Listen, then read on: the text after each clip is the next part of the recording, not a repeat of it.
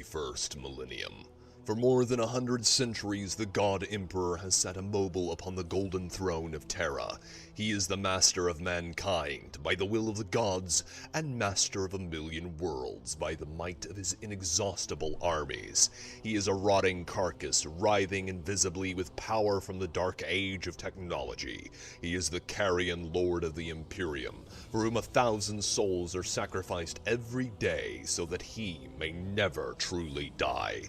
Yet even in his deathless state, the Emperor continues his eternal vigilance. Mighty battle fleets cross the demon-infested miasma of the warp, the only route between distant stars, their way lit by the light of the Astronomicon, the psychic manifestation of the Emperor's will.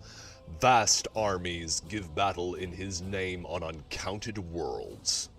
The greatest amongst his soldiers are the Adeptus Astartes, the Space Marines, bioengineered super warriors. Their comrades in arms are legion. They are the Imperial Guard and countless planetary defense forces, the ever-vigilant Inquisition, and the tech priests of the Adeptus Mechanicus, to name only a few. But for all their multitudes, they are barely enough to hold off the ever-present threat from aliens, heretics, mutants, and worse. To be a man in such times is to be one amongst untold billions. It is to live in the cruelest and most bloody regime imaginable. These are the tales of those times. Forget the power of technology and science, for so much has been forgotten, never to be relearned. Forget the promise of progress and understanding, for in the grim darkness of the far future there is only war. There is no peace amongst the stars, only an eternity of carnage and slaughter, and the laughter of thirsting gods. Alrighty then. Good evening, ladies and gentlemen. Sorry about that. Okay, there we go. How are we all? Okay. So, I'll just give everyone a minute to file in, and then we will get started. We are currently going through the... That's a bit loud on my end, give me a moment. We are currently going through the investigation on the void ship of the quest, Abolition in Blood. Give me a moment, I need to... There we go. Set the chat to the proper one, so I can actually see all of you lovely people. Okay. Follow my lead. Alright. I hope you all are having a wonderful evening. I am doing pretty good. Pretty darn good this evening. I have coffee. I made cookies earlier, so I have that when I start to flag a little. Things are doing very well. And I am very happy. Okay. Right. I'll lay claim to the stars. Okay.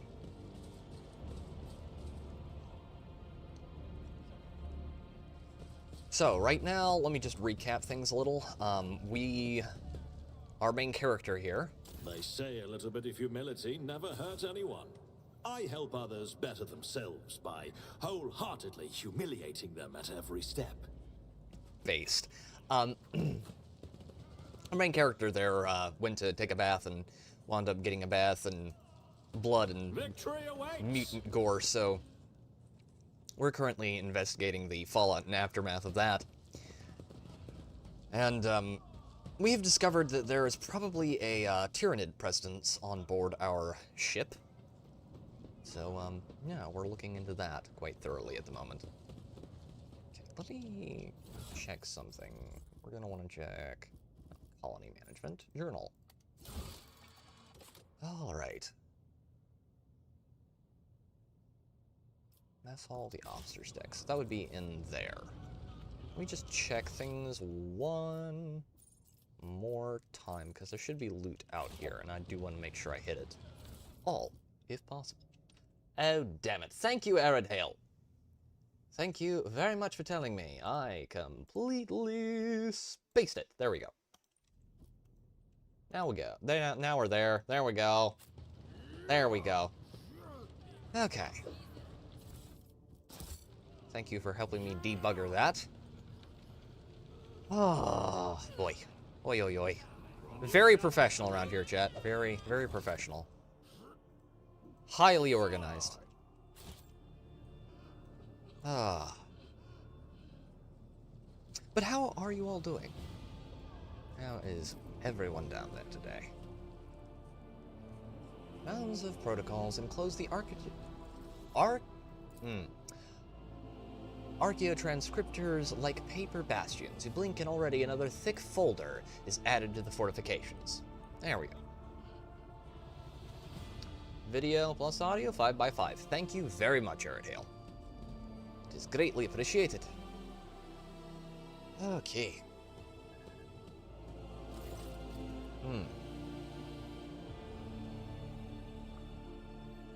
Jocasta Sourback, Lord Captain, the real Pipe Warden Guidon, has been found and is being escorted here as we speak. Are there any remaining questions you wish to address before we hear from Guidon himself? Give me a moment. I need to do uno momento, chat. I need to check something real quick and grab something a bit important. I forgot to do something, which is kind of retarded, but I occasionally do such things. Indeed.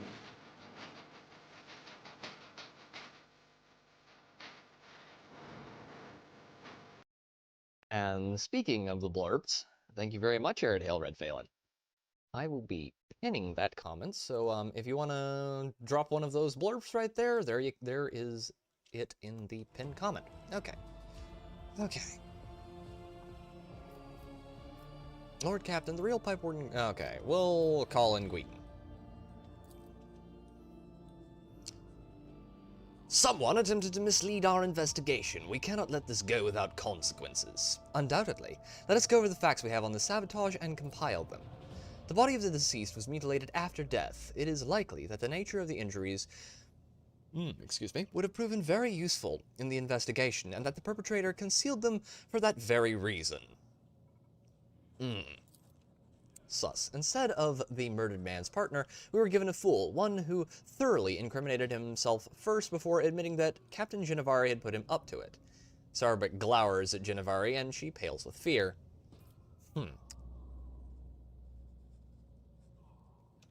Who is guarding the body? Enforcer Klein. Klein reluctantly nods at his fellow enforcer. I believe I relieved her when I came to inspect the corpse, which by then had already been cut up. Gennevari nervously adjusts her armor under Sourback's piercing gaze. The corpse was already looking like that when it came under my purview. I could not get the name of the officer who discovered it. The deck was such a mess that I decided I would deal with it later. Of course you did. Suspect Yart claims that you coerced him into lying about himself. Gennevari, what do you have to say for yourself? I may have conducted his preliminary interrogation like so many others. Hrotko requested my assistance because of my experience in dealing with rabble, but I swear that there is no truth to these accusations against me. Of course there aren't. The transcript says you conducted Yart's interrogation alone. Why is that? Enforcer Gennevari. Because I can handle a single laundryman.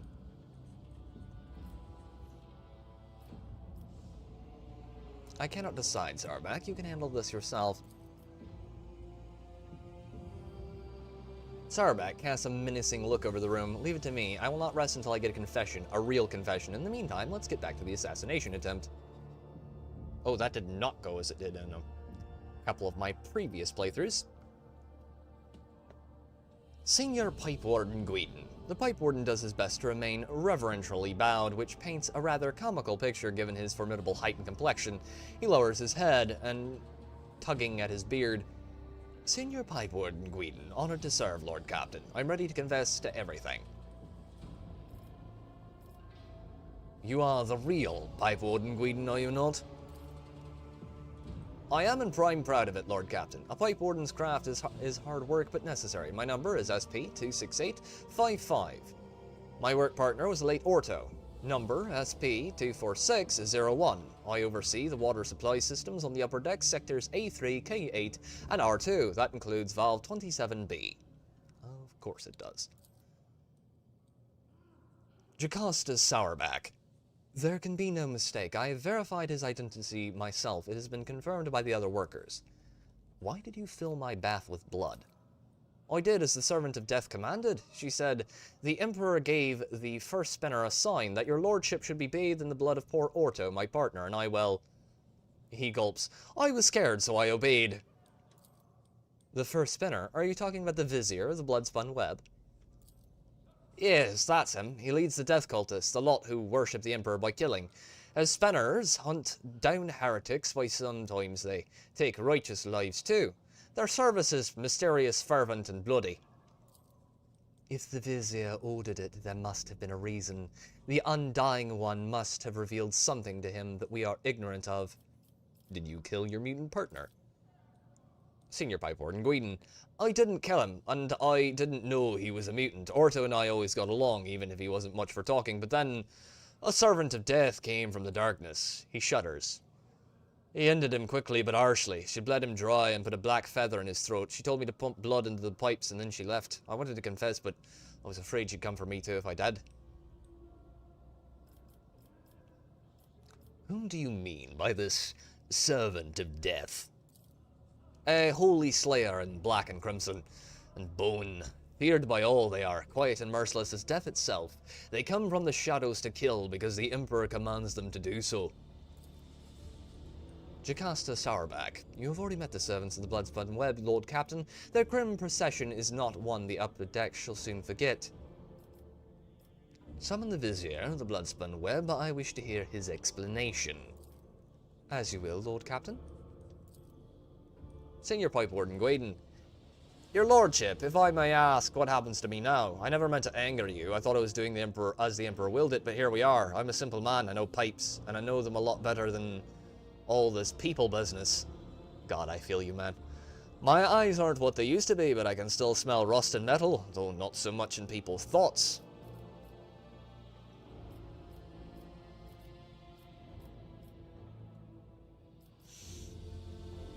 You were deceived into becoming an accomplice. I will not punish you.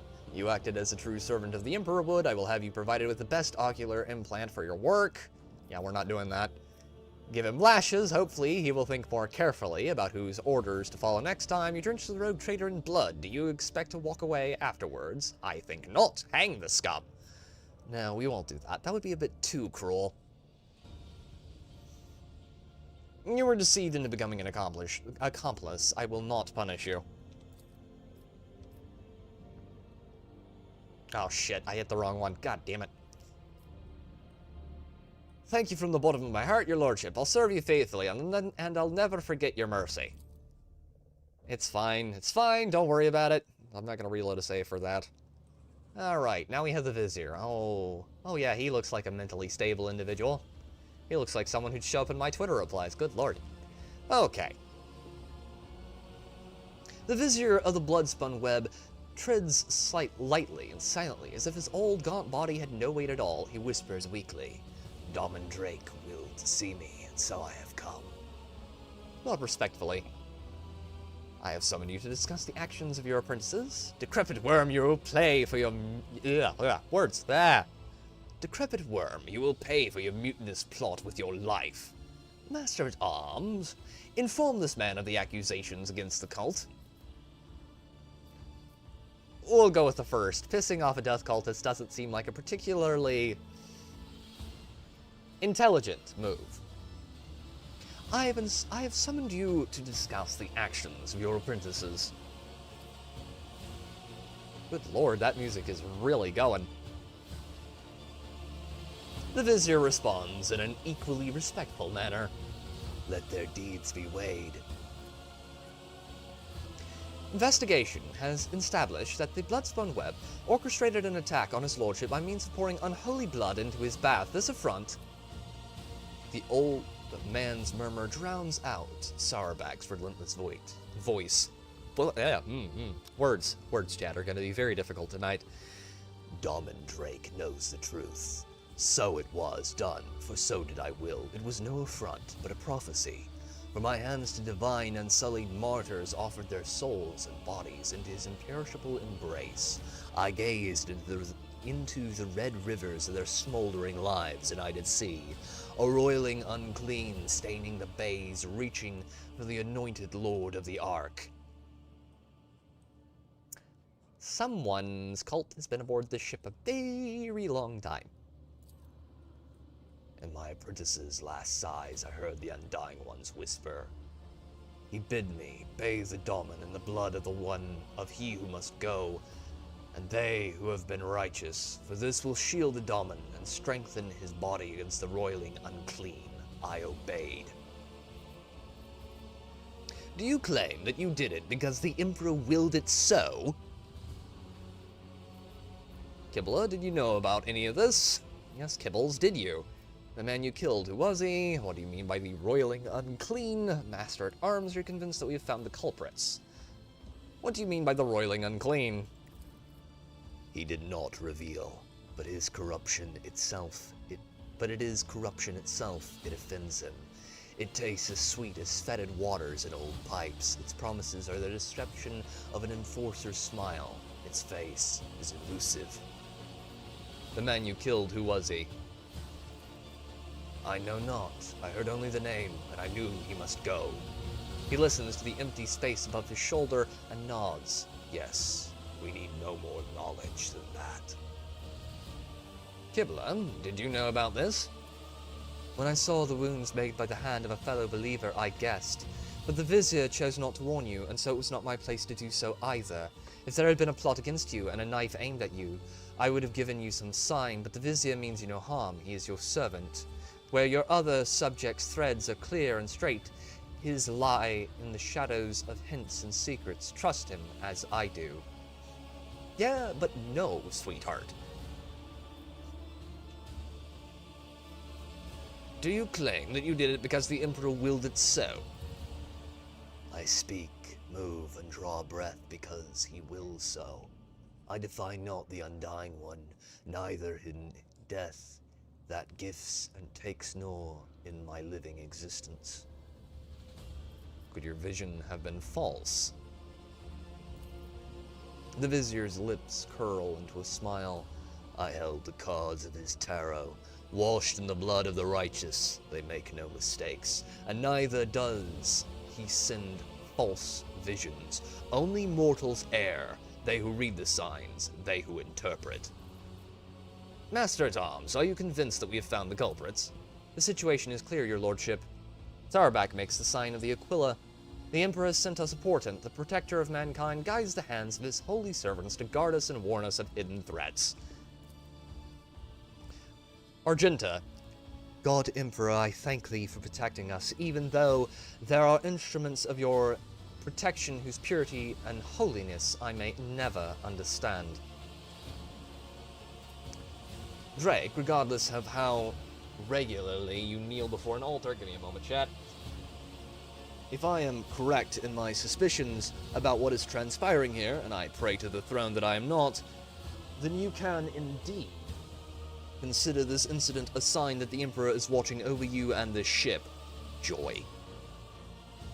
I'm gonna need a lot more coffee tonight if I'm going to survive this. Could it be a coincidence that the victim was of the ritual was a genetic aberration?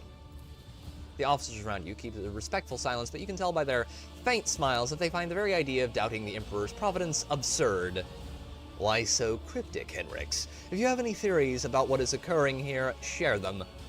My theories are classified information of the Inquisition that I cannot divulge without good reason. If evidence comes to light that confirms my fears, I will disclose everything necessary. If, however, my concern is baseless, I would not wish to share knowledge dangerous to you without cause. Bitch, please. The cult of the blood-spun web will face no punishment for their deed. If you think that your tales will save you from punishment... oh god.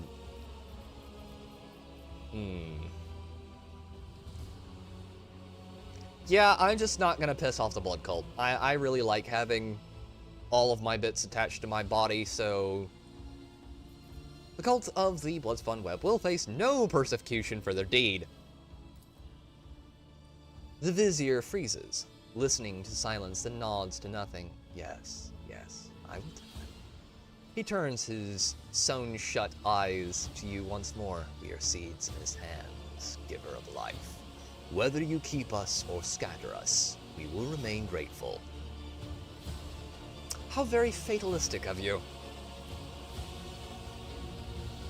Be that as it may, we have hit a dead end. We hope that exposing the culprits would lead us to the aberration's lair.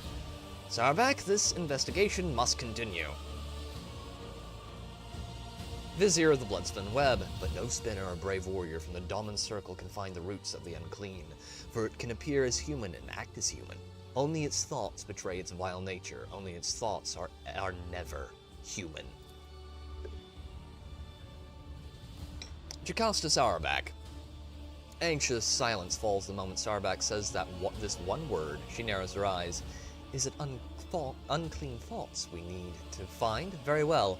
Let Wise find them. He knows how, no matter how badly he wishes the rest of us forgot about it. Oh. Vizier of the Bloodspun Web. Vinay Zachary is a fearsome hunter. When he hunts, the flagship wails. When he thinks, my teeth creak, and I can feel pain as if I'm young again. But his power is great indeed, and he can hunt down our prey. Correct me if I'm wrong, but it seems that not everyone here is eager to leave this matter to Master Wise. I would say the one least eager will be Master Wise himself. Last time his efforts caused some severe warp manifestations. The ritual truly is perilous. Oh yes, this is gonna be fun. Not to put too fine a point on it, Wise nearly destroyed the ship back then. Incidentally, he has given us multiple warnings that it could happen. He had given us multiple warnings that it could happen. Lady Theodora ignored him and we reaped the results. Oh, why do I get the feeling that I know it will happen next? How can the Choirmaster of the Astartes be of use to us? Jacob Seveniro. This is such a truly amazing game. Yes, it is an absolutely awesome game. It is one of my absolute favorite CRPGs of all time. And thank you very much for stopping by. It's greatly appreciated. How can the Choirmaster be of the Astartes be of use to us? I already have a Psyker in my retinue. Adira can perform the ritual. No, she can't. But we'll go with that one anyway, because it lets us crack open the lid on some of the lore. The Vizier listens intently, not to the words of anyone present, but rather to someone invisible and inaudible. I hear you, yes. The witch is weak. Death whispers of many names that it will claim if she is allowed. Names whose time to be erased is not now. Same here, so excited for the new DLC. Dude! Lex Imperialis DLC looks absolutely awesome. I really want to see how that one pans out, because... Look, Cyber Mastiffs are just cool. I don't care what anyone says. Cyber Doggos, very cool.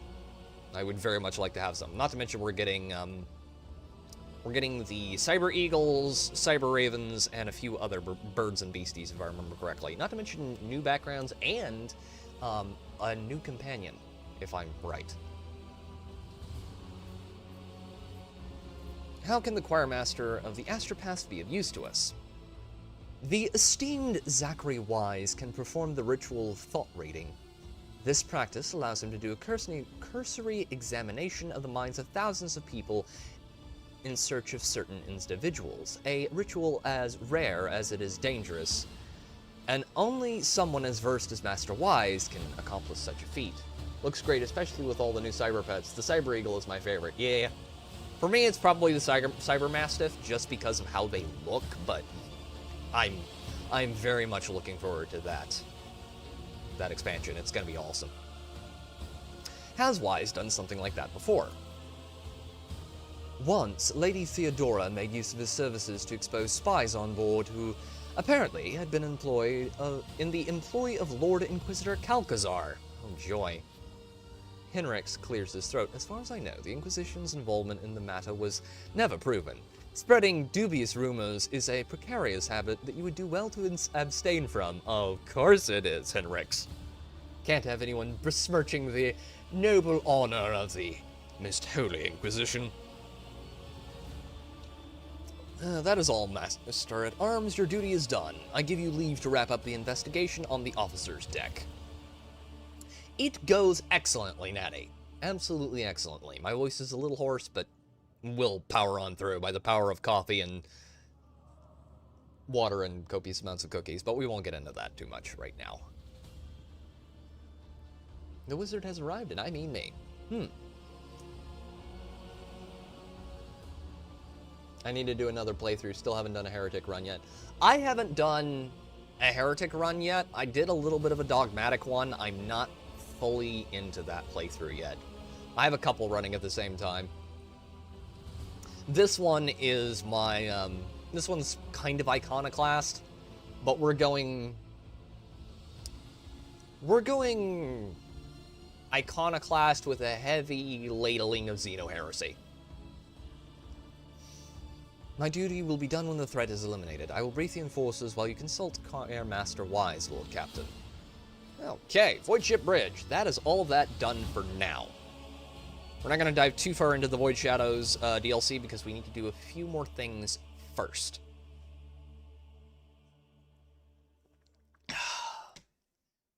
Thank God for coffee.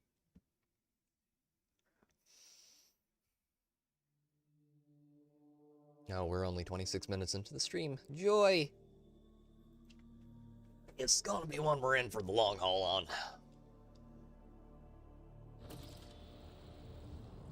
Dogmatic is my favorite, though it leads to way more combat than Iconoclast. Yeah. Yeah, it does seem to get you into a lot of fights. I will say, I don't dislike it.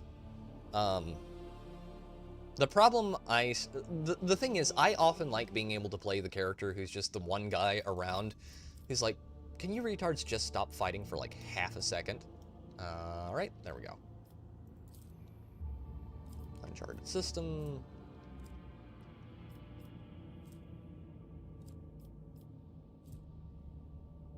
Deal with the disrupted shipments from Kiabagama.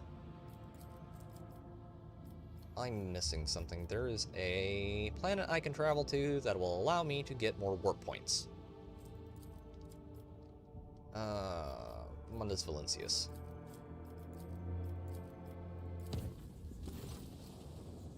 Oh, God.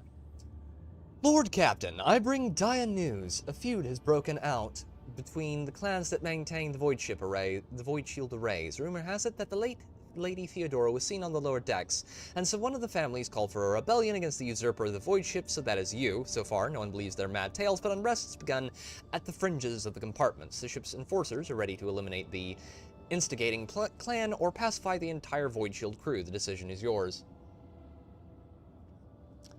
Hahaha, yeah, it is very funny to be the only sane guy in the 40K universe. It is.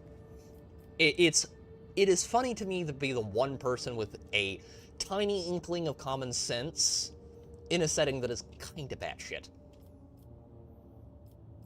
And I do love 40K's batshitness. I'm not one of those people who's like, oh, 40K needs to change to be more like whatever, insert chilled down setting here. I don't like fantasy with all the rough edges filed off, but I do find it occasionally interesting when you get a character who's more along the lines of a Gregor Eisenhorn or a Gideon Ravenor, and less of a what's a good meme character I can think of? What's the one Inquisitor? Cryptoman. You know, Mr. Hey, let's blow up an entire, basically, sector, see if it will starve the Tyranids. Spoiler alert, it didn't.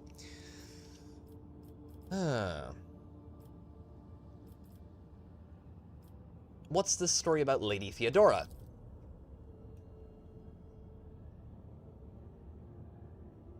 Remember, ignorance is a virtue. Blessed is the small mind, for it holds no heresy. I believe the exact quote is, ignorance is a virtue. Blessed be the mind that is too small to doubt. That's an interesting quote. If I remember correctly, that's from the Dawn of War games.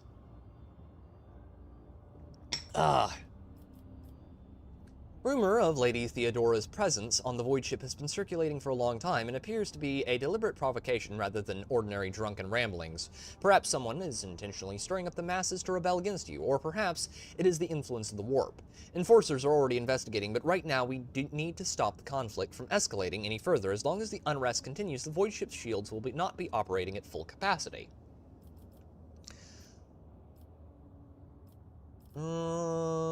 Find the source of the rumors and punish those responsible. I don't want any unnecessary deaths. Yes, let's keep the Specialist clan alive as long as possible, preferably. Yeah, that is right. I think I saw it in Dark Tide. Yeah, I remember correctly, that quote has been passed around more than an aspiring actress at a Hollywood party. But, yeah. Lord Captain, as Seneschal Wazarian would say, there are no innocents in such cases. The clans are endangering the entire void ship, tussling over a strange and obviously false rumor. If you so desire, I will convey your wishes to the enforcers later, but right now, the unrest must be stopped, and the people return to their direct duties or replaced. Okay then. Pacify the entire Void Shield crew. Those who succumb to the provocations of the unruly are no less guilty. Damn, not false. Yeah, true and real.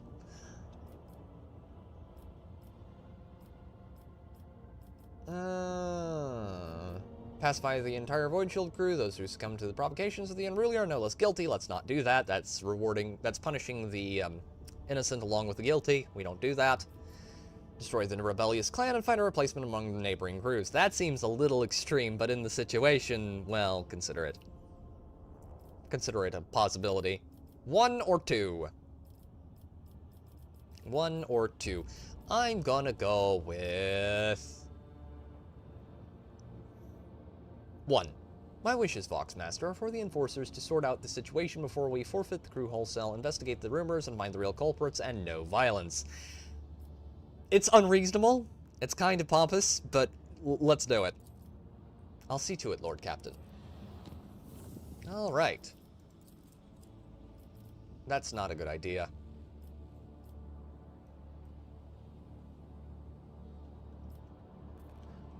So if you don't mind me asking, as a first-time watcher, what is your relationship to 40K? Do you read the novels or play the tabletop? I am a big-time novel guy. I really like the books a lot. Oh, god damn it. I really like the books a lot. I've read quite a few of them, actually, now that I think about it. I've been through several of the series. Right now, I just finished book 1 of the Eisenhorn series. So I did something weird. I read the Ravener series first, and now I'm reading Eisenhorn, which means that I get this weird thing where it's like, oh, I kind of get where this is going, but not really, because the author actually separates the two series well enough that you're like, what's going to happen here? It's really weird. It's a lot of fun, though. The bridge is thrumming with the sound of endless officers' reports, the hums of ancient mechanisms, and the buzz of servo engines. Among the usual servants bustling to and fro, the Lord Captain notices a flash of flame-red hair.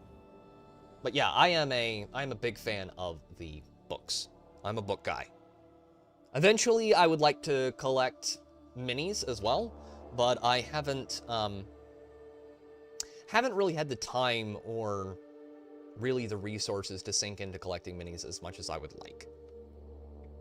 Hopefully at some point in the future, when I have more time to actually put models together and paint them and do all of that, I will do so later. Ah, it's Irulit.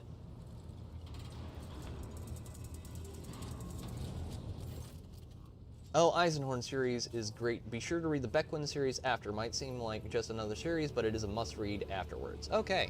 Yeah, I as far as characters go, I love Elizabeth Beckwin. She is great. She's absolutely awesome. And I would like to read, I have another series I really want to start. I haven't really gotten into it so far, is the Gaunt's Ghost series. Like, I've gotten into bits and pieces. I've listened to some of the short stories that you can find across various and sundry places like YouTube, but I haven't really gotten that deep into it.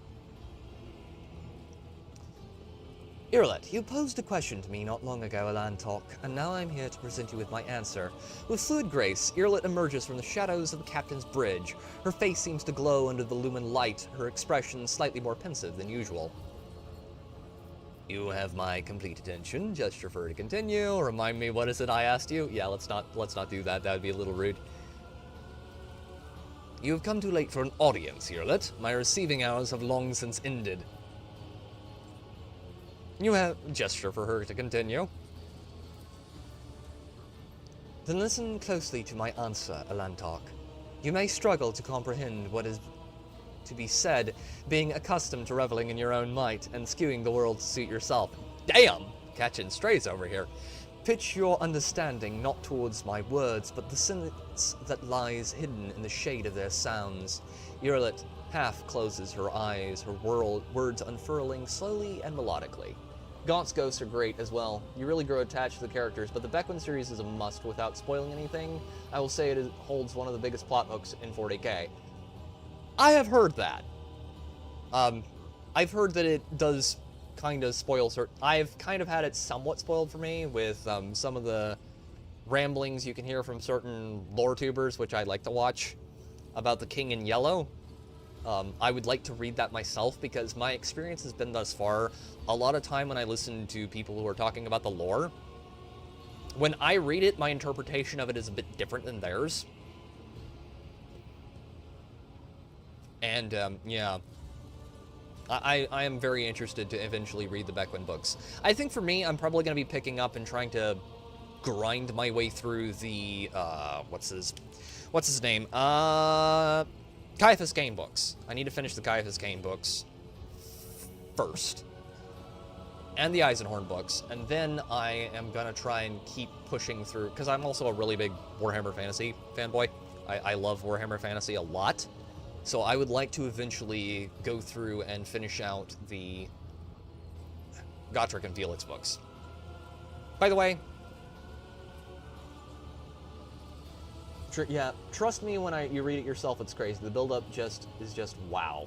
Dan Abnett is great as always. He is probably one of the best authors in 40K as far as Black Library authors, period. He's a billion times better than that absolute hack, Gav Thorpe. Is it Gav Thorpe? Or the other one? What is the one I'm thinking of? Give me a second. Not Phil Kelly. I'm thinking of the retard who wrote the Inari books. Those books suck. Like, bad.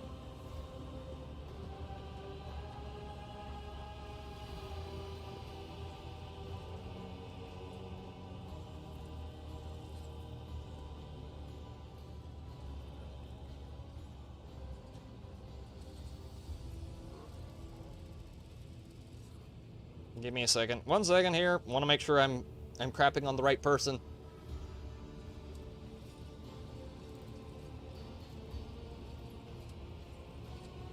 And the books are... Where's the source for that one? That is... Wild Riders. Damn it. Aaron Dembski, Bowden, Mike Brooks is my top 3 in that order. Yeah, they're pretty darn good.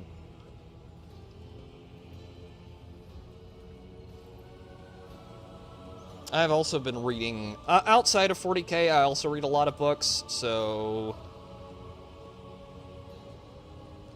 There's... There we go.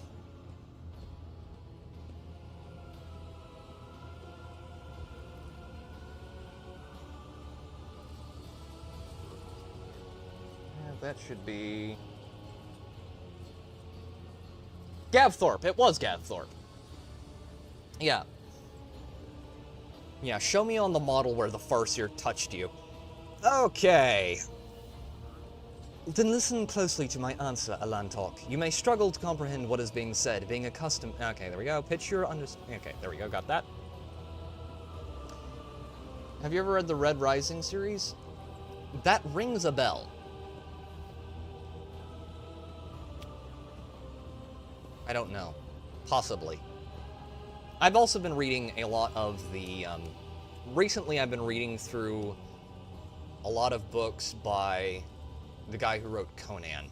I've been reading a lot of Conan, Solomon Kane, and Kull recently, as well as kind of been digging back into A Princess of Mars. Those are the last couple of nights. Those books are actually a lot of fun to read. Kind of the great granddaddy in a lot of ways to like 40K. You try to split the world into pieces, to fragment it into light and dark, truth and lies, self and other, but I see the world as a single whole. And in this lies its simplicity and complexity. It is not enough simply to see the world and hear its voices. You must understand it. Think of the Liliathon, the world in which our paths crossed. What is it truly? What is its essence? The Liliathon's magnificence comes not from the green of its vast forests, or from the depths of its waters. Its beauty is in the word, in the way it dances on the tongue, and even you, Alantok, can sense it. Try. Say the word, slowly, delicately, casting aside all stray thoughts. Feel, perhaps, then you will see. Close your eyes, empty your mind, and speak the word. Liliathon. The world around you fades, and your perception instantly narrows, coming to a single point of focus on the tip of your tongue. Lay, your tongue delicately tickles the roof of your mouth, and the sound slips along your throat with incredible silkiness, warming as it goes like a sip of fresh recaf. Good lord, the elves in this setting are absolutely pretentious bastards. Lay, the tip of your tongue touches the same place again, and air softly rushes from your chest, the sound like the susurration, good lord, the author is having a good time with this, of leaves as the wind weaves through a forest canopy, good god, Than. Your voice taps your front teeth, and a gentle vibration spreads through your body, sending a shiver along your spine.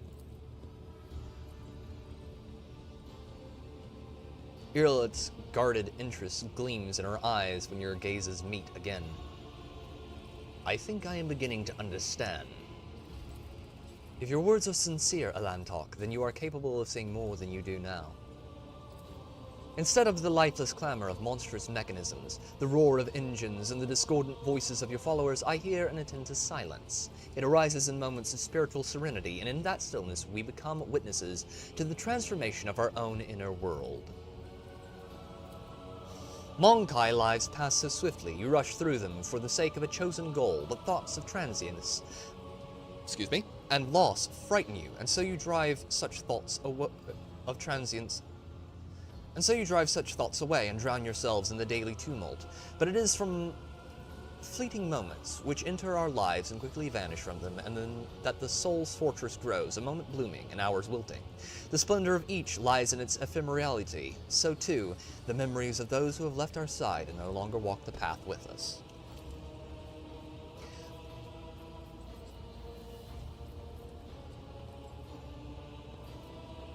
And in you, Alantok, I see much more than just another Monkai. Your true essence lies in your will, which is capable of changing the world around you. Within you, it lies in your ability to create and to understand your creation. And in your ability to destroy, it lies in what your kin's minds cannot grasp, what their primitive sight cannot behold, but I can see it. I never expected to hear you say such things in reference to me. I am but speaking the truth, Alantok. However, I ask you not to make the mistake typical of your kind. My words contain no insinuation nor call for you to act. Your soul shines brightly in this world. I see you, and this will never change. That is all. Thank you for telling me how you see the world. And what do you make of it, Alantok? How differently do you see the world?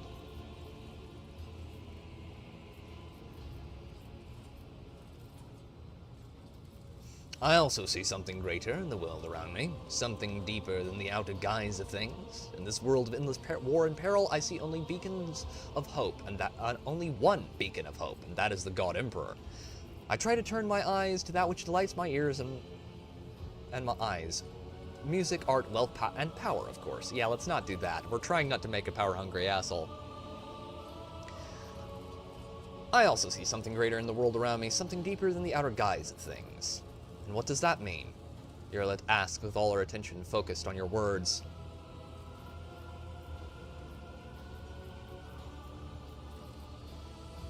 I see the suffering of those around me, and it compels me to act.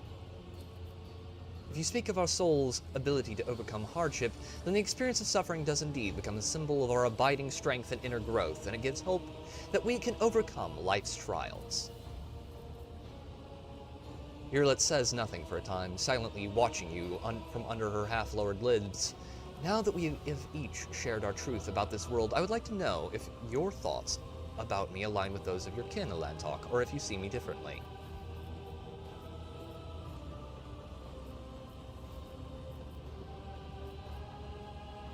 To me, you are a foreign yet beguiling world, Yurlet. I hope that one day I will come to know you, and on that day my own world will become much deeper. I see you as an intelligent and highly dangerous being, an ally at present. Ooh, I like that. Oh yeah, those. I've never read. Only sci-fi for me, with a few exceptions like Game of Thrones. If I was gonna make a suggestion as far as reading, I like a lot of sci-fi too. Like, I don't know if you've ever read the Silver Ship series. It's really good. There's also a couple more I can think of off the top of my... Not off the top of my head at the moment. First Contact and A Learning Experience are also really good. I like a lot of sci-fi, but if I was going to make a suggestion towards fantasy, I would read the Lord of the Rings series, and I would actually read the Silmarillion and all of that first, and then read Lord of the Rings, because that's what I did. And then I would go and read through all of Tolkien's other works. The outside stuff, the, like, Tales from the Perilous Realm, because that'll give you a lot of context and kind of pencil things in. A Learning Experience by Christopher G. Nuttall. Correct, Arid Hail Red Phelan. Funnily enough, that author actually follows me on Twitter. He's an awesome dude. To me, you are a let's go with 2. Yeah, let's not do that. Yurlet goes still and looks at you intently, as if seeing you for the first time. It seems that there are many facets of your soul that I have not considered. Alantok, interesting. I accept your answer, and thank you for speaking with me. This is the first conversation on board this vessel that has truly brought serenity and joy to my soul. Never read the Silver Ship series, as of now reading the Dune series and Empire of Silence series. Just finished the Salamander Omnibus as well. Nice! Nice. I'm not a big fan of the Dune books. The first one is good. The second one I have some issues with, but I won't go on my anti-Dune rant here. There are a couple other series that I really like. Dune's good, don't get me... The first Dune book, absolutely superb. Second one has a moment or two where it kind of, I think we're gonna have to do that. Okay, first that. Then we're gonna quick save. Oh boy. Of course. Lord Captain, we have an emergency. We have received word that there has been a sighting on the lower decks. The Voxmaster's voice breaks. A sighting of Lady Theodora. I've heard the Salamander's Omnibus is awesome. Their motto is great. It's into the fires of war on... No, into the fires of battle onto the anvil of war, I believe is the direct quote. The message we have received are incomplete and vague, little more than yelling and hysterical claims. There are reports of casualties and unrest. The compartments in question have already been sealed off, but I thought you might want to look into what's going on for yourself. The situation is delicate, and what's especially disturbing, there are mentions of Adira Teles being present at the scene. Oh, this is that scene. I'll deal with it personally. I need the exact location. Right away, Lord Captain. Okay, then. Let's not take her. Actually, let's take them all. Let's take them all. Let's take the standard group. It was great. Really made me hate the Marines Malevolent more than I did before. Yeah, the Marines Malevolent are one of those chapters that you're just kind of sitting there looking at them and going, how have you not been declared excommunicado traitorus yet? Like, why hasn't an Inquisitor killed you yet? For me, Adira has never lived past this event. My first playthrough, I just kind of had a, okay, this is bullshit, and literally put a bolter up to her forehead and squeezed the trigger repeatedly. Like, I have a tolerance for stupid, but the instrument terminal, an important part of the compartment's internal infrastructure, appears to be in working order. Yeah, usually I would kill Adira, but we are trying to go on a somewhat iconic last run, so The breath of the immaterium. we're gonna try and keep her alive for as long as possible. Whenever your resident witch is around, we are close. Cogitators regularly display chains of symbols, many of which can only be read by a high-ranking tech priest. That is a gigantic Mac round. Or equivalent. 40K equivalent to a Mac round. Only I bet that one actually uses, honest to God, real deal powder. Which is ridiculous. Theodora, and now who deigns us? Who deigns to grace us with their presence? Another gaggle of heretics and traitors, thirsting to get their due for what they've done? Or is it the leader himself who's finally grown tired of hiding behind others?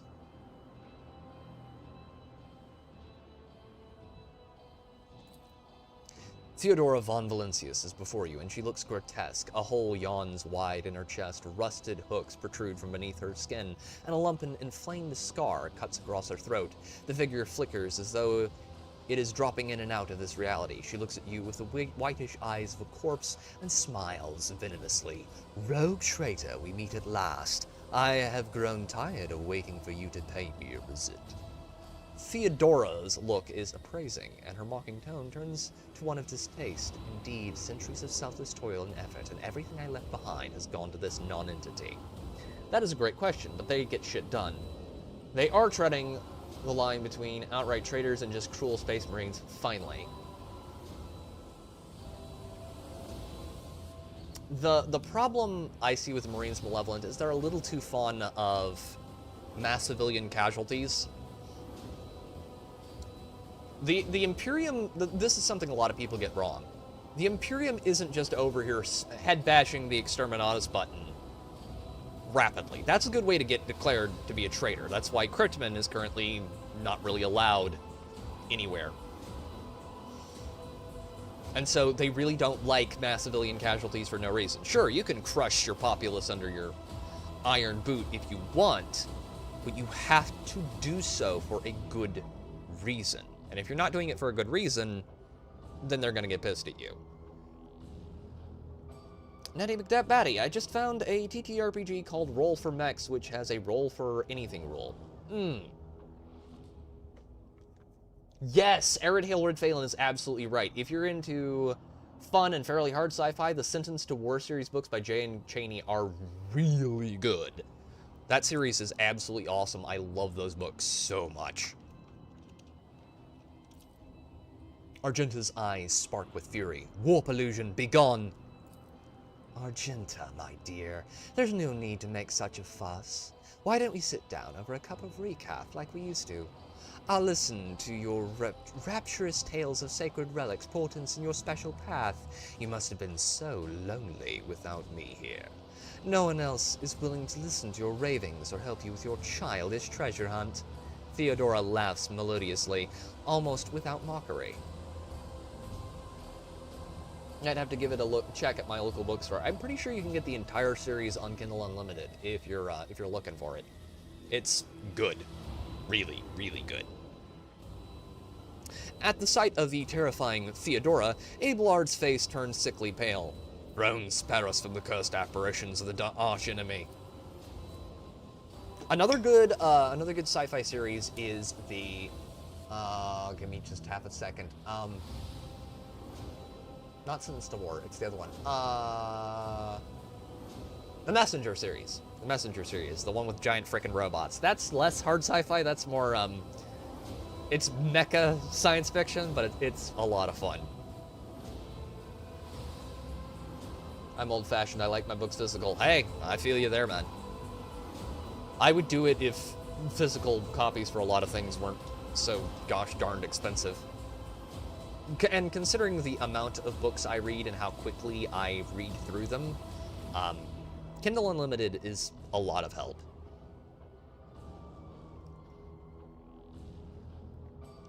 So when I get in a reading binge, I can read like 5 or 6 full-length novels in a week when I'm going slow. Physical books do smell good. I do have something of a collection back here. But I have a lot more books off screen. They do smell so good. Yes, I do have a library too, but my library is a rural library, so they don't have a lot of the newer good stuff that I like. Is that what you are truly praying for? I can hear how fast your heart is pounding, Wazarian. I think deep down you hope this apparition never ends. You know, that is a disturbingly pervy thing to say. You are not Daman Theodora. Cabela's eyes blaze with fury. The Undying One does not relinquish the souls that come to him. Such is the absolute truth. You are a thief of names. Foolish child. Your world is limited to the darkness of the lower decks in the words of your vizier. You know nothing of the truth or death. You do not even know the first thing about yourself. Theodora's voice is dripping with venomous condescension. We have already met. Horseboy, for it was I who gave the order to bring you here to my ship. Oh, how I rue that decision now, and how I regret heeding the advice of my seneschal.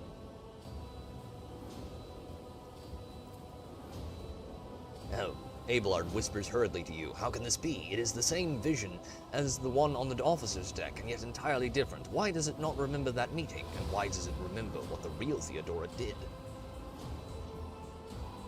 You don't have an evil library? That current situation's a little... yeah, usually. Also, I do mostly audiobooks, honestly. I do a lot of audiobooks too, Natty. That's how I listen to the Ravener series and the first Eisenhorn book. But, I really like to read, so I like those. I like being able to read like a hardcover book. I have a lot of them. They're just not mostly back there. That's my Lord of the Rings boxed set. That's Lou and Charlie. Those are old, like, 1920s, 30s, and 40s pulps. And that's The Hobbit. And the rest is some comics from the Ripperverse. Cabela's my hot goth wife, and I'll hear no slander against her. Cabela is awesome. She's crazy. Don't get me wrong, but, you know, hey, my dick has led me places I wouldn't go with a loaded gun, so...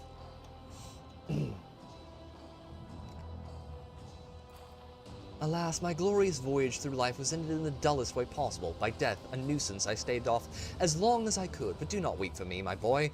I am still keeping an eye on my property, and punishing all those who failed me. Theodora bares her rotten teeth in a snarl, her laughter piercing. What do you want with me? Why are you waiting for me? You are not Theodora. Theodora is dead. There is no coming back from that. Where's Adira, and what have you done with her? Oh, I have you? You are not Theodora. Theodora is dead, and there is no coming back from that. I'm dead. How is that? I'm no different from those who have not yet crossed the divide between reality and eternity. I see, I speak, I remember the wrongs you all committed against me, and for all those who failed me, I have already begun exacting my retribution. See... I know something because I played through this game before. I played through this game before, and I know who actually killed her, so... Press X to doubt there, sweetheart. That's TMI, man. Next date. Eh. Perhaps. Mayhaps, dear lady. I am truly Theodora, the remnants of herself that she left behind in this world. I am an echo of her memories, preserved in the minds of those who cared for her. I am the taste of tears spilt for the unsaid and the undone. I am the terror of she who failed to turn the tide of fate and who refused to look truth in the face. I am as real as the human passions that bring worlds to ruin. Oh, yes, you are. That last little bit right there, chat, anytime something in 40K says this bit, you are dealing with a demon. Spoiler, it's the Cyber Mastiff that killed her. Well, it is certainly an angry guard dog. Actually, you know, guard dogs and white women are a weird... We'll not go into that. That's not a good mix. If you are Theodora, then tell me, who really killed you? Oh, wouldn't you like to know the answer to that question? I don't even know what would be more satisfying, to give you an honest answer, or leave you to languish in your ignorance. We'll see how you conduct yourself, little boy. Where's Adira and what have you done with her? Me? What have I done with Adira? Theodora laughs mockingly. Air quotes Theodora.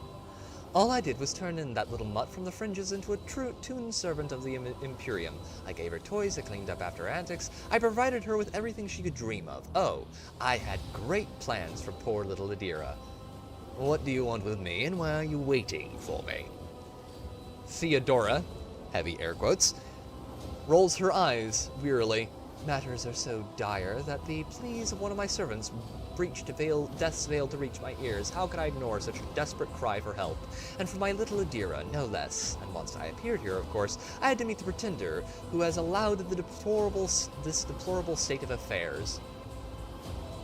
I will send you back to the abyss you crawled out of. You, of all the people to ever threaten me, you are the most pathetic boy. All that you possess now was given to you in error. You are unworthy of such a generous gift, and you are incapable of holding on to it. I am here to seek retribution against all those who failed me, my brainless crew, my useless officers, my pathetic servants who turned their backs on their mistress in her darkest hour, and worst of all, you, my dear heir, you have undeservedly claimed the warrant and everything else that is mine. I will drag you it all to the warp with me, including you. I have a beautiful set of the history of Middle-earth and an annotated hoblet. That's awesome, Natty. Now, chat, you're going to have to give me a second because I've been drinking a lot of coffee and I need to refill my water, so I will be right back. BRB!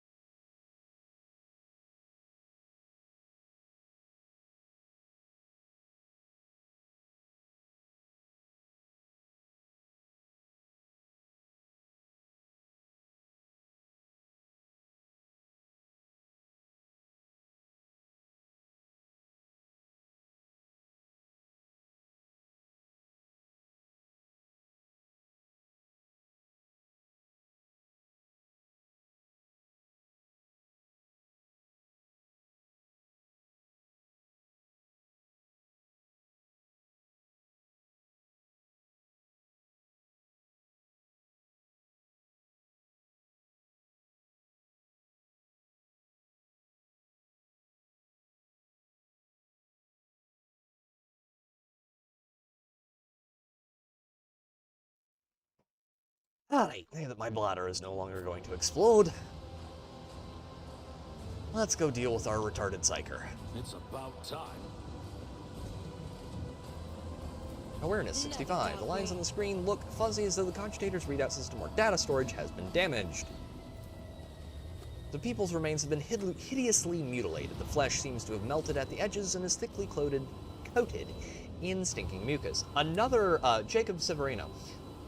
Another book series I would suggest is the Undying Mercenary series. That one is pretty damn good, and it has a really interesting premise. Something of interest. Okay, what's this? The wall lining is dented as though someone tried to break their way out. Labored stuttering growls and periodic rattling comes from beneath the casing. Oh boy. We have a possessed cogitator. Nice. Very nice indeed. I appreciate that greatly. Okay. Anything else around here? Nope. Nothing else around here. Let's go deal with our dear, wretched, retarded Adira. A huge shell ready to be loaded into the macro cannon's breech. Yeah, I don't... Okay. A spilt liquid, cloudy and carrying a strong chemical smell. It is the coolant used to stabilize the major cogitator systems. Okay. I won't Anything back here? weakness. Nope. Okay, let's go deal with our resident demonic incursion. Where is she? I clearly remember seeing her somewhere around here. Ugh. There is a reason, boys and girls, we don't go reaching through the Gellerfield. Ah, there you are, my little coward. Why won't we look at your captain, Adira?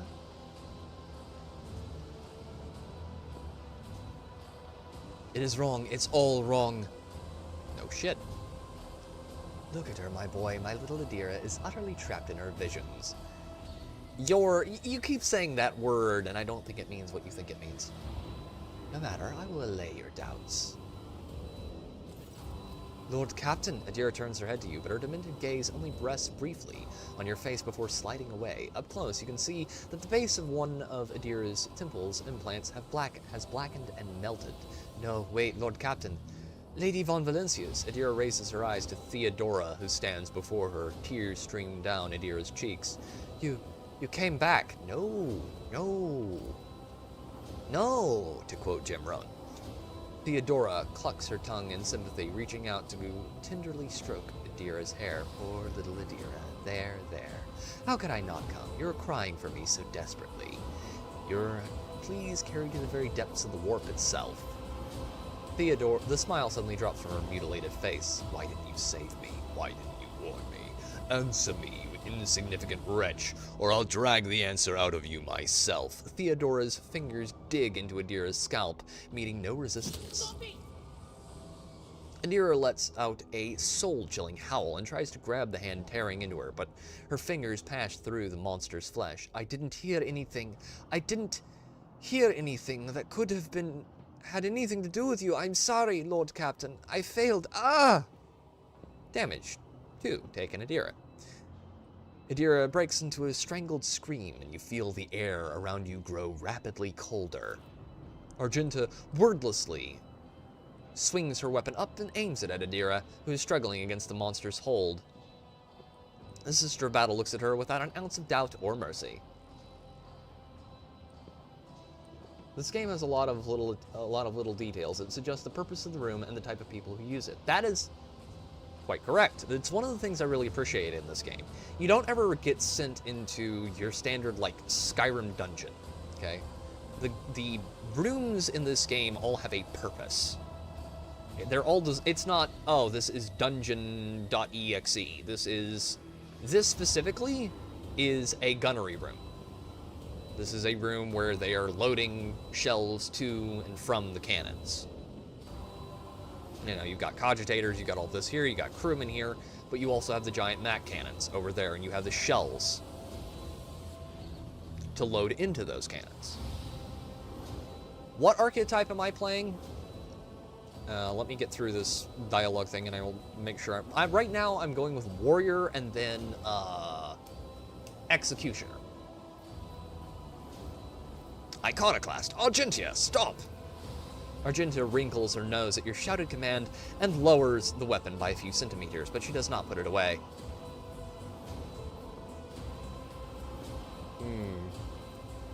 Oh yeah, let's go with Persuasion. Adira, I am your captain, not her. Listen to me and snap out of it. Persuasion test succeeded. Adira shudders and goes limp, so then she blinks distorted and looks at you. Lord Captain. Damn it! Theodora shoves the psycho away with a low snarl. The rogue trader's body begins to change, losing its human shape Chaos will devour you. It will devour everyone responsible for my death. Die, die for the delectation of my lord. And what do you know? It's a Zinchian demon. And his friends. Yes, so at the moment, I am playing a...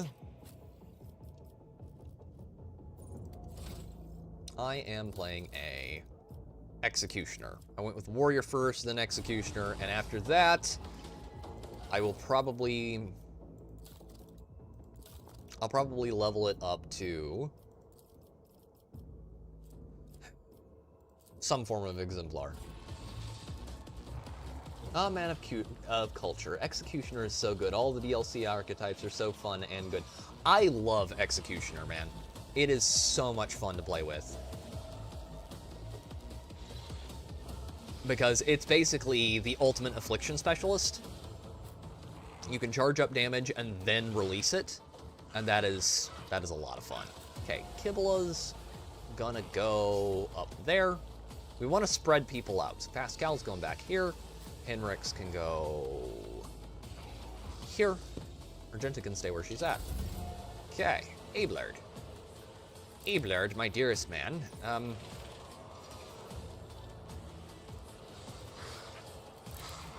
First things first, we're going to move him over there.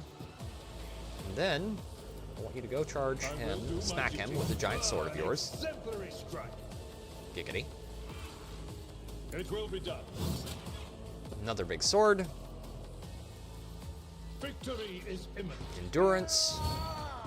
And hold. Argenta can move up now. Excuse me. Trying not to burp into the mic. Okay, first things first. Let's see if we can get this guy knocked over. I'll do it. Can you hit him? Please tell me you can hit him. Yes, you can hit him. Good boy. Fry his nuts off, please. For the weak. As the Run and Emperor gun. commands, I act. But yeah, I really like Executioner as a class. If you have an Executioner, a Commander, and there's a couple more. Okay, Argenta, I want you to go Faith actually without right there. deeds is worthless. We'll see why in a moment, chat. Doubt There we is for the go. weak. Each strike is a Perfect. prayer. Good. There goes our two little wee demons. And a use of powers. Okay. Deer is gonna smack him a little. He parried that. That's impressive.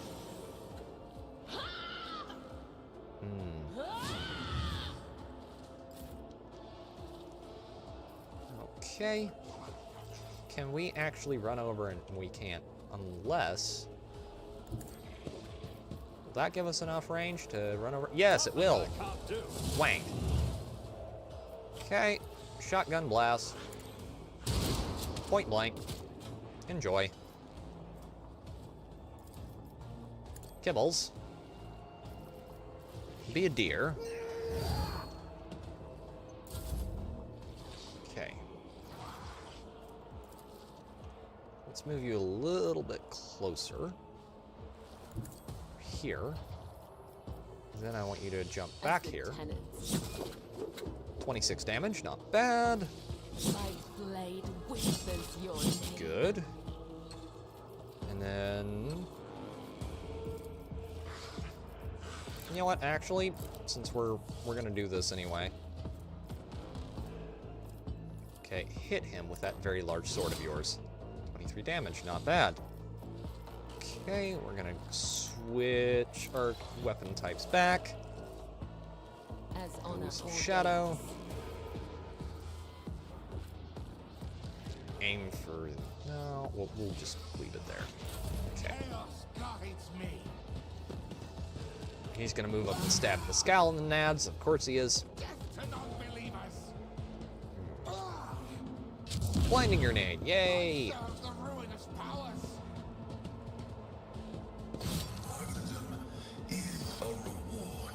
Okay, Pascal. You don't need a whole lot of accuracy to do that, so do that, please. And then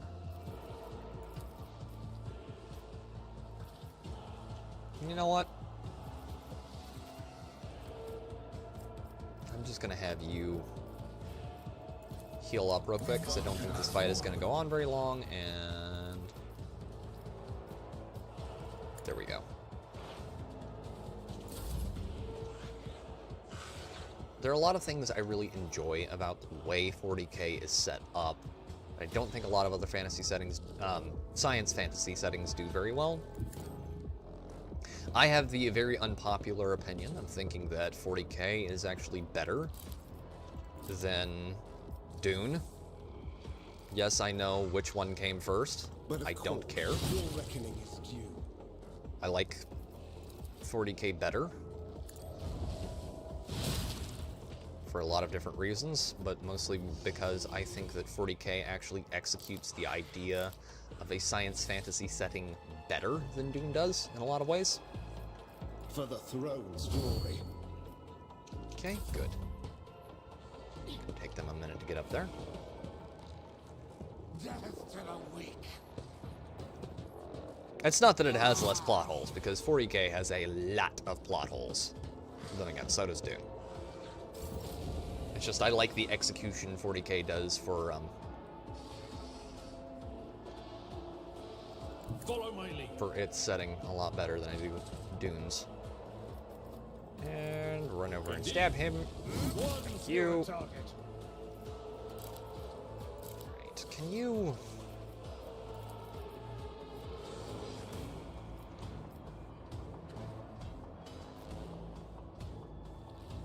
regardless of what came before, it can still be superior? Yes, in my opinion, it can. At your beck and call.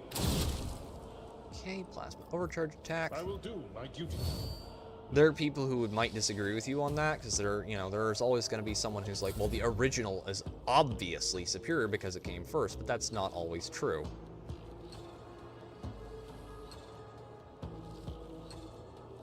Now, Natty. It's not about how big it is, it's how you use it. Well, you know. The enemies of the That is Emperor one will opinion, be though, undone. I'm personally of the opinion that size absolutely does matter. None can escape the Emperor's judgment. Okay.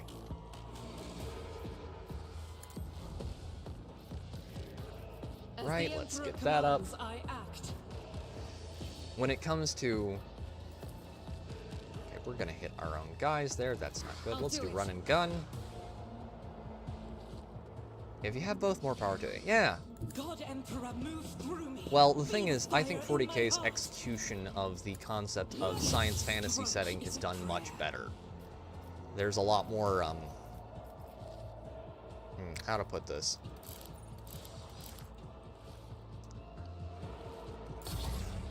I feel I don't think it helps that, what's his name? Frank Herbert really wasn't around to make the later Dune books. A lot of those are done by his son, which might explain some of the issues with it Never wavered in the face of adversity. that I personally have with it. Suits my purposes. Okay, now I want you to... Nothing I can't he's got do. bleeding on him. Now we stab him. Good. 2 demons are up. Not a problem Endurance. Parry. Ow. Oh, that was painful. I am your blade and shield. The shadows will see it done. Poke him repeatedly, please.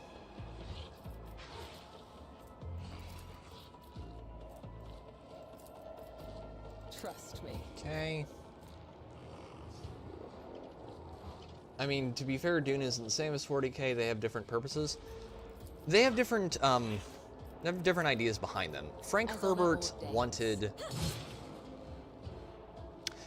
Frank Herbert wrote Dune specifically as a warning against charismatic leaders.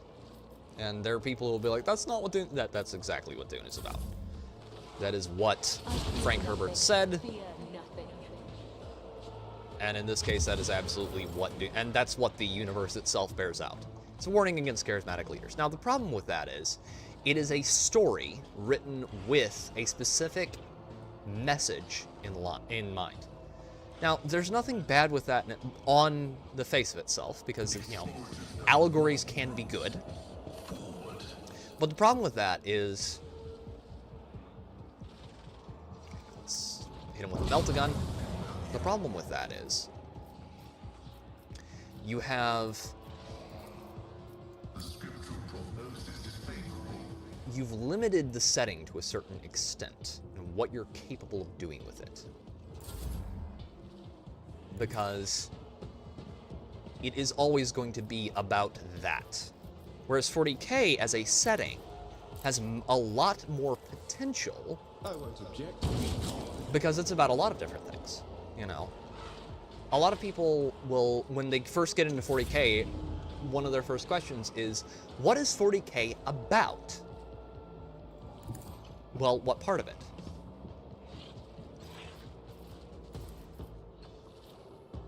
It will be done. If you read the Horus Heresy, it's about the fall of Horus Lupercal and all of that business. In Horus's fall to corruption and the Emperor's internment on the Golden Throne is the ultimate ending point for that. Okay, now I can stab both of you in the nads. 28 damage, and let's shoot you. So I think 40K as a setting has a lot more potential because you're able to do a lot more with it. I'm not one of those people that says there is no canon in 40K, because there is, but there absolutely is. Otherwise, anything CS Goto would have written would have been canon. 40K isn't a book with a story. It's a huge world that can be about nearly anything you individually want within a certain set of boundaries. Agreed. Within the confines of lore and canon, 40K is an extremely broad setting in which you can set pretty much any story. Star Wars was going that way for a while with the EU, with the expanded universe. You had the mainline story, which is, you know, Anakin, Luke, Darth Vader, the Emperor, all of the stuff surrounding Palpatine, but you also had things like KOTOR, you had Knights of the Old Republic, you had all of the stories from, like, The Force Unleashed. Though that's kind of a bad example, because there's a lot going on with that. You had the stories from books like the Thrawn trilogy. Yeah, you were comparing an apple tree to mushrooms, I think, but you can say you like the mushrooms better or vice versa. Yes, yes. 40K as a setting, to me, is superior, and a lot of the stories are better written in a lot of ways than Dune is. Because Dune has the same problem as Warhammer, not Warhammer, Elder Scrolls. A lot of it was written while the author was on a lot of chemical assistance. So you have those issues. In 40K, usually the authors are at least somewhat sober while they're writing. Anira stares at you with crazed eyes while clutching the wounds on her head. At first, no sound comes out of her moving lips. Then she coughs weakly and whispers, "Lord Captain, is it really you?" Argenta trains her weapon on Adira and watches you closely. Oh god, we are giving two dogmatic approaches here. Now chat, I don't usually do this, but I'm going to ask, because there are some people down there.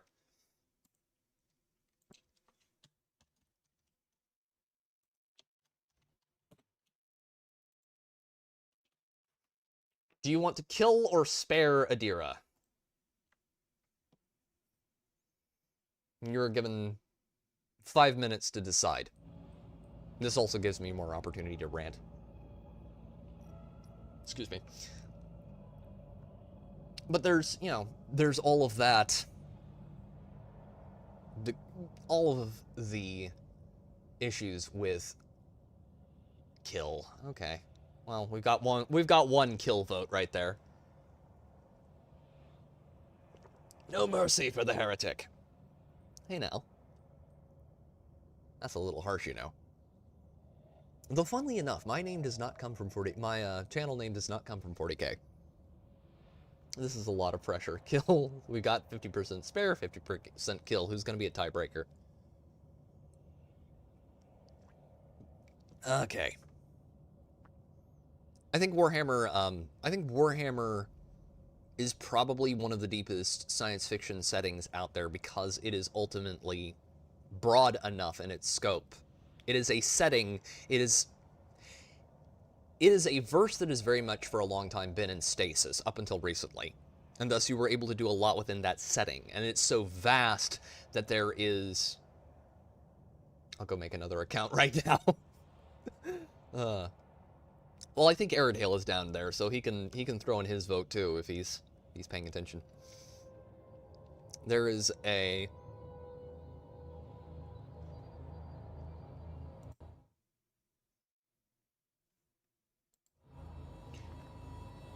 So you have a lot of area to make a story in that. You have, oh, I want to do a crime story. Well, you can do that. You've got 40K Necromunda. You want to do a Inquisitor story. Well, I'll do a story about an Inquisitor. If you want to do a story about a Space Marine, you can do stories about Space Marines till the cows come home. But the problem is,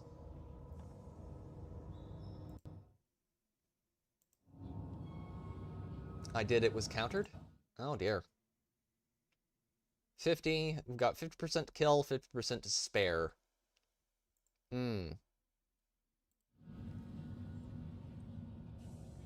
Oh dear.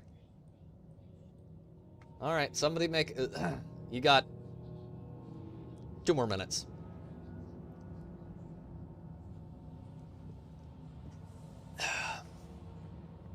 But, you have a lot of potential there for that.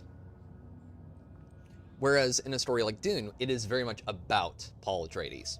I might have a phone around here. I mean, a coin around here somewhere.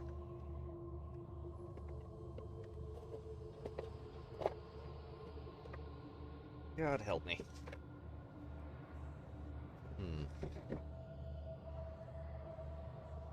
If she does, she can stay. Stab her and see if she survives. Alright, 50% kill, 50% to spare. 1 second. Hold up. Give me a second, chat. I'm gonna go grab a coin real quick. And if I don't have a deciding vote by the time I get back, we'll flip a coin and decide whether or not whether or not Adira bites a bullet.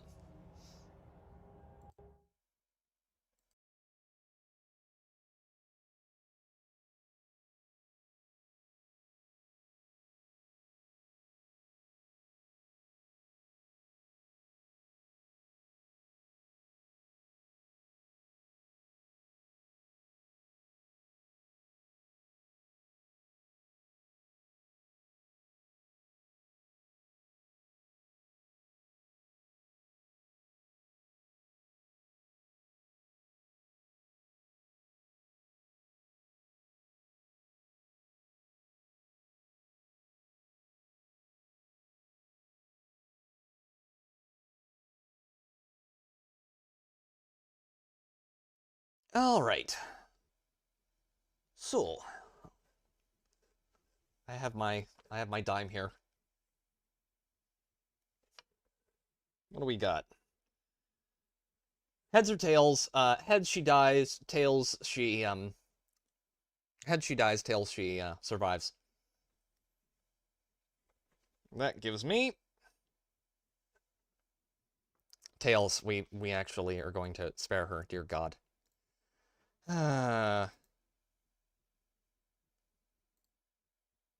Okay. 4 votes, 50-50, and I had to tie break it. Okay. Right, let's kill Adira. Sister Argentia, do your duty. And another one bites the dust. Oh, I forgot, she's gonna have to walk all the way over there to do it.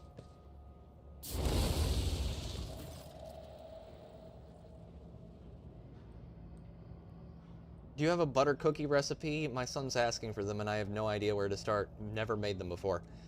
Give me a moment, we'll finish this out, and I'll tell you my basic recipe. Adira lets out a desperate shriek and tries to hide from the inevitable, but the stir of battle strike finds its target. The Psyker's body slowly sags to the floor. Dogmatic +8. Emperor Granta. Abelard stops short, staring at the body. Go away, YouTube. Shut up. You're retarded. Staring at the body unblinkingly for a few seconds before turning away.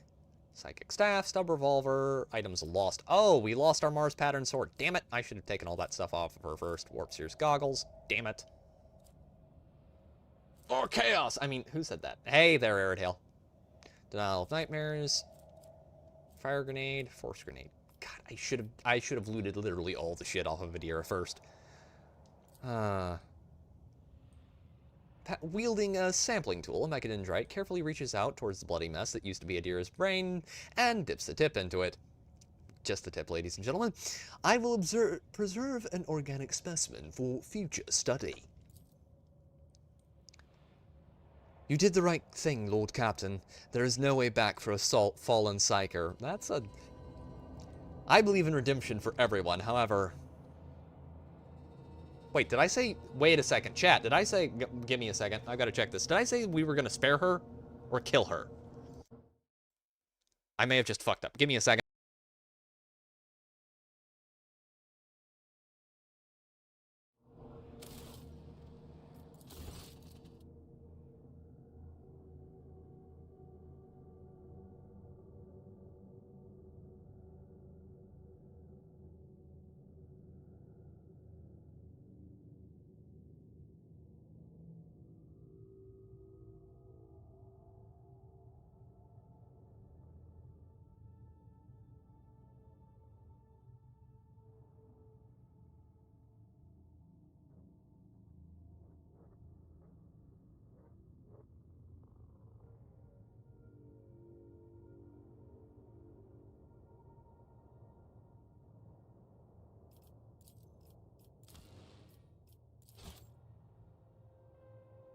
Dear God, my brain is not braining tonight.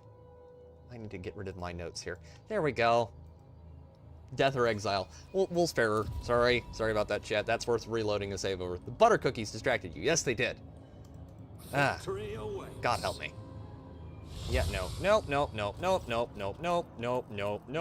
I'm not reading all of that again.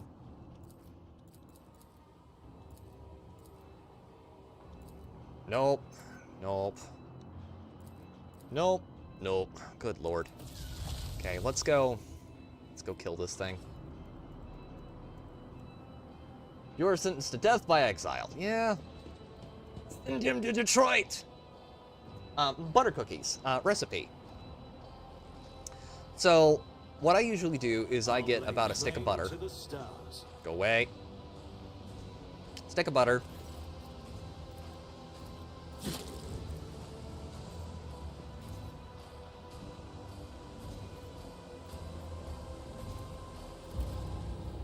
What I usually do is a stick of butter, 2 eggs, or an egg or 2, depends on how I'm feeling that day.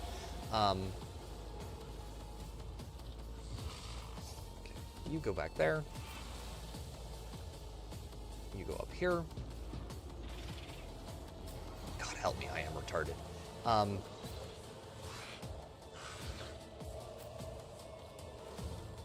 Stick of butter. 2 eggs, cup of sugar,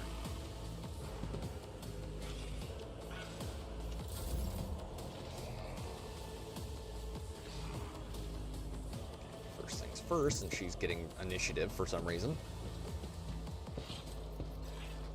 Smack him into the wall, please.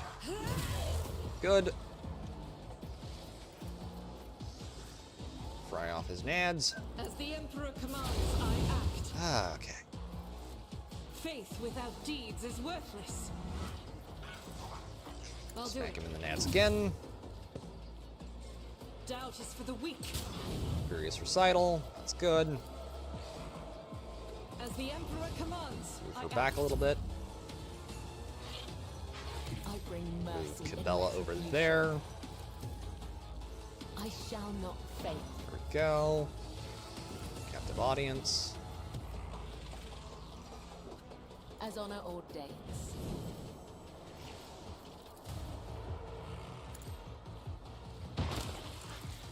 And now we're gonna go right there. It's 40 damage. Poke him again, please. Thank you. Did he literally just fall over? Yes, he did. 2 eggs, cup of sugar, teaspoon of baking powder, half a teaspoon of baking soda, and 2 cups of flour. I think that's it. Oh, vanilla. You're gonna need about a teaspoon or 2 of vanilla. I don't usually,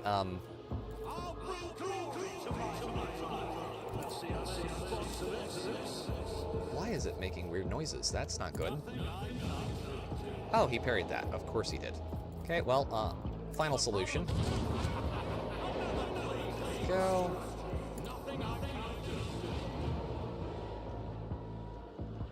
I think that's it. I think that's my recipe. Okay, let's give that to Kibbles.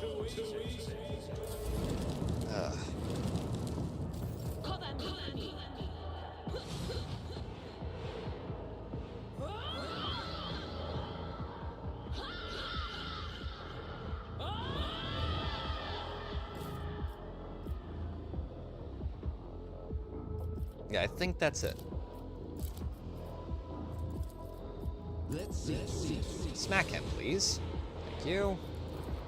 Shotgun.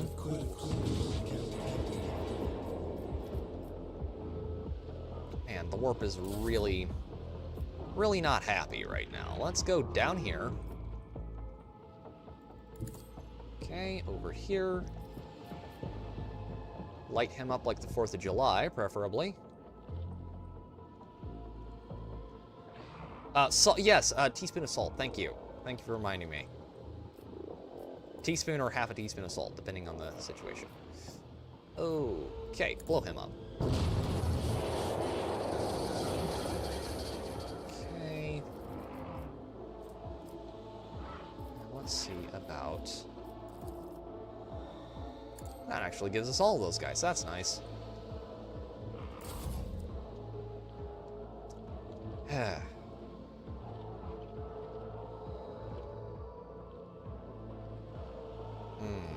I don't like that. I don't like that at all. Wait, oh, there are baddies up here. Okay, let's send Adelblard over there and get him to kill them. Adelblard, smack him with your sword.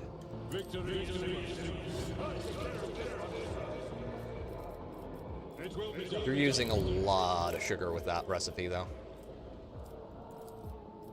I will do my duty. Usually, I just make things to taste and then figure things out from there. And, you said stick of butter like 7 times.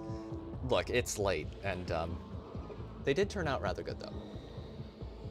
So, yeah, I'm pretty happy with those. The thing is, I can always tell if a recipe is bad or good, because, if it's a good recipe, I don't get any of it unless I go and squirrel some, and if it's a bad recipe, I can't give them away. Okay.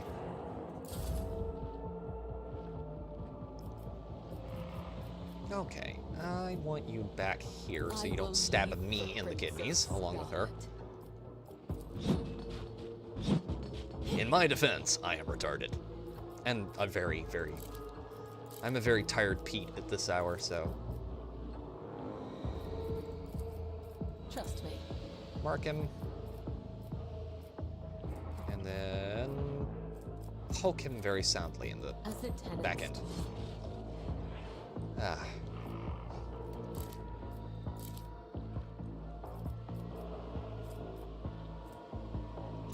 Move up. Let's not do that. Parry. Perfect.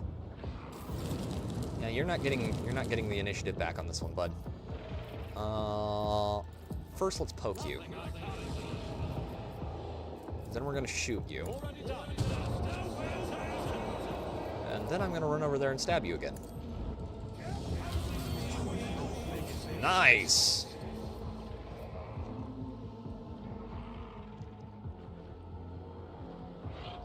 A good time for cookies is when playing 40K. Yes, it is. It is an excellent time for cookies because it actually gives you just enough sugar to keep your brain functional. Occasionally. Look, Arid Hale, I'm not up there right now, otherwise I'd make you some.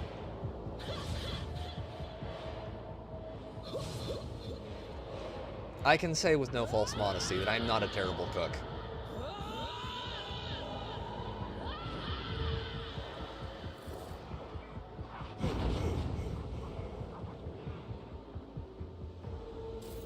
I'm better at baking than I am like normal cooking, though.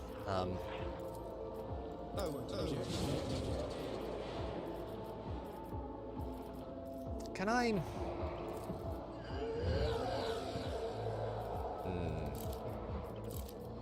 I cannot smack him with my staff.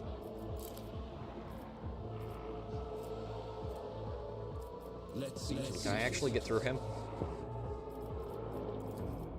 Yep. Perfect. Demon down. Gonna make cookies. Peanut butter, chocolate chip, and maybe something with peanut butter or orange. Nice. I like peanut butter a lot. Peanut butter cookies are great. I can hear Tomby screaming right now, but, you know, he's British, and thus his taste in food is completely irrelevant. Let's smack him with a very large axe. There you go. Okay. Walk over there. Ablard, be a good man and run down there for me.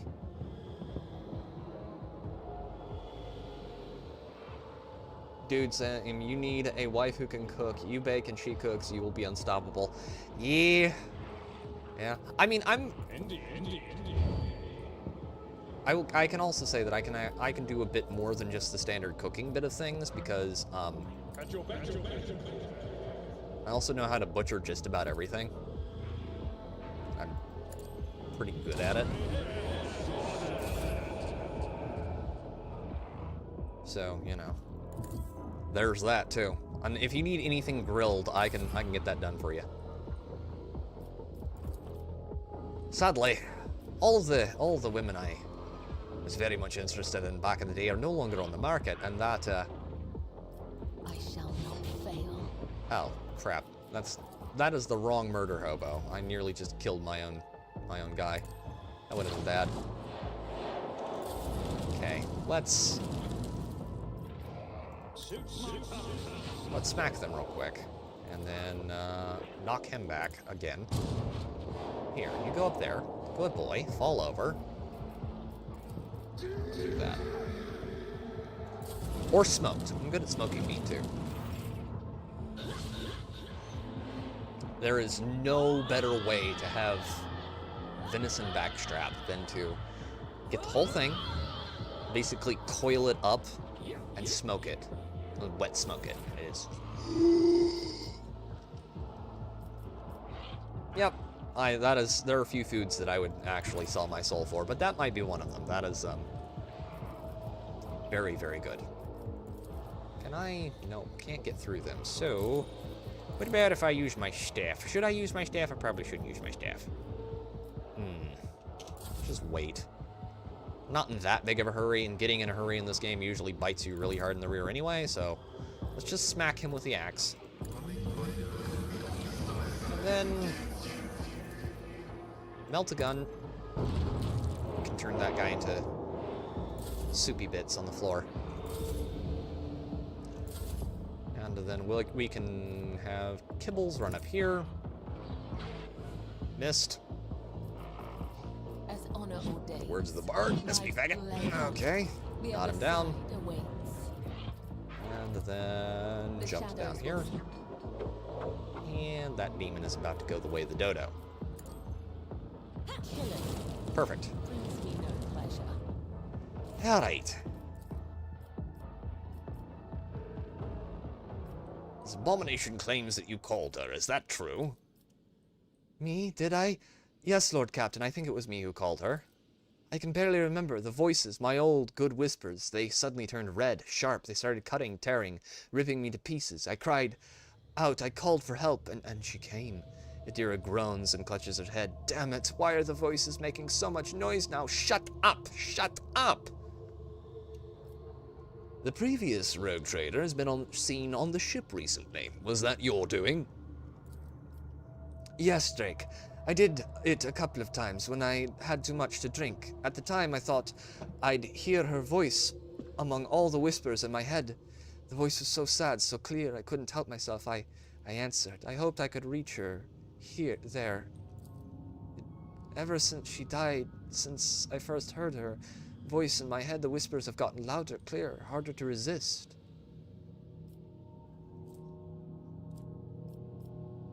Lore warp succeeded. You hear the warp whispering in your head, and you answered, "Are you insane?" You don't know what it's like. The most important person in your life, who's now gone forever, suddenly starts talking to you inside your head. How could I not try to reach her? I had to. Oh, I just had to go bake some babies. It was perfectly normal. You don't understand what it's like. I'm just a psychopathic woman. She falls silent for a moment. When she next begins to speak, it is in a barely audible whisper. I don't know what you're thinking. During the warp jump, when Lady Theodora came out towards us, I kept thinking about that meeting. I keep blaming myself. Why didn't I divine it? Why didn't I stop her killer? Those thoughts have been playing at the back of my mind day after day, choking me with guilt. Do you know what? The one on the officer's deck, I don't know what that was, but this time here, this was the product of my guilt, an accuser straight out of my own mind. So what am I supposed to do with you now? Adira turns sharply to face you. Drake, I know, after everything I've done, you have no faith in my willpower or my strength, but I can fix everything. It's just, I'm not at my best, you see, but maybe we can find a way to replace my implants, or some other remedy, a better one. Lady von Valencia said such a thing could be found, if not here, then elsewhere. I just need to find it. But we need to figure out where to look for it, and we'll get it, and until then, I'll keep myself on a tight leash. There, you nutter. Yes, our resident retard needs to be kept on a very tight leash. Okay. What will happen to my crew while we look for this remedy? I'll pull myself together, Lord Captain. The death of Lady von Valencius knocked me for 6. I'll get myself under control. No more booze, no more obscura, nothing. And I'll stop walking around the lower decks. I'll be stone cold sober. She determinedly wipes the tears and blood from her face. Kill her.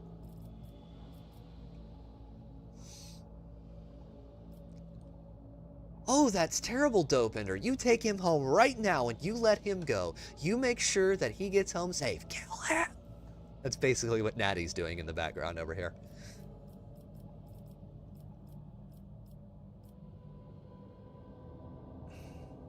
I want to help you Adira will think of something. Your worries do not interest me, but as long as you keep yourself under control and remain useful, you'll live.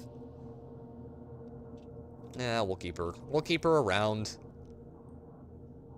Understood, Drake. I swear I'll be more useful than ever before. Oh, lady, you're gonna have to do so much to pay me back, perhaps in a more personal and intimate setting. You are making a mistake, Lord Captain. Perhaps you will find something to slow the decline, but it will not stop it. Only a miracle can save Adira Tellus now. Probably true. I think I'd better. With your permission, Lord Captain. She sways, takes a step back, and faints. Lord Captain, the Voxmaster's shaking voice comes over the comm bead. I received a report that the shooting on the lower deck had stopped. I presume you have brought the situation under control, awaiting further instructions. I got rid of the Psychos creations. Adira is alive. See that she gets medical attention, and then put a guard on her. If she succumbs to the warp influence again, shoot her without warning. Of course, Lord Captain, as you command. No more boobs? Well, we'll have boobs at some point. Just hopefully it's not... Yeah. I like my... Look, I only like one type. I'm not one of those guys who bats for 2 teams at once. And anything to do with demons and that kind of thing is just... It's iffy. You never know what you're gonna get.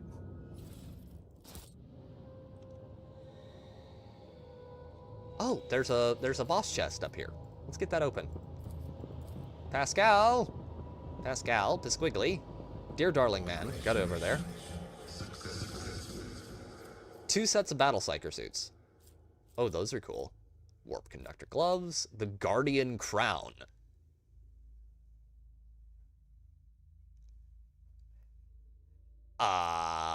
Hello? Okay.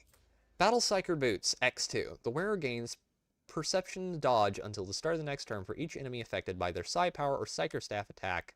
Stacks. This does stack. Warp Conductor gloves. After triggering a psychic phenomenon or perils of the warp, wearer's psi rating is increased by 1 until the end of combat. Wearer gains momentum and temporary wounds equal to their resolve. Can only be equipped by an unsanctioned psyker, so that'll have to be given to Adira. The Guardian Crown. The wearer gains plus 10 toughness once per combat. Whenever the wearer's wounds drop below 35%, the wearer gains 15 wounds. Oh, I like that. I like that very much. That is very nice loot. It's about time.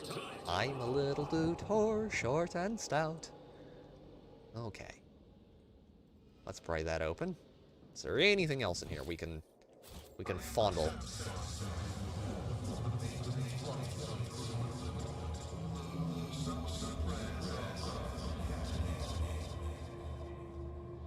They arise, performed by the imperial pilots. I must commence delicate which you will express your suspicions about deviating dogma. Oh, that is interesting. So, Henrix is from a night world, which if we were going to have any other DLCs after the Lex Imperialis one, a night world related DLC would be really cool.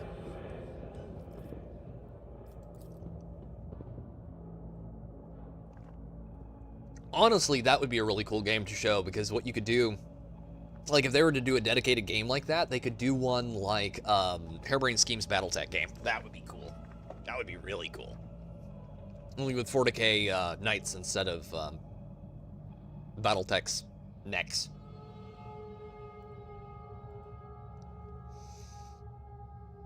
That would be very sexy indeed. Now that I'm thinking about that, I really won't want a game like that. Okay. Clear. Right, let's do a few things here. So first things first, let's give him those new boots we found. Those would be better for him.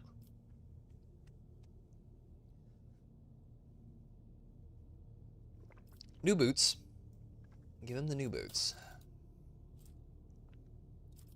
Pirate chainmail. Somebody should have that equipped. I think I'm going to give that one to Ablard.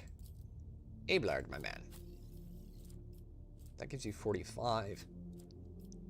You know what? Drip is a good enough stat in and of itself. That goes to Argenta. Much better. Pirate chainmail, 50% armor. Okay. Can be equipped, can be equipped. Rintobi pattern plasma pistol. I forgot I had that. That needs to go to him. He's got a standard plasma pistol, Rintobi pattern plasma pistol. Much better. And then we'll bump everyone up. Oh god, I forgot. I never take her out, so I almost never level her skills. Okay.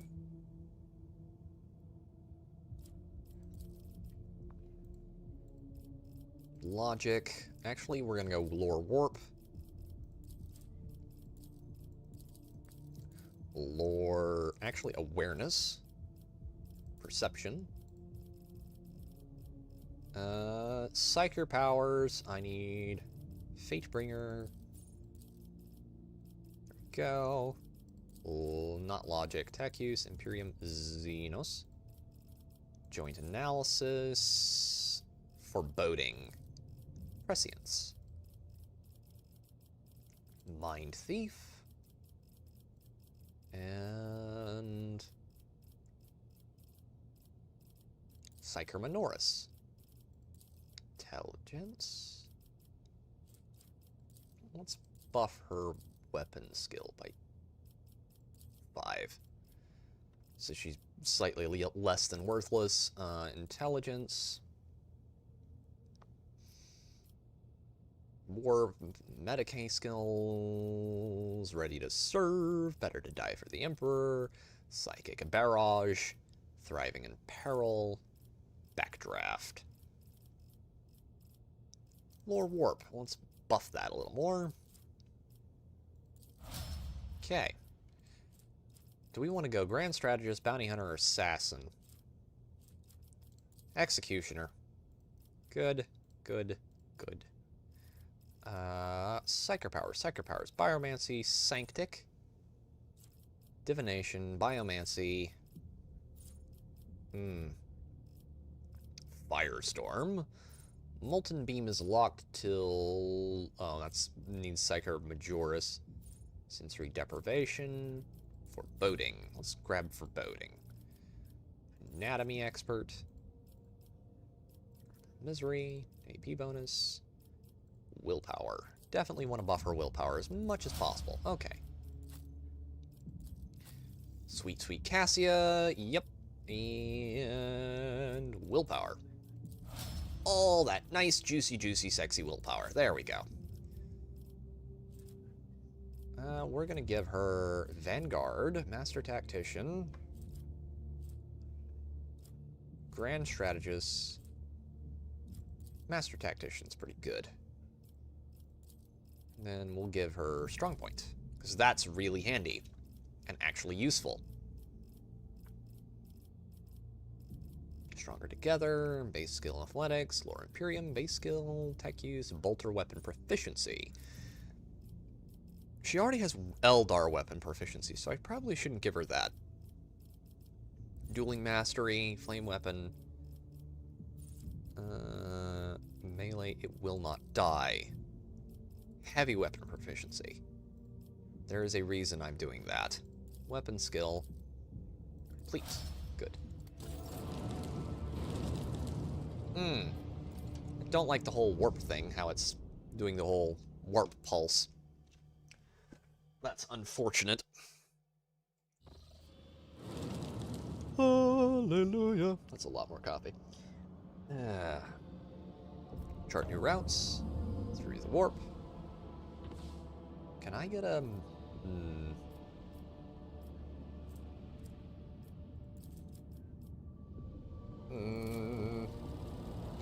I'm gonna go to Kievagama first. I'm probably gonna regret this, but we're gonna do it. Oh boy. Chart new routes. Through the Materium.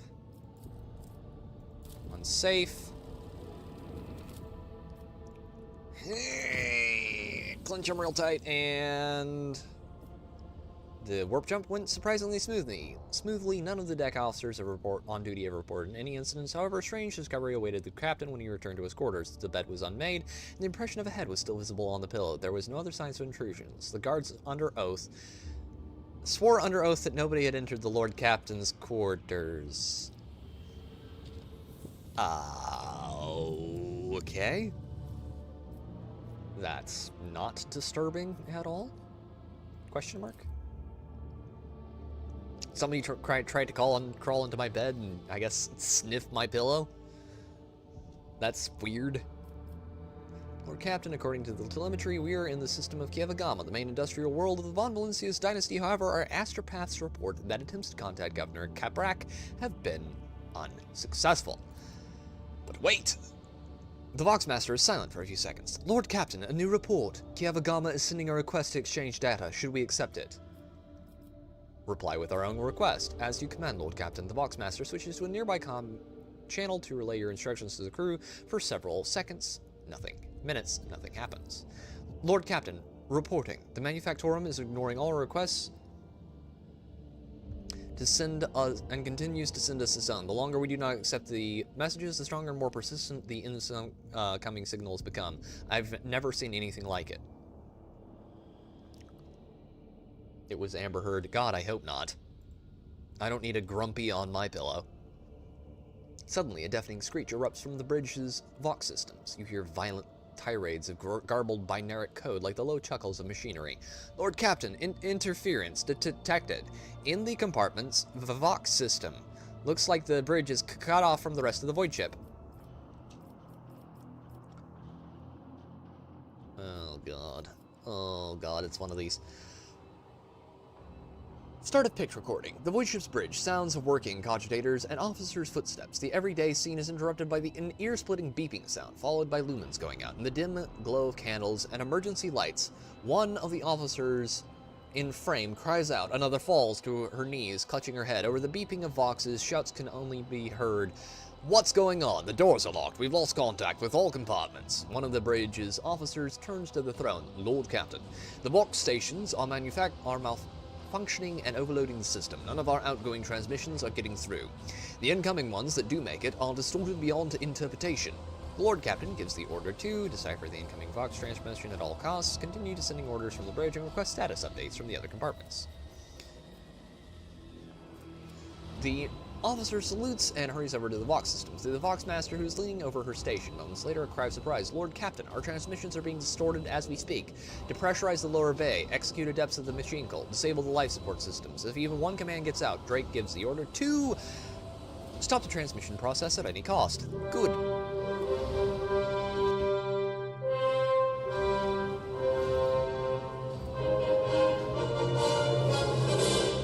And our resident Superman Bendover has arrived. Glorious and good day to you, sir. Walk forever in the Emperor's light. Tech use. Tech use test succeeded. The Vox Master nods curtly and connects the tangles of cables coming from the back of her head to the main Vox station. Spirit of the ship, I beseech thee, shield us from this peril and allow not the heretical signals to pass. Vigdis enters one command after another. The station groans, shrieks, and sparks under her fingers, and a shock passes through the wires. Blood drips onto the coded control panel, and Vigdis lets out a grinding cry, but does not relent. A few moments later, she crumples. The signals have been blocked. Then she falls unconscious. Gained an experience. How are you doing, Ben? I hope you're having as good an evening as I am. Hopefully better. Scrap code. The voice belongs to the on-deck engine steer, who has turned to the Lord Captain from his station. We have been attacked with scrap code, a tech heresy designed to corrupt machines.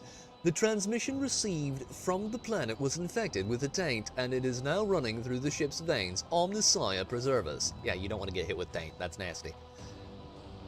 Especially if they haven't been cleaning it. The Voidborn officer appears before the Lord Captain once more. Whatever it is that's attacking us, we have a backup procedure that can circumvent the Vox barrier. In the atrium leading to the bridge, there's a terminal for an isolated system that might still be unaffected. A loud pop. The pipes over the officer's heads burst, and a blast of hot air flings the Voidborn away from the Lord Captain, his body slamming straight through a cogitator panel. The picked frame spins uncontrollably. The servo skull was jolted by the gust. The picked recorder fogs over. The Vox picking up the crackling of electricity and a death cry. Gas on the bridge! A junior attendant shouts and instantly doubles over, inhaling the poison air. The rogue trader, doing better now that work is over. That's, hey, hail to you, man. Yeah, thankfully, I wasn't doing what I was doing yesterday. Yesterday, I had to snake logs out of a hollow, and that was not a ton of fun. Persuasion gives the order to evacuate immediately. Persuasion test succeeded. The rogue trader personally oversees the evacuation. Bring the plasma cutters. Get the wounded to the exit. The officers repeat his orders. With the servo souls following, the rogue trader reaches the door. They follow the plasma cutters and crumble outward. The rogue trader is the last to leave the bridge. Continue. Gain 10 experience. Carouse test succeeded. Leaning him on a support beam, the rogue trader takes several deep breaths, trying to flush his lungs with air. Then he straightens, smooths his uniform, and heads towards a goal known only to him. Servo skulls follow. Continue. The atrium is in a state of panic. Silhouettes skitter about the dark hall illuminated only by the flickering of emergency lumens. Curt orders and someone's feverish words of prayer can be heard. Having lost all communication, the beheaded ship is writhing in agony. It takes a while for the Lord Captain to find the cogitator mentioned by the fallen officer. The panel of the isolated terminal is riddled with cracks and bloodstains, and on the floor by the terminal, a tech priest is lying in a heap with his head smashed and technical liquids. Thank you very much for the blood bend over. Head smashed and technical liquids mixed with blood oozing out of his ports. The Lord Captain decides to take his chances of restoring the terminal. Tech use test succeeded. The rogue trader rips the power key off the tech priest's mechanism rights and opens the cover on the terminal. Sparks fly into his face, but he is confident in his manipulation of the tangled wires and changing and clanging levers. After replacing the cover and ensuring that the system is restored, the Lord Captain brings up the required data on the screens. Currently, the most frightening situation on the ship is in the arsenal. Some of the distorted commands, despite the bridge's best efforts, still make it into the compartment, and the lower-ranking technomats comply by raising the temperature inside the ordnance depot. The ED is about to hit critical levels, and the shells are about going to explode, blowing the arsenal and some neighboring compartments to smithereens. Continue to experience.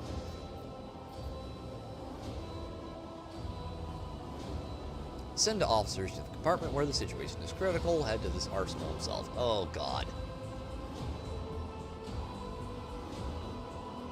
Well, this is certainly a less than ideal situation. Send officers to the compartment to deal with the situation where it is critical. The rogue trader contacts several officers via the box terminal and orders them to deal with the most critical situation on the ship at once. Return to the bridge. Lord Captain. The Voxmaster's voice is quivering with exhaustion. The situation has been brought under control, more or less. It will take some time to eliminate the consequences of the attack completely, but the vessel is capable of motion once more. We may even be able to conduct a warp jump if you feel we should leave the system. Allow me to bring you up to date. Please do, dear Victus. I'm sorry, chat, I'm not doing all the voices. His palms are sweaty, knees weak, arms are heavy. There's vomit on his sweater already. Mom's spaghetti. He's nervous, but on the surface he looks calm and ready to drop bombs. Thank you very much for the blurb bend over. I'm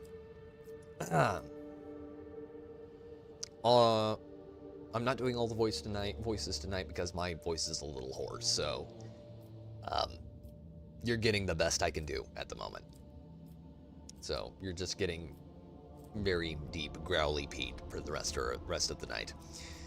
Fortunately, the bridge suffered only minor losses. The reports mentioned only a few casualties that have already been replaced. Okay.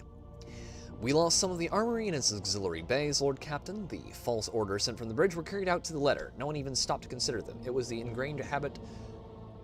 That was indeed a top-tier blurb, Natty. Of rigorous obedience that led to disaster. The subsequent explosions obliterated most of the ordnance and service personnel and also damaged the adjacent decks. Wonderful. Kievagama went silent after transmitting the harmful signal. I refrained from sending inquiries to the industrial world to avoid a second attack. I'm afraid we have exhausted our options for remote analysis. More information can only be obtained by closing the distance or even sending an away party to the planet's surface. The Vox clicks as Henrix joins the channel. Drake, we haven't managed to discuss the nature of my mission. I was assigned to your entourage for a reason. Time is running out, so I will be brief. I must be present during our expedition to the planet. I trust the greeting we received from Kievagama has dispelled your doubts about whether the events on the planet require my scrutiny. The crew is awaiting further instructions, Lord Captain. Okay. First things first. Is the ship damaged? No. Second things, void ship management. Okay, Harkadurka. Okay.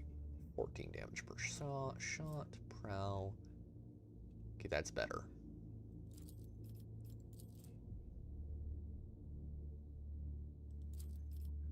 Add to cargo.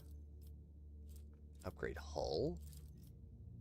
Let's upgrade that. Actually, I'm just gonna keep upgrading the hull. Don't really need to upgrade anything else. Okay, features, posts. Everyone is assigned. Good, because we're about to go into combat. Ship combat with a... yes. Nothing like having a demon crawl across your screen. Begin scan. And Nothing there.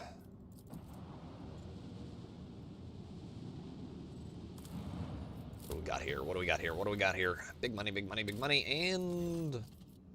The dwarf planet is marked on the Von Valencia's protector's parts as a tail and serves as a backup source of water for the habitable worlds of neighboring systems. Due to the absence of bacteria proliferating the atal hydrosphere, the extraction of ice was stopped half a century ago. But much to your officer's surprise, the augurs detected an unidentified mining rig deep underground. Presumably, the excavation is aimed at extracting clay minerals near the planet's core enriched with iron and other metals. Contact the Extractum's Vox station. Fellowship test succeeded. The Extractum turns out to be Incendiacordia's latest investment, whose Damascene is located just within a few jumps from the Kranich system. While this world is of little value to the Von Valencia's dynasty, your officers see this gesture as an attempt to test the boundaries of the newly minted rogue trader's leniency, which it is. This is top tier bullshittery on the account of Incendiacordia, but what should we expect from the absolute batshit woman that she is? Probably my least favorite rival in here. Her or the crazy, well, you'll see. You'll see him. The Seneschal considers this act unacceptable and insists on confiscating and rebasing this extractum that was illegally set up in Von Valencia's territory. Megos Pascal notes this unusual composition of Etel's core. Subsequent development will allow the extraction of rare refractory metals. Heeding his advice, the rogue trader decides to keep the extraction for himself. We're not doing that because we're not giving Cordia any... You give that woman a toe and she'll take the whole damn leg. We're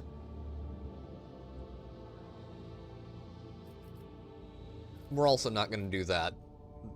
Killing everyone would be a little much. Blowing it up from orbit would also be a bit much. Not taking it sends a much better message. Mine. Your people easily assume control as the frightened workers, and the token security crew do not even attempt to resist. The Extractum's machines are restarted shortly after. The amassed containers filled with precious ores are delivered to the flagship's cargo hold. Yes, yes.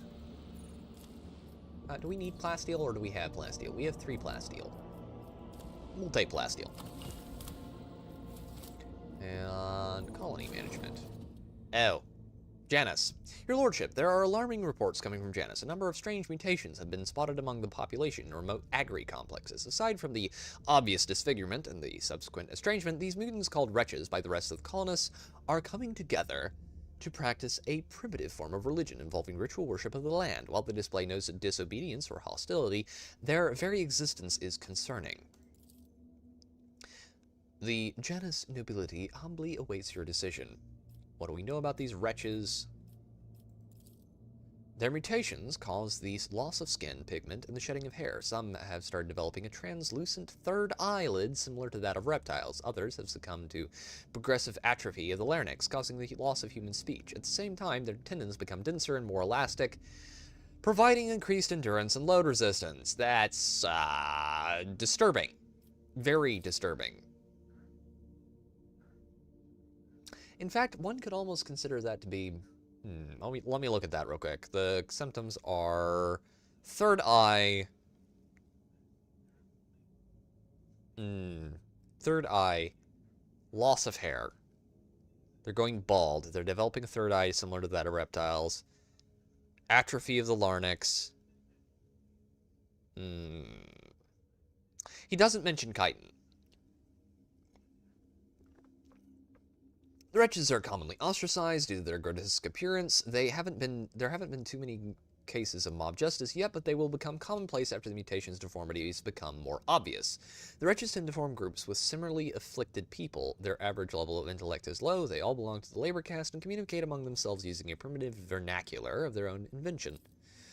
As for the barbaric religion, they are defying both the soil and Janus itself. To them, working in agri-complexes is a form of worship which has had a positive impact on productivity.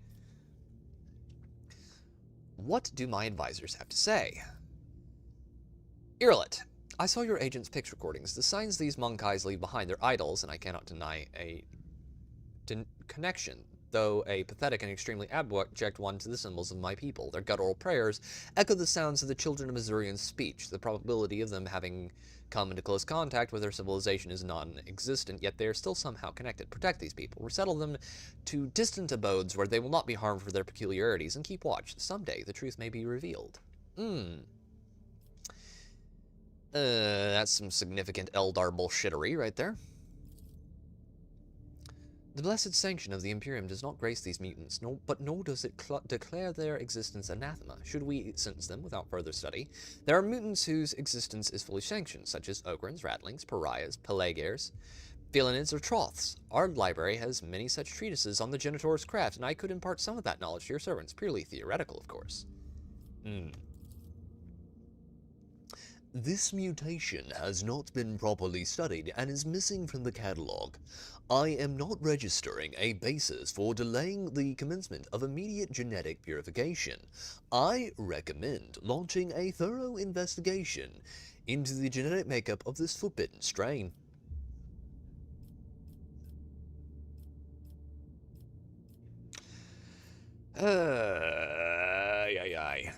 I'm most drawn to these two.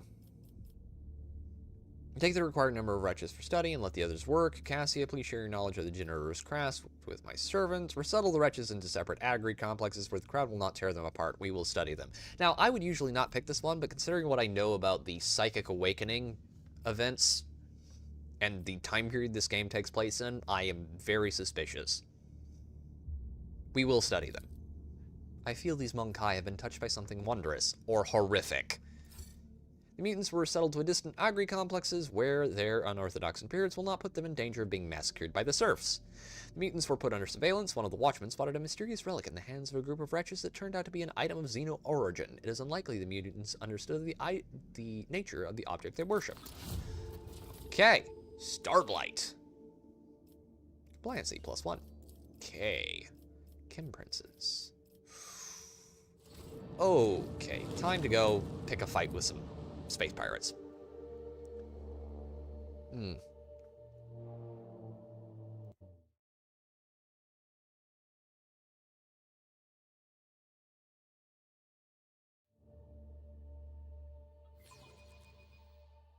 Enemy contact! All hands, make ready to unleash our fury!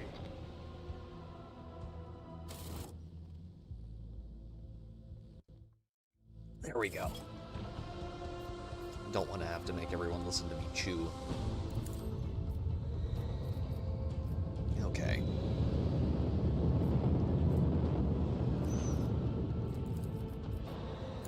Hit him. Launch torpedoes. Infidel class Raider. Iconoclast class destroyer. Another Infidel, another Iconoclast. I don't see anyone else. There's only 5 of them. That's good. I don't imagine things are going to be done too easy in this fight. Thankfully, we've upgraded the ship quite significantly, and we do have everyone powered up, so we should have an easier time fighting these guys.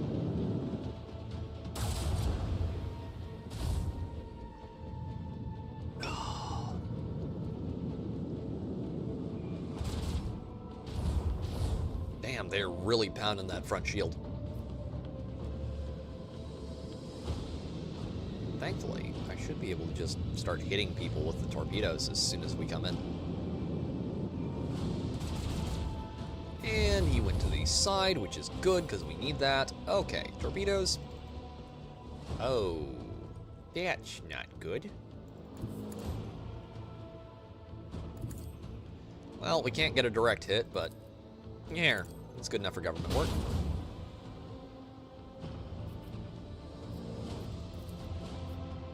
Light him up. Okay. Light him up. Probably would have been better if I'd done that from the other side, but Hindsight being what it is.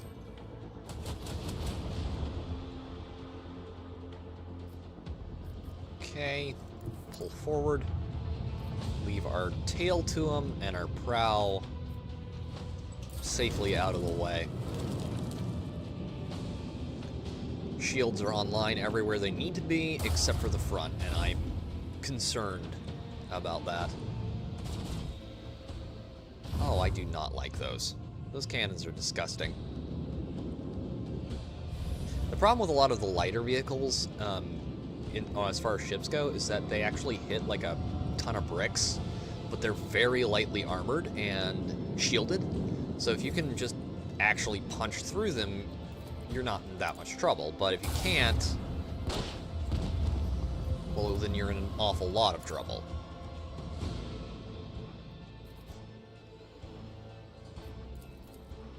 Okay, restart the shields. Put ourselves as far out of range as possible. We're going to need to be able to turn about. That should be fine. It's going to take them quite a bit to get over towards us. They don't have enough movement speed to really be able to pull it off. Their MP is not great. Okay, we only have 3 enemy ships up. Okay.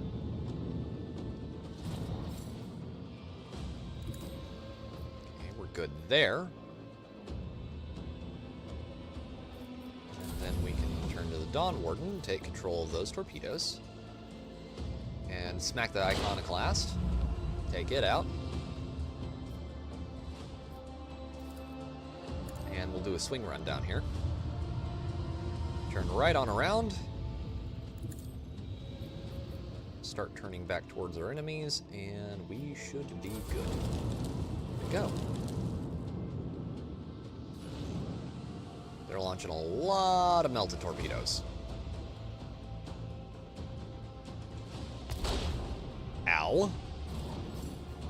Oh, they really do not like us. Okay. Well, things being what they are.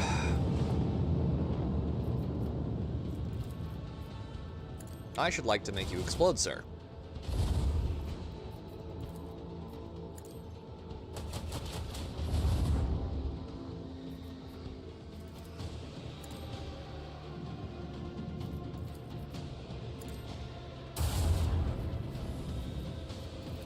Uh-oh, I may have just really screwed up here. Oh no, I just had an awful realization. Oh no, this is gonna be bad. This is gonna be really, really bad. Clumsy and fragile. No match for Azuriani craftsmanship. Yep, load last save. Alright. I made a major boo-boo there. I thought I could keep moving and I couldn't. That's the problem with turn-based combat. Sometimes your brain just doesn't quite click when it needs to, and then you're thoroughly up shit creek without a paddle. Okay.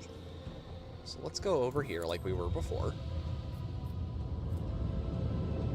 Launch missiles. I'm sorry, torpedoes. Lost pattern.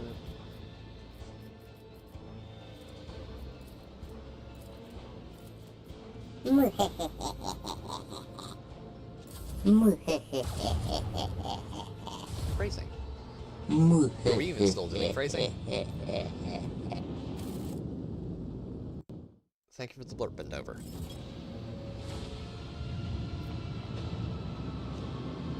Oh god, I really... I forgot about a few things.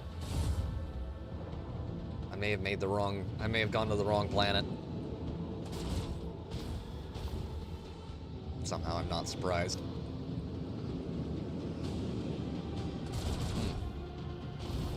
Ow! There goes 2 of my plasma tubes. 2 torps down, that's not good. Yeah, no.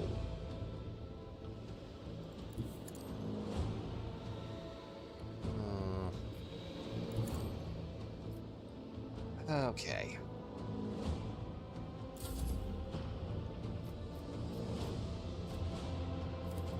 Ram him, please.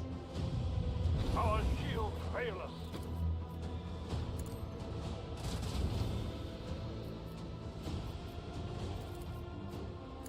Yeah, I may just screwed up again.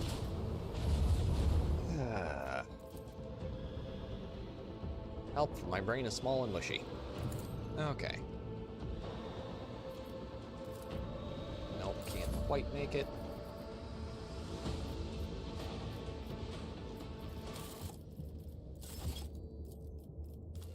Yeah, we're loading that last save again. When in doubt, save scum. Okay, I need to not do that.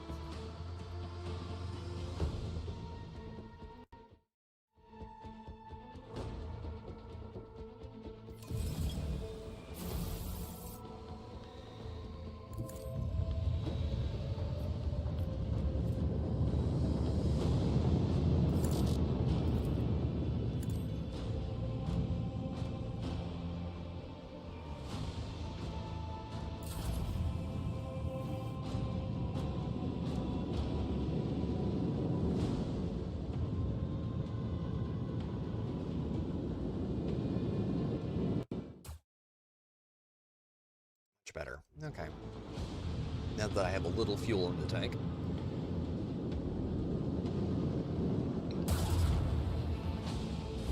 Might actually stand a chance here.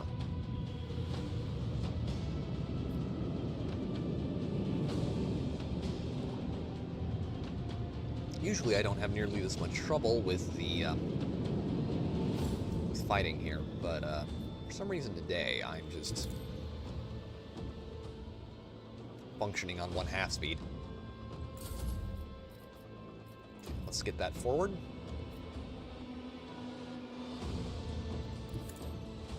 Okay, I want you to explode right there.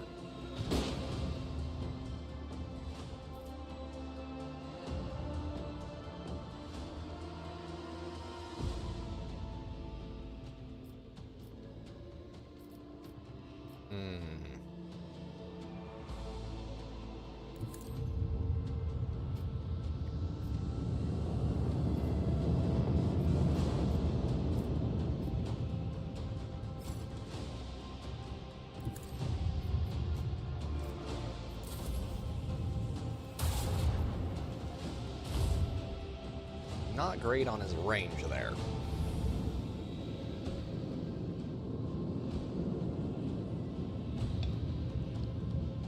They're just gonna have to keep moving towards me.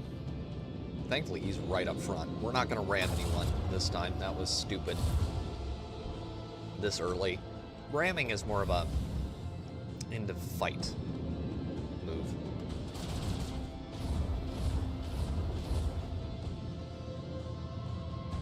You can only get so deep into someone before, you know, you start having problems. Who is responsible for this? I demand that you show yourself! Who are you?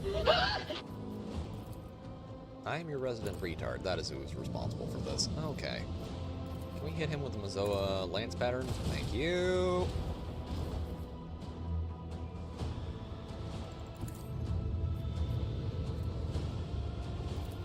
I want you to get all of that point blank. Great. Shield's back online. Okay. Ow. Hey, he gets initiative over my torpedoes? That's a little broken. I don't like that. Oh, and they're gonna all move up in the rear there, aren't they? Stern. All moving to stern. Oh, please don't. Please stop. They're gonna take out all my torpedoes too. That makes me sad. Come on. Shit or get off the pot, retard.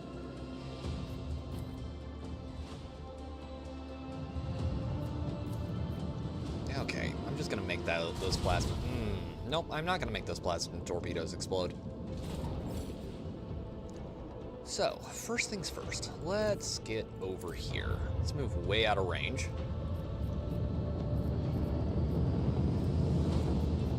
let's light him up like the 4th of July.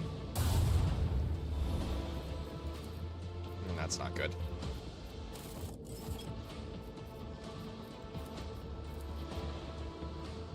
Can't quite make the shot. Okay, then.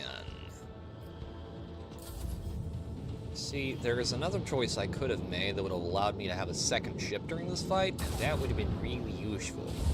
But I decided to not go there first because I couldn't get the warp points to jump into that system, and that was probably really stupid.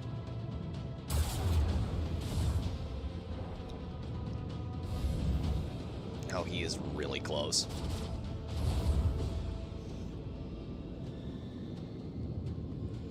Yeah, this isn't uncomfortable in the same way that...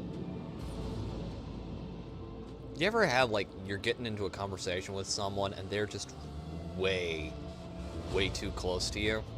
Like, maybe I'm just autistic, so that's how my brain works, but if you ever have a situation where you're dealing with someone who has no concept of personal space, and so they're, like, talking, like, this close to you, that's how this feels. It's very unpleasant. Oy vey, okay. Let's do that. We can take him out. And then... Ooh, I'm tempted. You know what? Let's do it. Let's do it. He who hesitates is lost and damned. Back online. Thankfully, we just put our shields back up, so we're probably just going to do circles and loops around the charged particles accumulation. Damn, they really do not like my, they do not like my torpedoes at all. Like, they are determined to make them die. Yeah, that is my 5-year-old. He is very social. Aww. Oh wait, those didn't explode. Why did those not explode? Ow.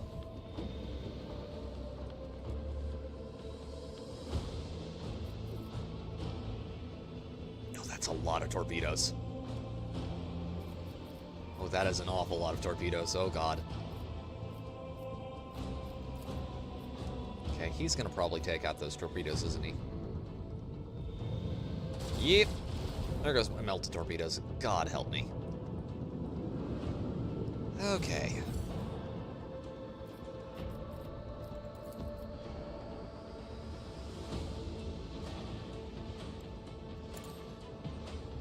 If there was a time to use this ability, it would be now.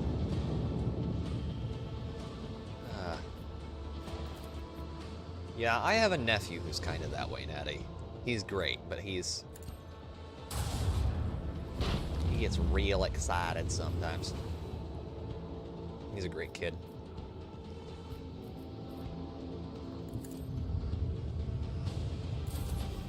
I'm just a...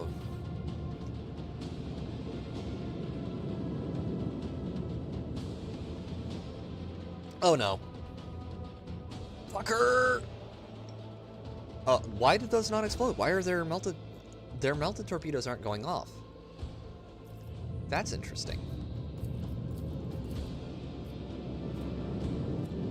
Oh, that is very interesting. Their torpedoes aren't exploding. Well, isn't that a real shame? That one's probably going to. Ooh, 35 wounds.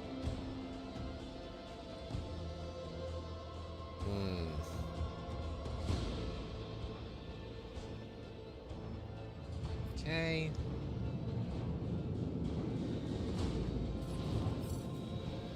He really likes those torpedoes. Okay, first things first, let's hit him. Full broadside.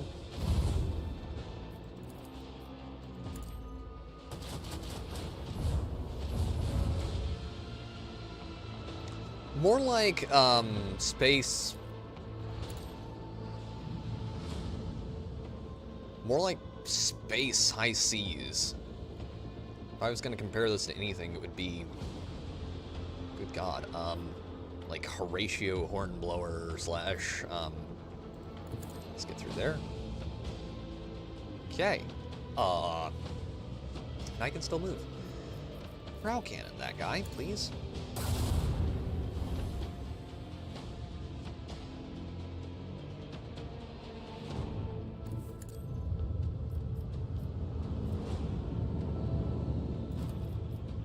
Directly into the side of that guy's ship.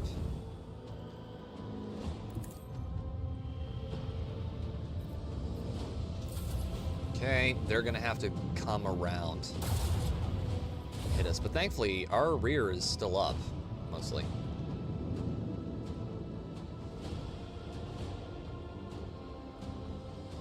Yeah, more like Star Wars. If you've seen the big fight at Coruscant, at the beginning, I think it is, of the Phantom Menace? The opening fight at Coruscant, that's pretty much what this is.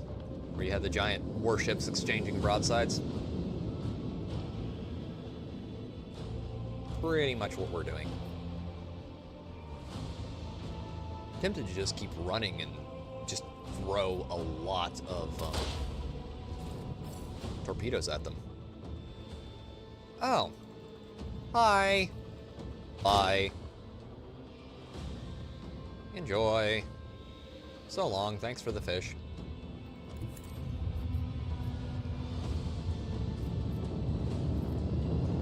Can't repair. It's gonna take them a long time to reach me, so I'm not concerned, but I'm... Oh, wait, I can hit him. Enjoy. One less. Okay, we only have 2 ships up. 2 hostile ships up. We can do this, we can do this, we can do this, chat. I believe in me! Maybe.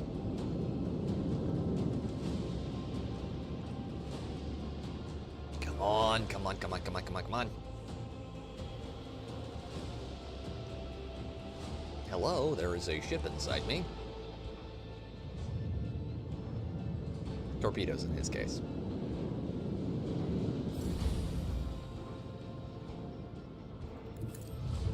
Okay, our shields are restored. Oh, that's rough. That's real rough. I do not know how I feel about that. Can we? No, we can't. Damn it.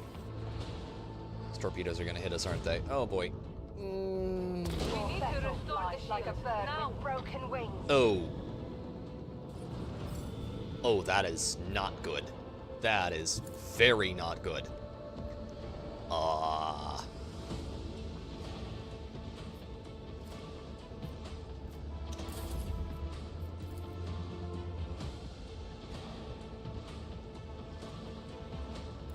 that is very not good. I don't like this. I'm very uncomfortable right now. Oh god, we're so close too.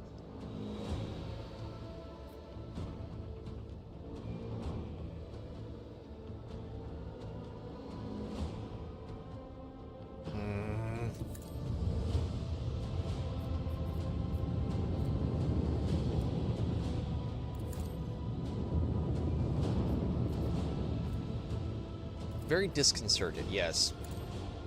This is very unpleasant.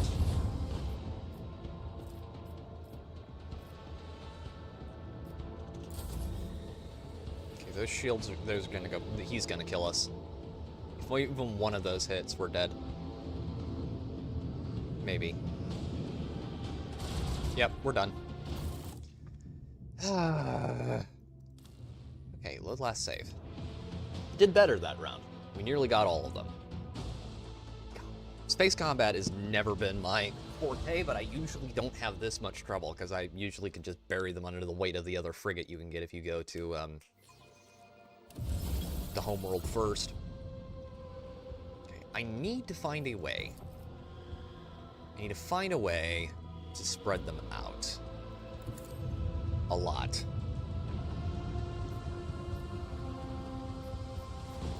We need torpedoes here.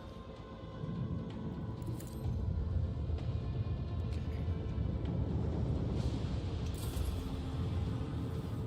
Grumpy, not disgruntled. I can feel a bit of old man coming onto me. Okay, that was definitely a bad use of phrasing.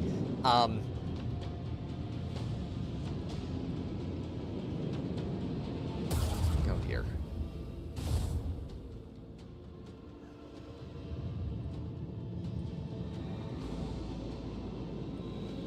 I have a serious urge to yell, "Get off my lawn." Okay, torpedoes. Can we blow someone up? Discombobulated. We can hit them. Alright. Now, we put enough space in between them and us, probably to string this out a little longer than last time.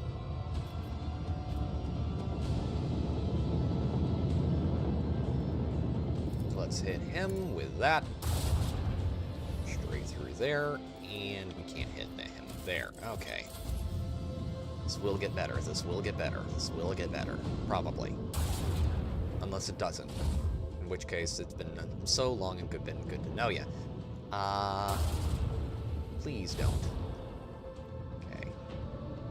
We're about to go through that field, so he's about to have a couple of his weapons yoinked.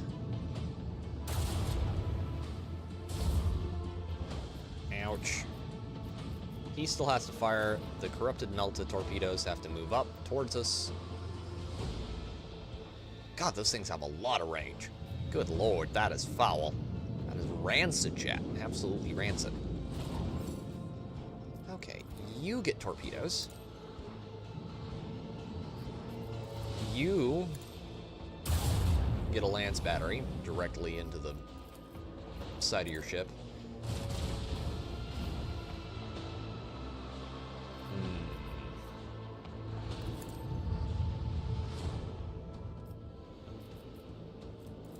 Oh god. I'm gonna do this, it's gonna hurt. There's a breach in our defenses. Ah, we got him. Shields are back up. Or will be once I get through here. Okay, that shouldn't be able to hit us. Ow. Come on, if we can just get out the other side, we'll be fine. All the pain's on that one side. Come on, baby. I know you can do it. I believe in you. Light him up like a friggin' Christmas tree. Oh, directly into the port. Well, port or, yeah. Directly into the stern. Okay, come on. Oh, those are gonna hurt. Those are gonna hurt a lot. Nope, he didn't actually get to blow those up. That's good. It's good, it's good, it's good. Let's keep going. Okay, we want plasma torpedoes. Where do I want to put these? Over here would be a good use, I think. You have something high explosive. Okay, first things first, can we hit him? We cannot. Most assuredly cannot hit him. So, we shall be left with no other choice but to push as far up over here and turn. We are on fire. Shit. Okay.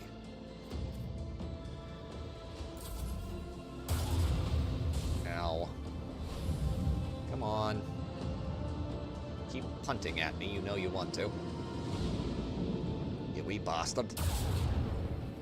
Oh, it's gonna hit the front shield. His corrupted melted torpedoes are gonna have to go way on around. He's gonna have to turn a long way to reach us too, which is good. I think we're actually out of range. We are. These are the ones I have to worry about, and that one right there. Okay, those moved up. Those also moved up. They can't get enough turn to reach us. Good, good, good, good, good, good. Oh, we're making good headway here, chat. Okay. Shields will be up in a turn. His shields are up. That's not good. That is what we call a less than ideal situation, and our shields are completely recharged. Okay. first things first. Let's drop that out there. Drop torpedoes. Hit him with that.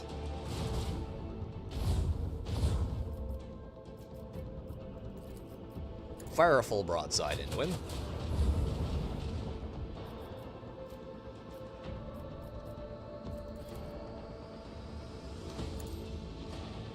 Okay, turn.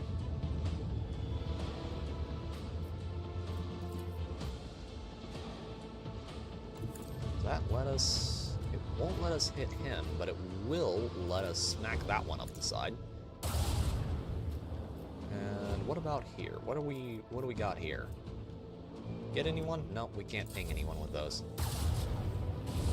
It's gonna have to just keep shooting at us with their little plinky guns. Maybe if we can keep up long enough, we can actually win this one. We've got them spread out good and proper.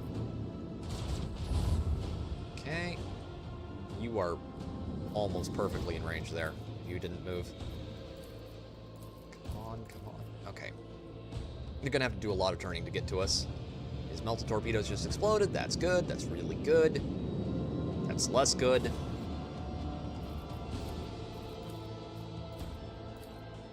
Those are going to have to do a lot of turning to reach us. They're going to explode before they get the chance to.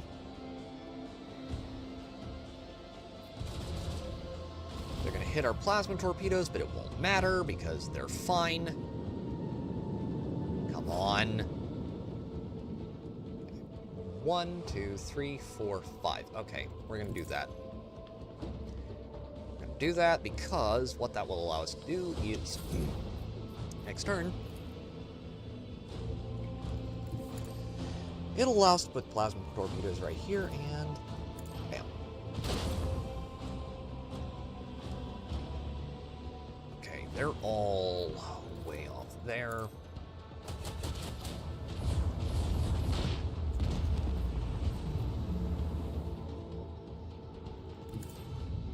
Okay, pull forward here. Hit him.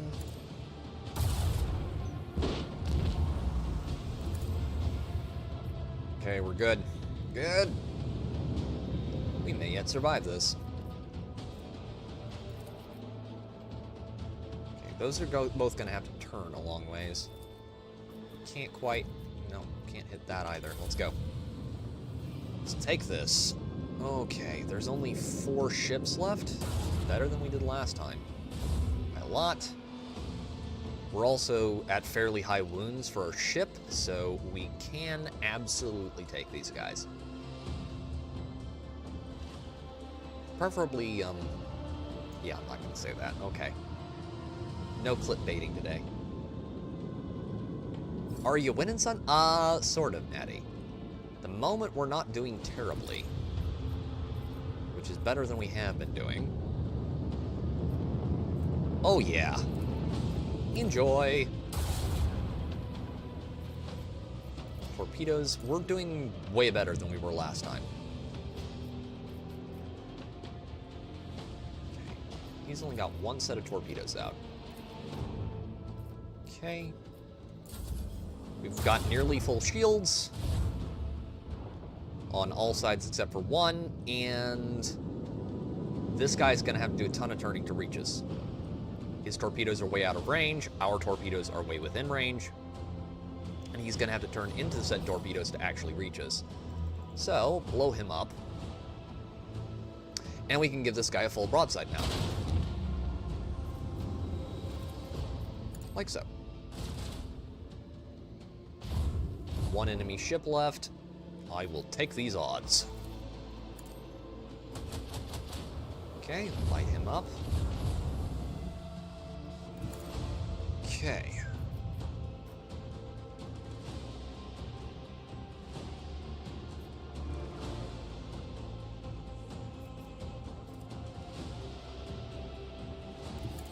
Come on, what does that give us? Can we get enough turn to hit him again? Nope.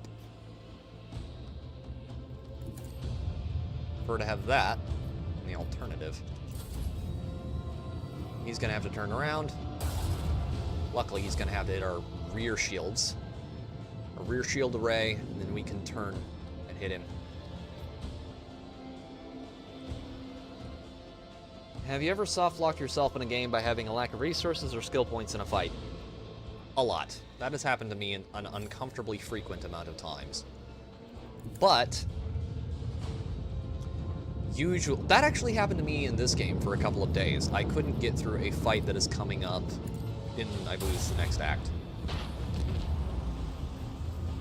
But I actually just basically ground it out.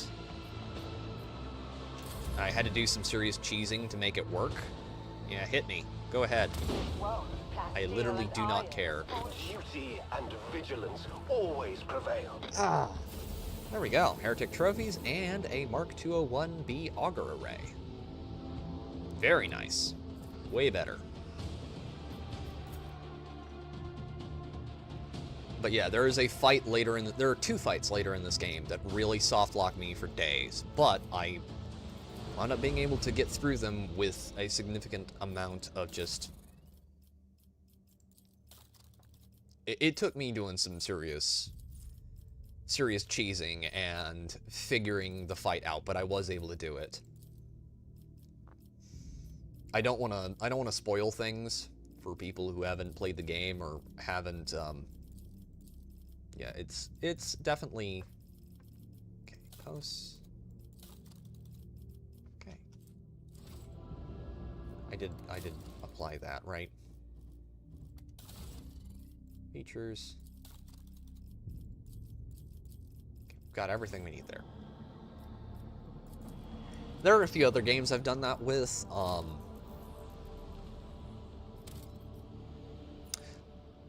What was it called?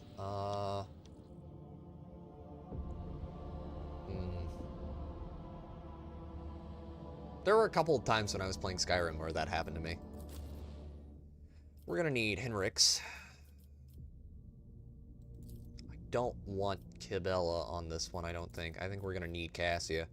It's going to make us a little psyker heavy, but I'll take it. Ever have to restart a game entirely?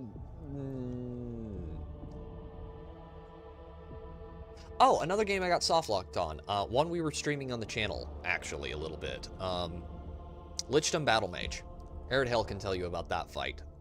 Lichdom Battle Mage has a fight about midway through the game where if you don't come in there prepped and ready with the right spells and the right equipment equipped, you're gonna get your ass beat really hard. So I literally had to, in my first playthrough, I couldn't beat it. I basically had to restart from several saves back, which made me go in and recollect a bunch of different things and change up tactics several times before I was able to beat that fight. Also, I just had to lock in. That was one of the sweatiest fights in a video game I have ever had, period. So yeah, that would probably be my, like, worst soft lock moment. Because that fight, the boss fight with the demon midway through Lichdom Battle Mage is just absolutely abhorrently hard. If you don't know what you're doing. Once you figure things out, you'll be fine, but if you don't have the right resources and the right stuff equipped, you will get bent over pretty hard on that one.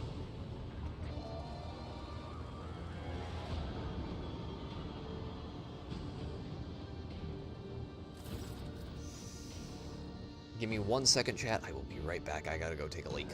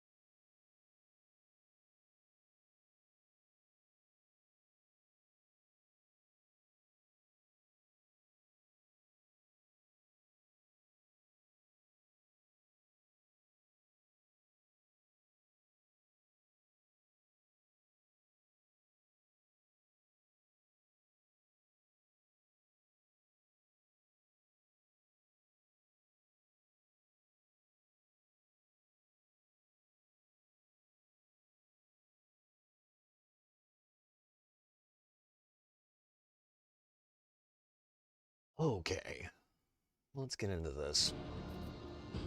Henrix frowns as his eyes sweep over the Manufactorum's dark halls. No solemn ceremony, no personal meeting with the Magi.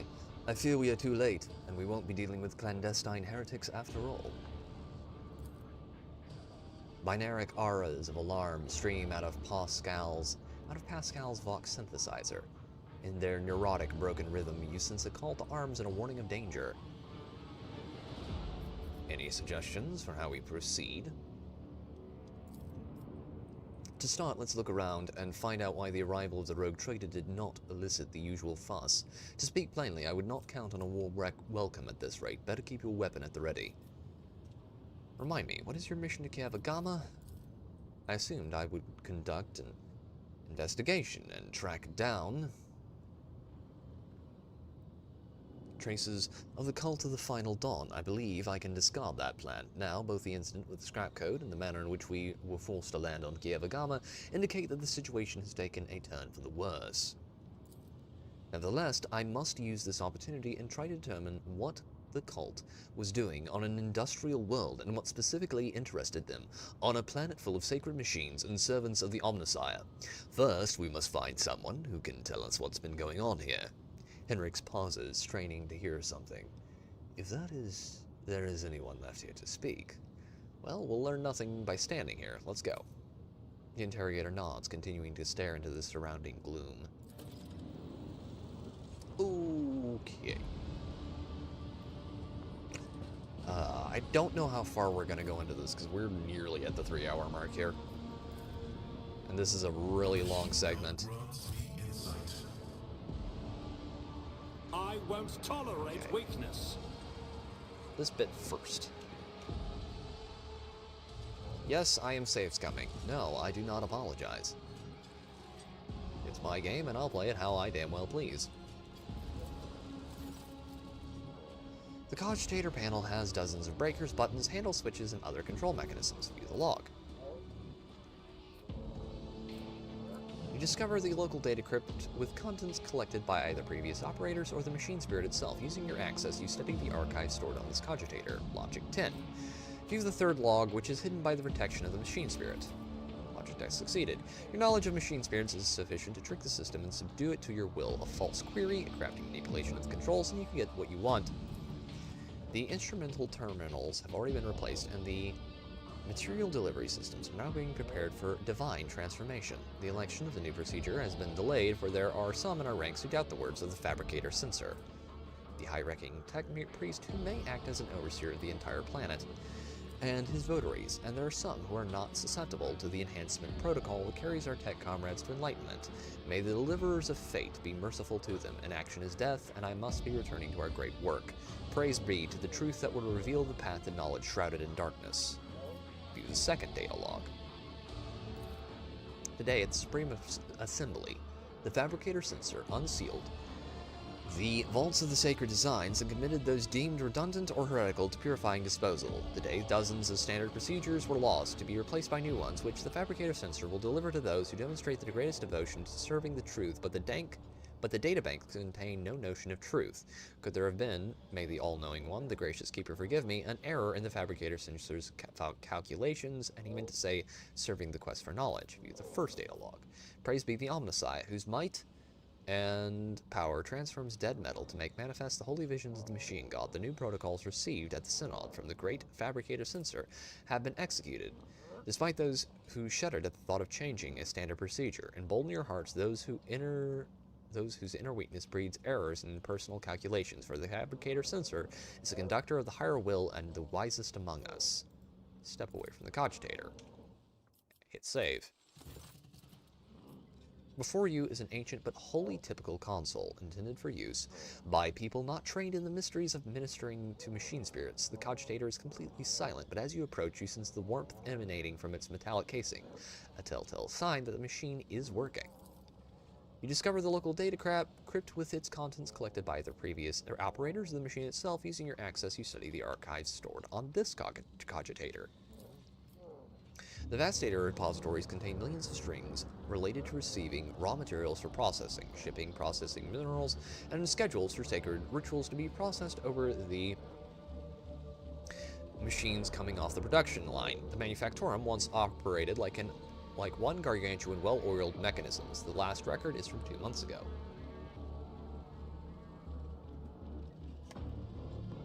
Step away from the cogitator. Corrupted servitor. The servitors before you appear as if they were performing some elaborate and confusing dance, striking strange poses. They rock back and forth with their arms bent at peculiar angles. Upon your approach, one of the servitors jerks and tries to turn your direction. The rest immediately repeat the motion. The strange scene is complemented by a grating sound, dull clicks just at the edge of your hearing, coming from an unknown source. Observe the servitor closest to you.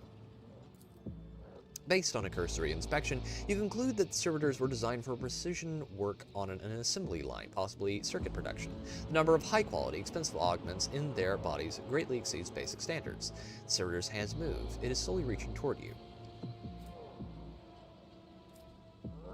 Freeze. Agility. Avoid its touch. Gently and swiftly, you step away from the servitor. It stretches out its hand as if blindly trying to touch you in the space that you've already left, and stills once more. It seems its brain is incapable of quickly processing changes in its surroundings. Find the source of the repeating clicks. Soon enough, you locate the source of the clicking. On the back of one of the servitors, a tumor, oozing with murky ichor, is growing straight through the augments. The relays, coated in inflamed tissues, are blocked, hence the reason for the persistent clicking. A mutation in a servitor. Typically reject the use of flawed soft tissue for their constructs. Perhaps something has caused the aggressive growth, and quite recently.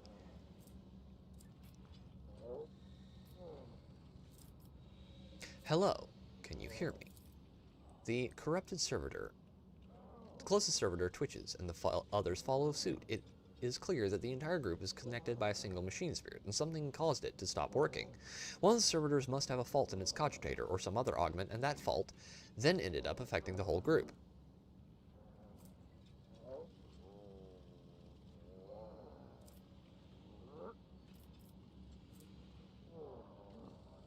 Medicae 5.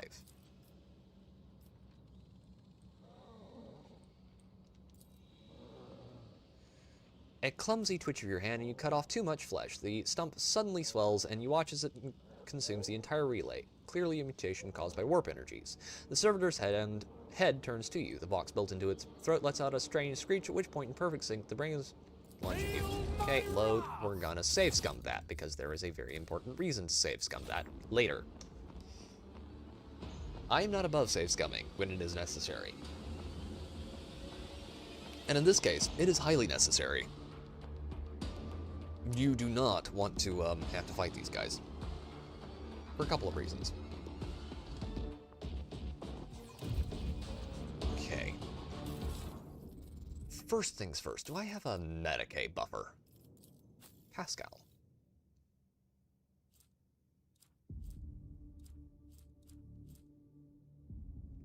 Lord Xenos.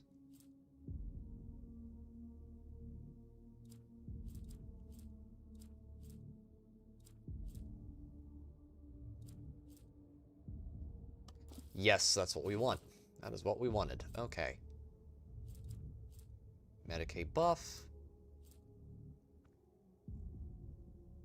As far as amulets go, what do we got as far as that option? Power grips.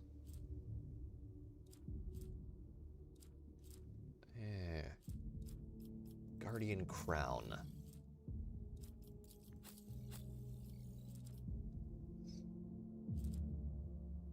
Gauntlets, stabilizing bracers. Let's give him that. He has a pistol. 15 bonus to carouse. I've got all of mine filled at the moment.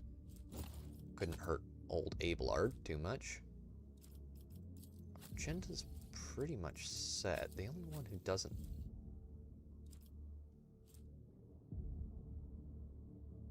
Ooh. But that's pretty much an insta-save. Give him that. It may not be necessary. I'm gonna give it to him anyway. Ooh, wait a second.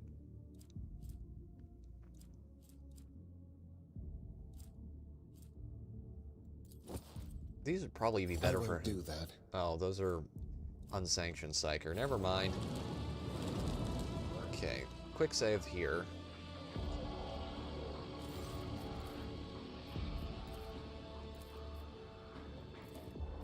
Okay. Source repeating clicks. Try that again. Submit and you'll die Nope, quickly. that was a failure once again. Okay. Don't like that. Don't like that at all. Don't like that one bit.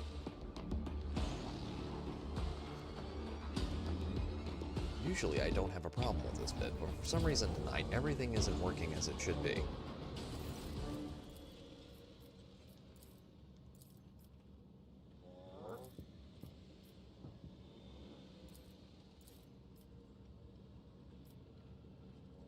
Okay.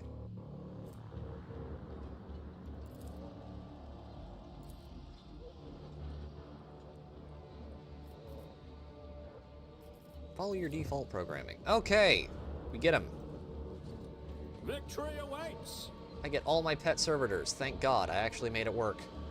Okay, that was the main thing I needed to get done. Okay, characteristic value 35, 40, we're gonna wanna bump strength so that we can get, okay, heavy armor, power armor.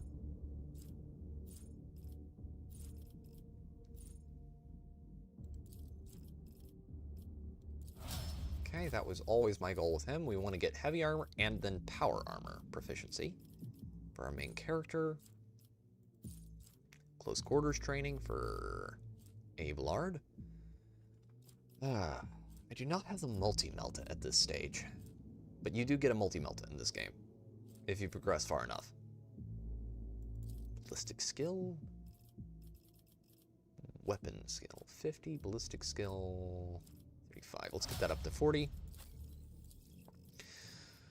And we're gonna give her Flame and Melt. Attacks against demons do plus something damage, plus 5, I think.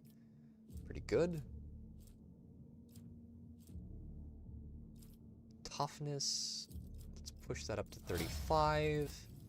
Pascal, his toughness is already fairly high, so we shouldn't have to worry about it too much. Steel the Forge. Okay.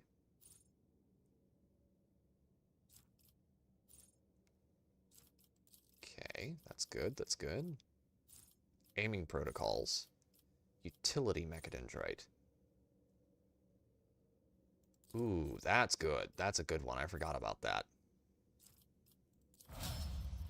Grabbing the mechadendrite abilities for old Bisquigly is actually a really good idea if you can do it. Fellowship 5, toughness. Let's buff Fellowship. He's a little low on Fellowship. You don't want him too low. You want him as high as possible. Gonna get him so much Fellowship. You're gonna be so proud of your Fellowship. Your big, beautiful Fellowship. For immunity, that's good. Ugh. Okay. For Cassia, we're gonna want... Her Fellowship's pretty high. Her agility's not great. Willpower is pretty high. Toughness, 40. Perception. Willpower, 65. Perception, 60. Fellowship, 50. Ballistic skill, agility. Toughness. She does go down pretty quickly. Okay.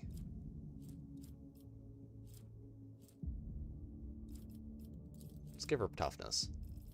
Buff. Okay, and then tenacity. And then we can give... Ooh. There's all turns. With an extra 3 additional movement points, the first ally targeted by the navigator with a single target ability each turn. The same amount of additional movement points at the start of the next turn. Okay, I like that. Okay, we're good here. Let's just check everyone to make sure that they have properly buffed weapons and armor. Because we do not want to be going into this. Okay, I've got a combat shotgun equipped on my dude here. Chainsword. Okay, what do you got for weapons? You got great sword, chain axe. You have a bolter, Toby pattern bolter, which is better than the plasma gun. Toby pattern bolter and Zoa pattern hand flamer and the mastercrafted power maul. What could I stick in this slot? Bayoneted knife. There's something good in there. What could we give him? Anything? I think not. Don't think it's going to give me the opportunity to do that.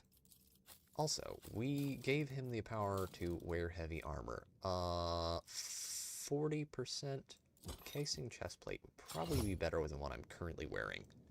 By a lot. Okay. Add to cargo. Add that to cargo. That to cargo. Okay, weapons though. Does that get... Okay, that only gets 1, but it does get 19 to 29 damage per shot. That's not my specialty. Good. I can't equip Drukhari weapons yet. Oh, that's painful. I don't have anyone who can equip frickin' Eldar weapons. No! No! Elite Chainsword would be better than the Chain Axe, so let's give him that.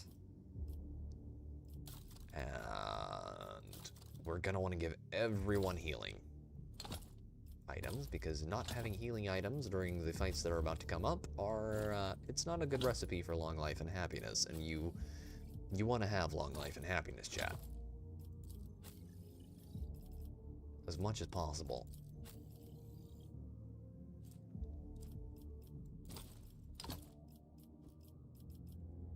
Okay, as far as grenades go, we've got good grenades on just about everybody, but it's crack grenade, monofilament, pain blocker. Ooh. Force, blinding. Where is...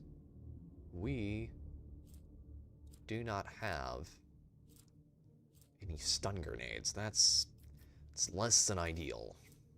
Significantly less than ideal. Give him an Eldari plasma grenade, just because. I don't wind up using a lot of grenades in fights, because they're usually just a waste of AP, but we can try. Throwing one on him.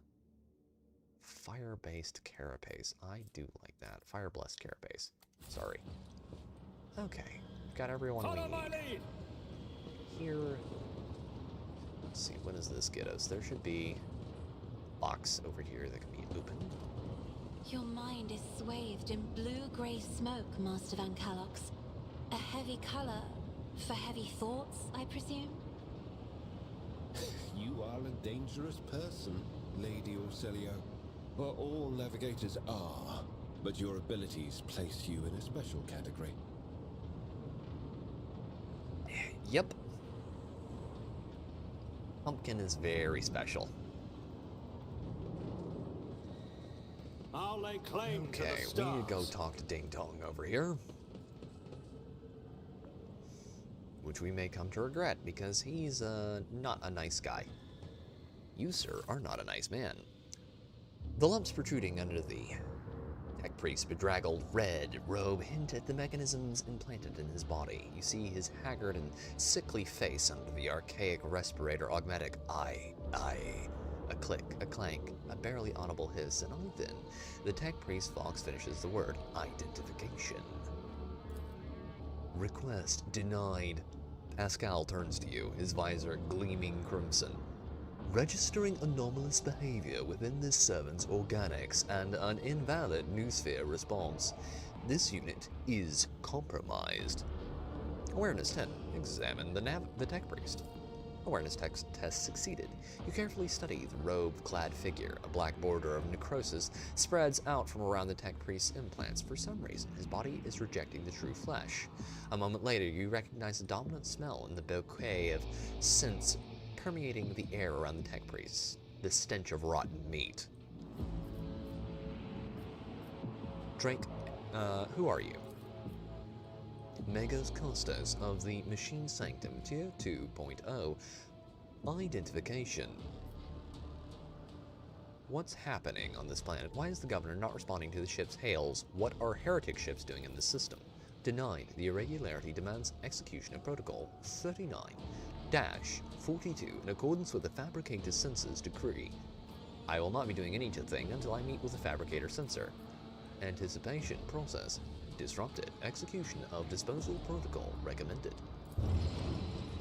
The tech priest draws his weapon, and as his robe opens, your senses are hit by a fetid wave of rot. Yay! Chaos Heresy. Joy. Cries of mercy. Okay, our pet servitors are over there. His pet servitors are right there. Argenta, go cuddle up behind cover over there. Cassia. Dear, sweetest, darling Cassia, go over there. Drake. Oh, that's nasty. Go over here. Henrix, my dear man. Need you on this side of things. Okay. Volatile Servitor, those are the ones that explode. Dear God, I forgot about that. And then Magos Heretic. He gets first run. No way to keep us from not taking damage. Ow. He's gonna throw a grenade. What kind? Ow. Frag. Another frag. Man, he really likes his frag grenades. That's kinda... Oh, no. Okay. Cassia. I want you to...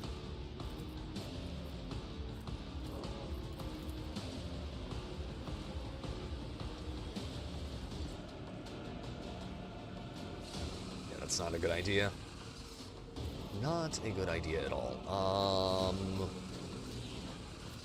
Held in my gaze that man, please. Isn't this a job for the serfs?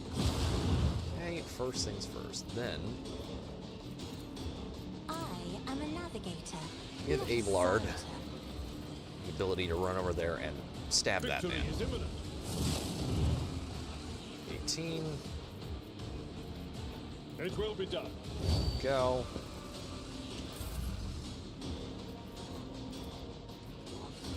Isn't this a job for Give the him serfs? some extra wounds. This is gonna be a long fight. Block. Then Argenta gets to make her move, which is good because this fight is not going too great so far. Administration is a holy task. Bolter time.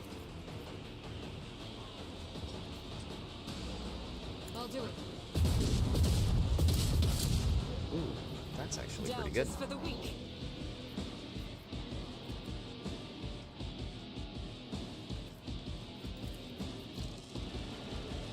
As the Emperor commands, I act. I'll take it. Not perfect, but I'll take it. Okay, that puts her sufficiently in cover as to not get completely pounded in the back end. Curse you, miscreant! Exactly. Good servitor. Smack the other servitor, please, with your weird hand murder thingy. Hand claw. Amazing how good industrial power claws are as weapons. Ow. 29. Damn. That's painful. Naturally. I will be taking that, thank you, and then I want you, dear man, to yoink your sword, run over there, and stab that man repeatedly. Oh, that's not good. Oh.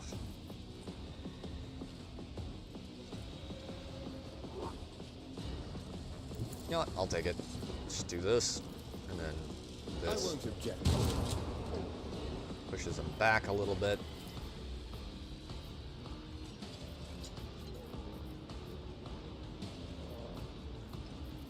Can't get enough movement there. But so of course, Lord Captain. buff ourselves a bit.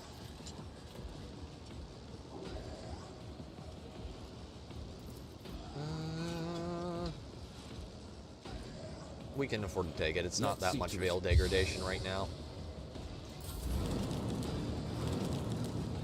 Although I will say, this world has a disturbing amount of warp flutters. Ow. Oh, it's only 9. That's fine.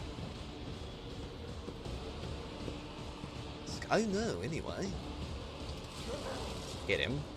Good boy. Okay, Daddy is about to do something really mean here. Hit them both. Okay. Nothing I can't do. Ooh, good. Knocks him back good and proper. Suits my purposes. Okay. Henrix, my man, my brother, my bro. Okay, Abelard. Please lift that gigantic sword of yours. Devastating. Indeed. And then, hit him vigorously. I will do my duty. Just a minor setback.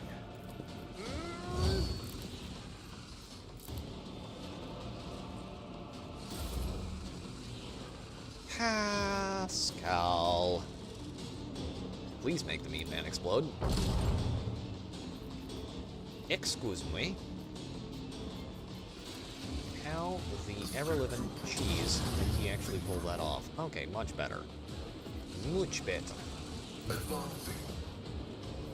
And I want you to...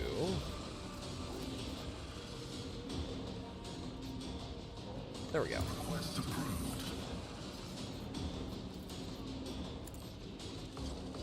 Exploit, please. Thank you. God, the servitors are so broken. It's the one thing that makes this section actually somewhat tolerable. Ow! Oh, he has a gigantic plasma pistol. I forgot about that. Well, poop. Okay. If I may. Pop him. First give him that. For the serfs? Then give him that. I'm not accustomed to being ordered around.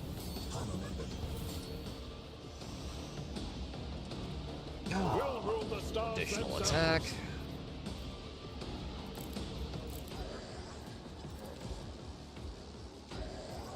Devastating attack.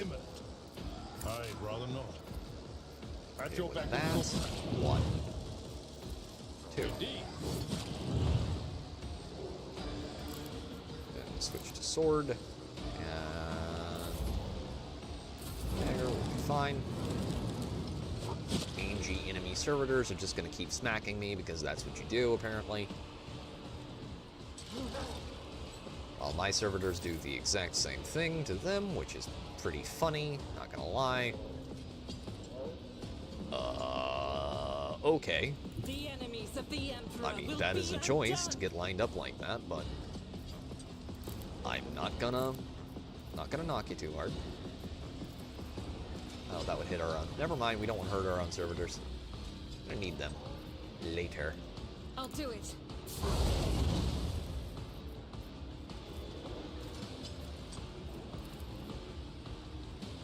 Faith without deeds is worthless. Or shove.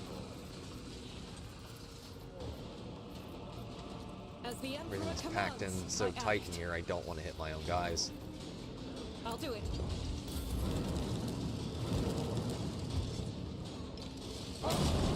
Ow. Yep, that sucks. That also sucks. Too much for me. A lot. Okay. Stand still. Alright. House Orselio thanks you. That's better. That's a lot better, in fact. for the throne's glory. Shoot him, please, and thank you. Good boy. Okay. Good. Shit. Okay. I won't object to it. Endurance.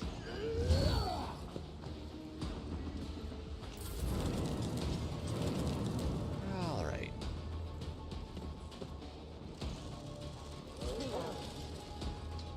Thankfully, I'm still very capable of killing shit.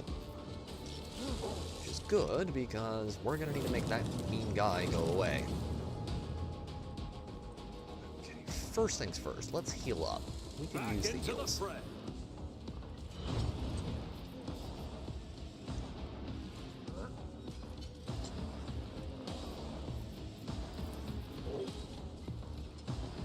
Nothing I can't do. Okay, I actually did find a use for the grenades. That's surprising. Usually you don't.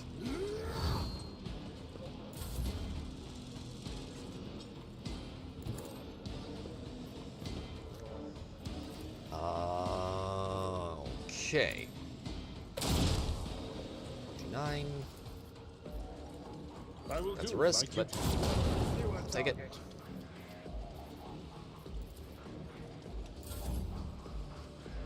Pascal, be a good man. Walk over there and make him explode, please. Oh yeah, that's much better. Ooh. Big boy's gonna be feeling that for a while.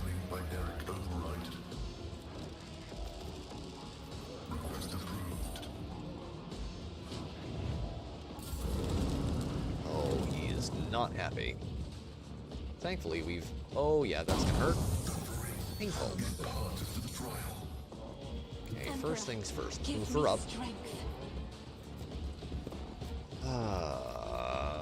Held in my gaze. I am a navigator, not a Believe it or not, on my first playthrough, I didn't actually start giving her extra navigator powers till like 2/3 of the way through because I was kind of retarded. If you insist, Lord Captain.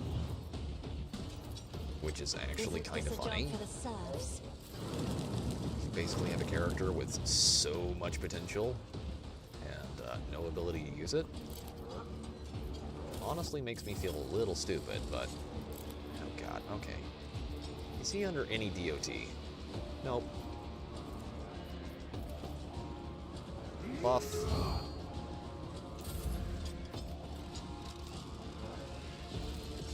Let's give it to Pascal. Walk over there. I shall prevail. And hit him, please.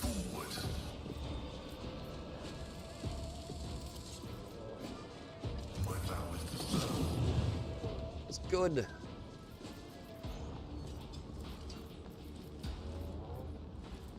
Smack him again with the axe. That's pretty darn good, actually. That's probably not great, but let's see what it gets us. Oh yeah, actually that was absolutely the right choice. Ooh, likey. Me, if you insist, Lord Captain. Okay. Almost through. Magos Heretic is almost down. Argentia, dear. Guided by faith. Oh, I'm about to do one of the most busted things in here. Controlled shot. The soldier gives a sign that they are about to open fire. The soldier and their allies will automatically dodge the soldier's next attack, which is what we're about to use.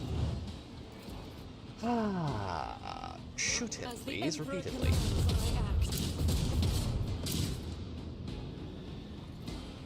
I'll do it. Rejoice in battle.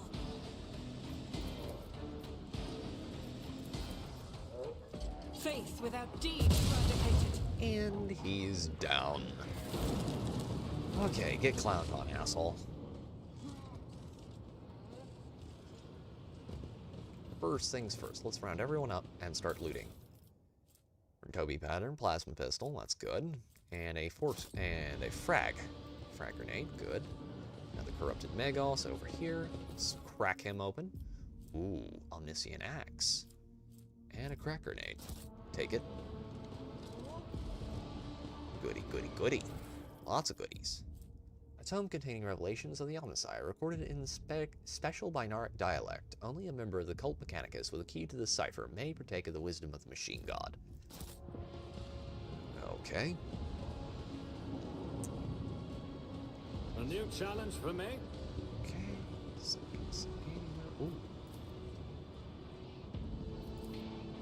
There's gotta be a better way to do this to where we don't get our nads blown off by an enemy. Massive cogwheel constantly drives the colossal gear system, which is lost in the haze. Okay, there is a way up over here, if I remember correctly. I'm gonna have to go around to find it, though. Oh, I don't want to go up there. That's gonna be painful and unpleasant. It's about time.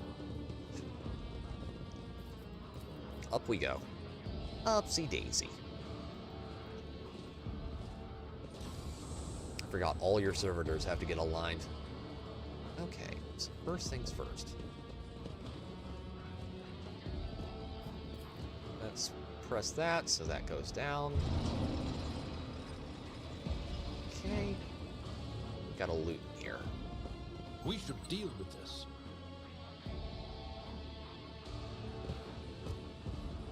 Okay, got our trap disarmed there. I better myself through my service. Okay, move over there. What's the loot? Box, just standard Mechanicus and holy bits. Victory awaits. What's this cogitator do? Set up an ambush. What's this over here? Anything else? Anything I'm missing? Nope. Okay, now I only need to take one character through here at a time. No! Damn it. Enjoy your luck while you still draw breath. Yeah, I really hate it when this happens. I won't tolerate weakness. Okay. Go, we're through. Through the steam, through the steam, through the steam. What about this over here? There's a... Ow.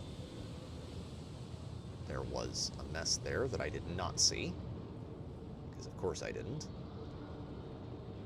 Game arbitrarily decided that, yes, you are going to get fragged today. Okay. Flex Mechanic, let's not activate him just yet. What in the world? Follow my lead. Just need to get over here. There is...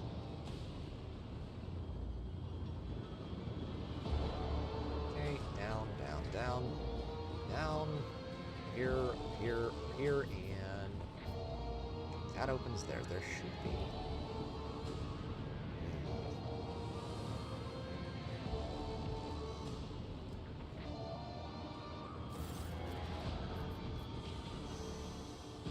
You have nothing to fear from us. A small, heavily augmented man in a filthy, tattered robe stands before you. As you approach, he hesitantly looks up at you. His eyes filled with horror. A portable inscriber with a keyboard hangs from straps at his front, and you can see his detached cerebral cogitator peeking out from under his hood. You have nothing to fear from us. Deus Mechanicus, the tech priest, decides to take a better look at you, after which he lets out a ragged breath and manages to subdue his shaking. He heard my prayers. I thought I was alone in a kingdom of madness and depravity. Please, save me.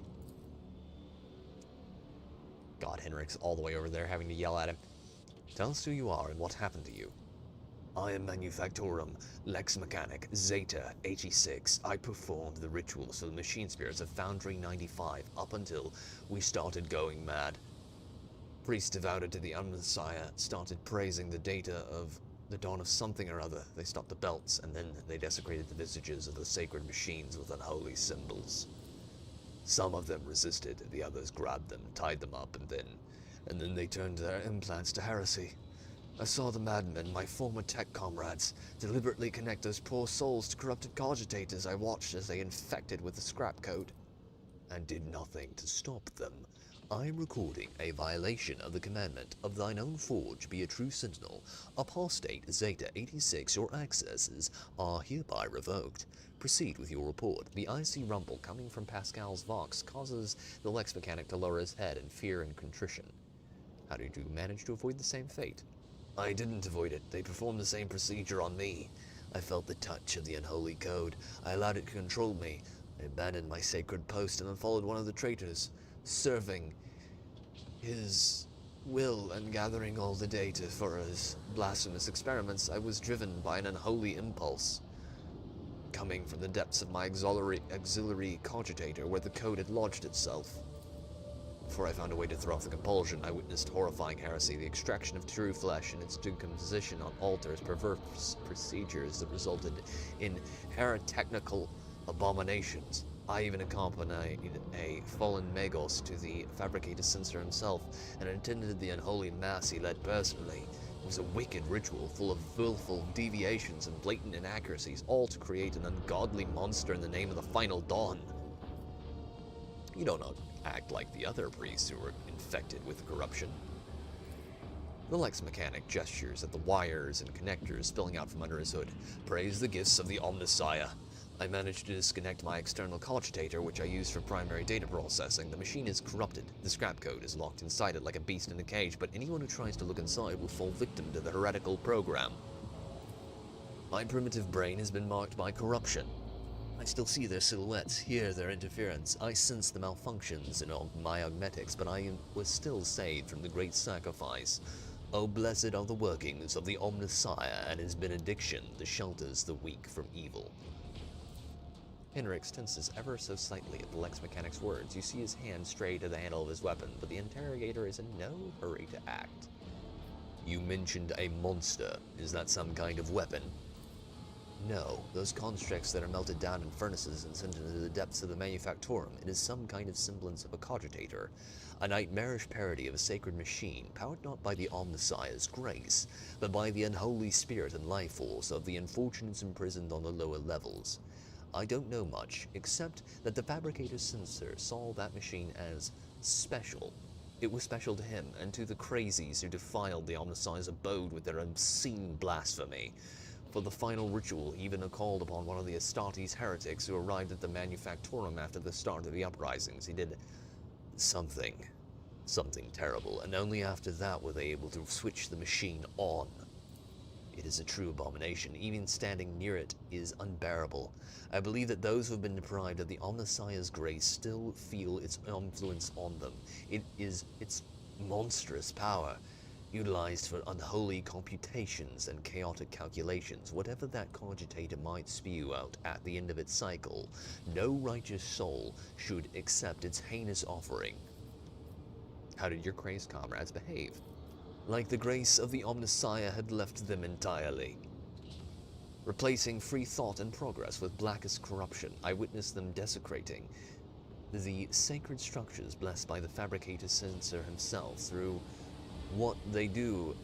What do the blessings of that rotten traitor count for now? Like men possessed, they set upon the sacred instruments and assembled shells and nodes that didn't match any diagram or blueprint I'd ever seen. Sacrilege. You mentioned someone imprisoned on the lower levels. The lay servants of the main units, they live in isolated segments under the sacred machine halls. I heard they were locked in there after the takeover. There my crazed brethren changed the system for disposing of slag waste and covered the machines in cursed symbols. The Lex Mechanic hesitates. After they started the cogitator to drag the survivors out of the segments under the machine, well, what the survivors had turned into. You demonstrate exceptional powers of observation and recall for someone who just happened to survive. I am a Lex Mechanic. Gathering data is the purpose of my existence.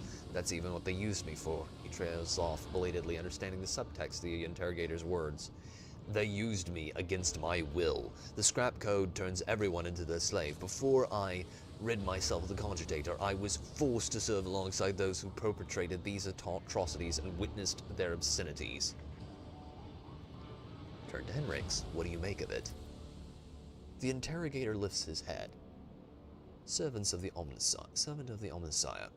I must know more about the Final Dawn, the Fabricator sensor, his mass, and about the machine, this machine as well.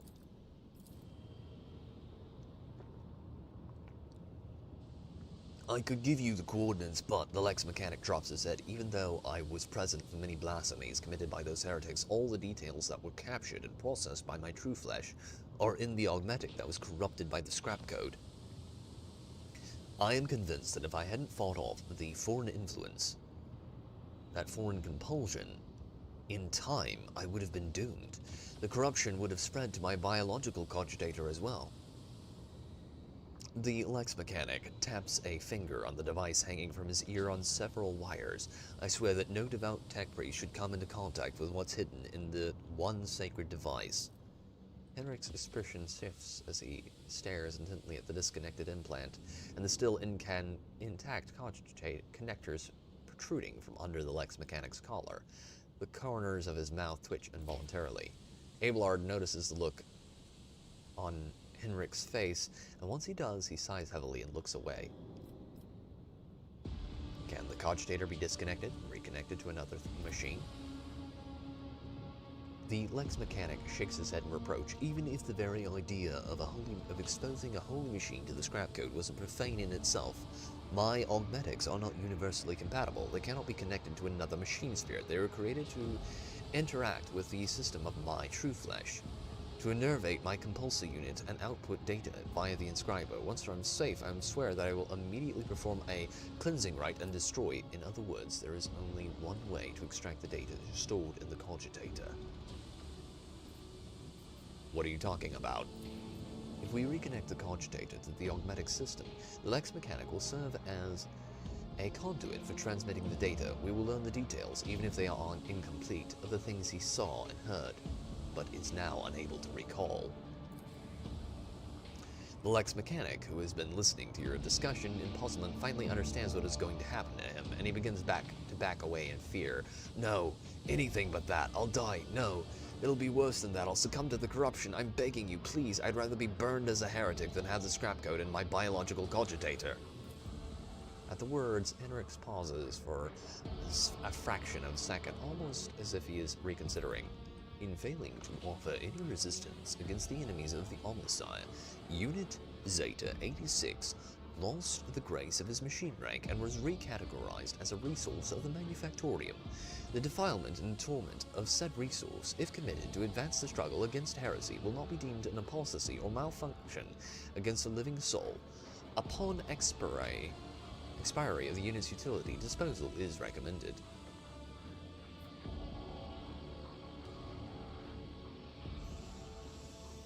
And because I am going iconoclast, Henrik stopped. The leaders of the cult would never discuss anything important in front of witnesses. Leave the poor man alone.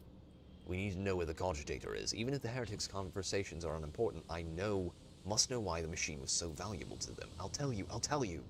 The Lex Mechanic rummages in his ragged clothes until he produces a scrap of parchment. A different augmetic is responsible for my muscle memory. It is a data storage too. I remember where I walked and what I pressed with my fingers. Here are the coordinates of the code. It's probably the code to the bay. He scratches out the numbers with his fingernail and passes the parchment to Henrix. Henrik's eyes bore into the smaller man's. At last, having reached some conclusion, he turns to you. He is the subject of your world, Drake. It is for you to decide his fate.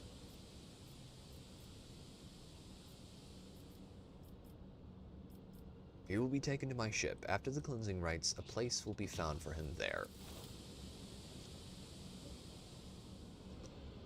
And we're good.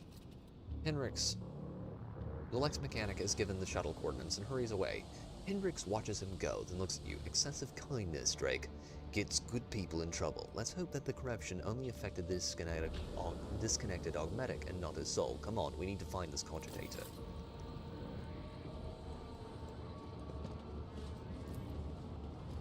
Okay. We need to get Pascal and the rest of them over there. So carefully. Fascinating stratagem. We're gonna thread the needle very carefully. Damn it. Yourself, Abelard. Okay, that's gonna be painful, but we'll take it. Take the loss. Bite the L. This Explorator is blessed with multifunctionality. Through here. That was a lot of damage. Didn't want to do that, but for me. don't see a whole lot of options at the moment. Excellence matters.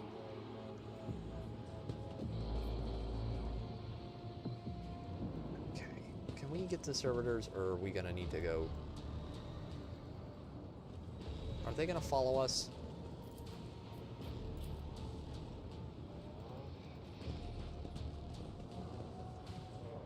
No, I'm gonna have to go up and get them. Act. Oh, that's not good. Done. That's not good. That's not good. I'll lay claim to the stars. I don't want to have to go back through all the steam. That would be bad.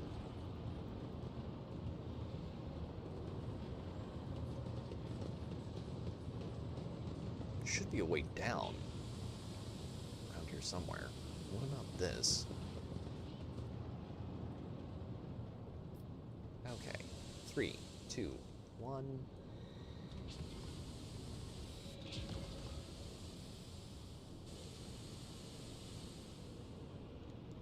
Steam go past. It's about time. 3, 2, 1. And must go faster, must go faster. We're good. Okay. Here. Down. Steam's bad, but it's not that bad. Okay. Down, down the hole we go. Come on, video game. Please don't freeze on me.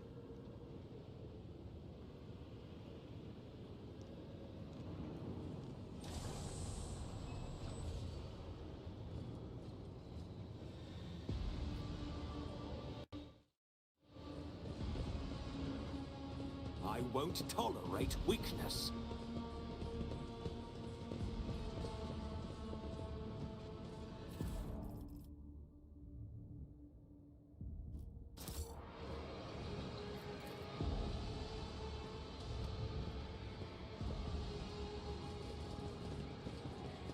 Halt. I noticed something.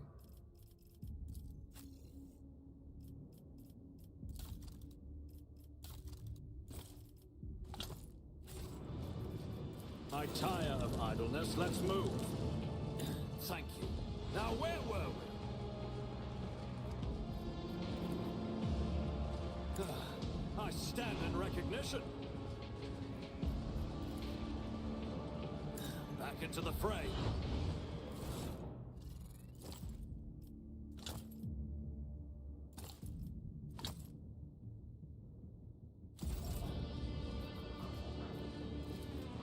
Regain your composure. You have my thanks.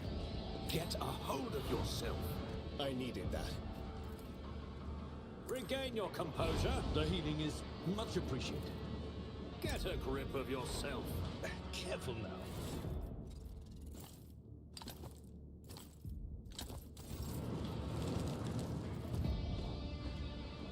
Need a little morale boost? I can see bright colors again.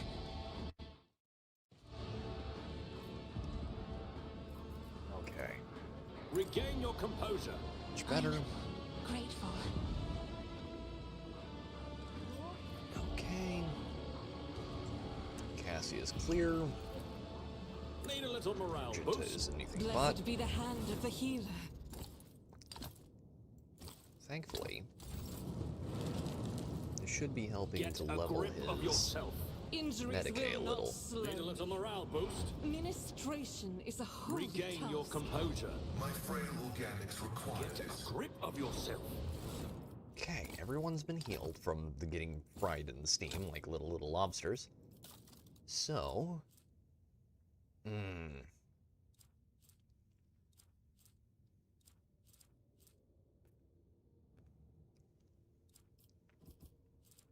wait, could I equip 2 pistols at once? Absolutely not. No, I cannot equip 2 pistols at once. Okay.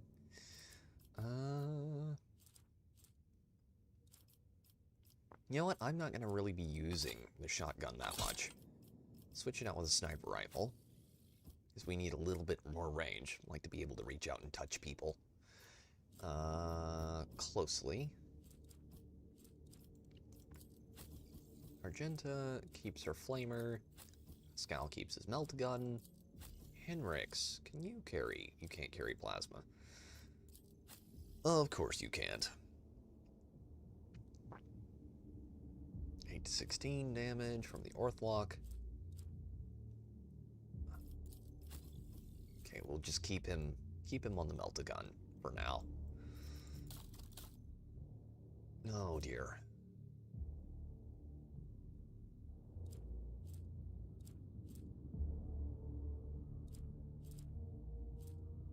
Boots, boots, boots. What has he got for boots? Do we got any better boots? No, we need to give those to Argenta.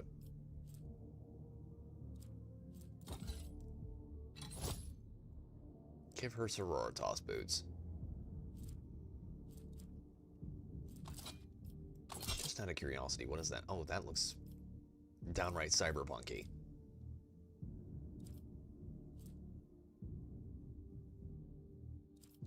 Oh, I like that. That looks badass. The 16 Universal Laws, the Warnings. A tome containing warnings of the Omnicide, the set of unshakable tenets of the Adeptus Mechanicus, is hidden from the eye of the layman with a special binaric cipher. Only an anointed tech priest can divine the sacred message of this folio. Add to Kurgo. In other words, it means absolutely dick to me because I am very ignorant. Fight time. And there he is.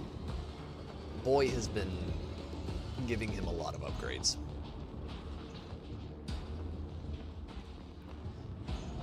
Fabricator Sensor, Cubus Delphum.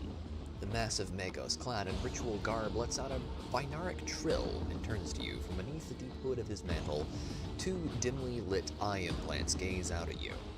You hear another binaric tirade, this time clearly addressed at you. What's the matter, little tin comrade? Implants on the blink, forgotten how to speak properly? You dare address me in the vile tongue of savages? Me, the steward of Kiavagama, lord of the machine world. Kneel, pathetic spawn, if you seek swift disposal. You propose that I, the rogue trader of the Von Valencia's line, kneel before you. I'm giving you 5 minutes, no, not to beg forgiveness, to speak your last words and to offer your final confession. You are one of the troglodytes who once had the gall to oppress my comrades and resist my will. A messenger from the barbarian who drank the sacred unguents bestowed upon her through others' toil. Very well then, your appearance is the perfect opportunity to teach your ilk a lesson. My name is Cubus Delphum. I once held the title of Fabricator Censor of the Kiavagama Manufactorum, but I rejected it along with the other feathers that hindered my progress. Once my faith was flawed and led naive fools from the cult Mechanicus into the darkness of ignorance. Now I am this world's master and serve the true gods. You tread upon their territory, and you do not number among the Legion's servants. Therefore, you must be subject to immediate disposal. As the senior, functioning member of the priesthood of Mars, I, Magos Explorator Pascal Hunneman, declare this temple to the machine god Compromise, and forthwith forbid all service within it. I dethrone the Fabricator Censor, the ignorant heretic who has betrayed the Omnisire, and condemn as anathema any and all standard procedures implemented by him. Let the cycle of blasphemous observations he has put in motion be discontinued. Pascal switches to binaric, and you hear dissonance burgeoning in the depths of the Forge Cathedral. Some of the giant mechanisms heed his order and go still, while others, obeying the Fabricator Sensor's will, continue their work. Crashes, explosions, and the clanging of crumbling metal signify that some dissent among the machines has interrupted the Manufactorum's production cycle. Fabricator Sensor Cubus Delphum. Hanuman, liar, you are not him. Demens Hanuman obeys me. His mind is open to the voices of the void, and the scrap code he created protects my world. And I'll not have you rusted refuse from the misfit caste of explorators call me ignorant.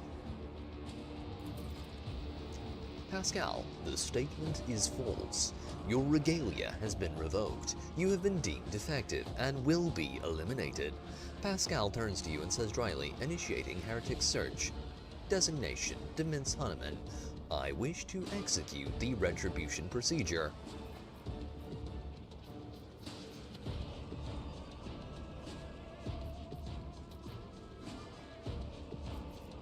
What did you do to the governor of Kievagama? Is he alive?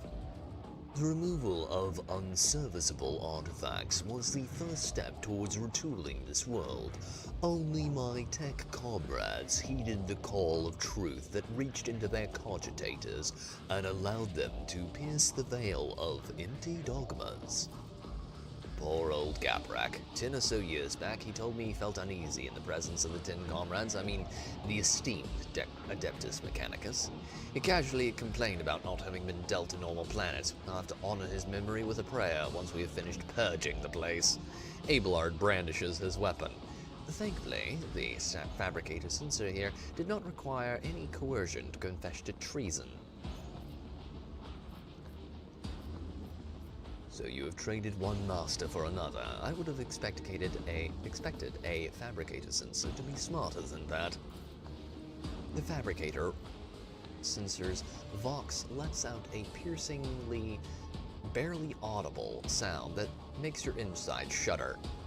I will rip out your spinal column and braid it around my staff, you arrogant creature. I have seen what you have done to this world and its poor people, and I will not allow it to continue. You may be driven by your will to fight, but know this, Kievagama has already been converted, its lines have been restructured, and its servants have already tasted the fruits of progress. In the crucibles of the Manufactorum, torrid liquid metals will be used to forge vessels for sacred spirits. The adepts are already tirelessly delving deeper into new mysteries that were once barred by false tenets. You servants of fake gods are too late. The entire might of this world will soon rise up against the anathema and his slaves. So many open admissions of heresy in a few sentences. Sister, how many death sentences would you say his words warrant? I cannot answer that, Master von Kalox. It is not my duty to measure the guilt of heretics. When the Adeptus Sororitas appear before enemies of the Imperium, it is time to fire, not count. And now is one of those times. Check the chronometer. Your 5 minutes have passed. I hereby sentence you to death, and I will be the one to carry it out.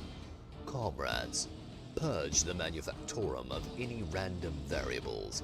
I must prepare for the culmination of our great work. Get the outsiders. Let their blood mix with oil.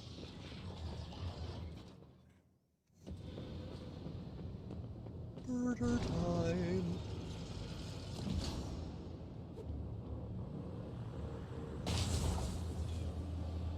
Okay. Make sure everyone is gathered up. Wait, where are my servitors? Where'd they go? Retards. Retards. All my retards. All my retards in one place. We do not want to be without our retards. Okay. And I'm not being mean there. I'm literally serious. They are, lobotomized retards. Okay, we're good. Move forward. Carefully. Slowly. I want to be able to have all of these guys in the fight with us when we get over there. Okay, that's the closest we're gonna get without starting combat. Okay. Let's put him up there. directly there-ish. Actually, that'd be better. Cassia, back there, behind cover. Pascal, behind cover there. Argenta.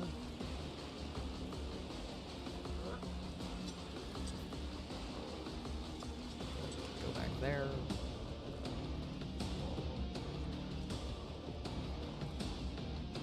And Henrix can go right up there.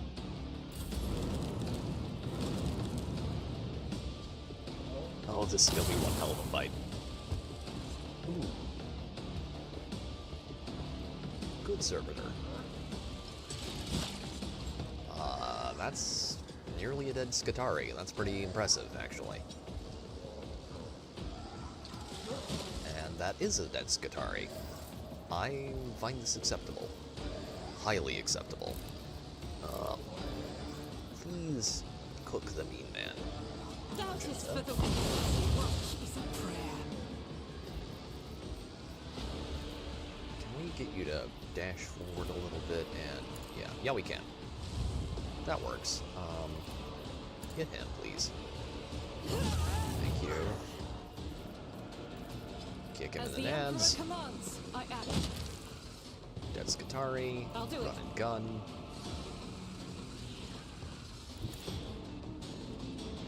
Corrupted Skitarii Alpha. Fry him, please. Okay. Faith without deeds is worthless. Power resides in the will of the righteous. So she gets to use that. You can escape the Emperor's judgment. That's vicious, actually. I like that. I like that a lot. Parry from our boy up there. Good man.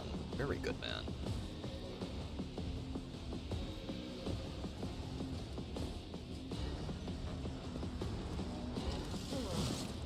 And that's 30 damage on the Corrupted Skitarii Alpha. That's good. Ow. Oh, I forgot. These a-holes use arc rifles. That's foul. I don't like that. I don't like that one bit, so please, Pascal,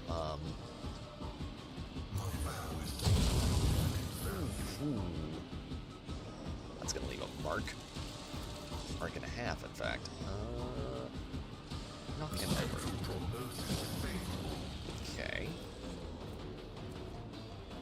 Logos Heretic. Logos Heretic. Skitarii Alpha. I could have moved him there, but I didn't, which was probably not very bright of me. That's not good. Ow. Miss. Oh, thank God for these guys. They're going to come in very handy. I love having the Skitarii along and the servitors. They're great. Tomes of military tactics. I'm sure you have, dear. Now, please, pop that, man. I'm a navigator, not a servitor. It's 26 ones. That's Argenta buffed quite significantly. Let's fry him once. Shame on you. Fry him twice. Doubt is for the weak. You do not want to leave those guys alive, by the way, because they have, if I remember correctly, arc rifles. Those are scary. Those are very, very scary.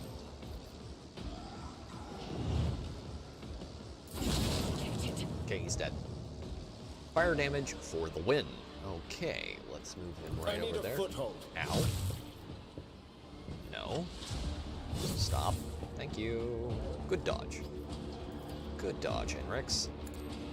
Nothing stands against me. That's gonna leave a mark. Let's see to it.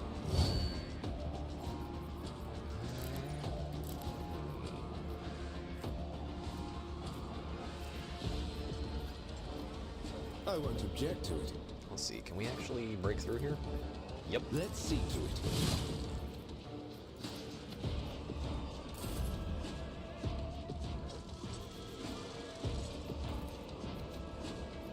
Victory is imminent. I took care of That's this one down. Let's poke that man right there. It will be done. Good. Indeed. That will help us for the next attack, and then, for now, let's just talk and scream these guys.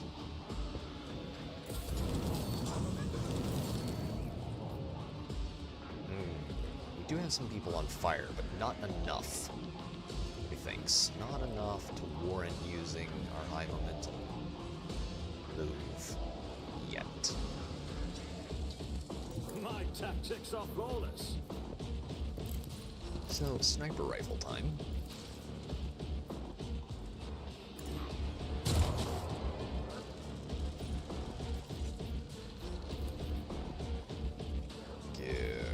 Argenta, you serve me.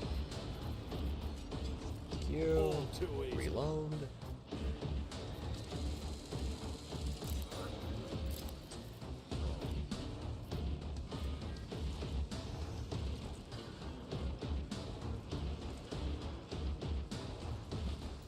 Let's do it. It won't be that bad. It'll help at the very least. Ooh. Oh, arc weapons. I hate you so much. The word hate was inscribed on every angstrom of my soul. It could not be enough to quantify just how much I hate arc weapons. God Emperor, move through. Fighting them is an absolute pain in the nads. Knock him over, please.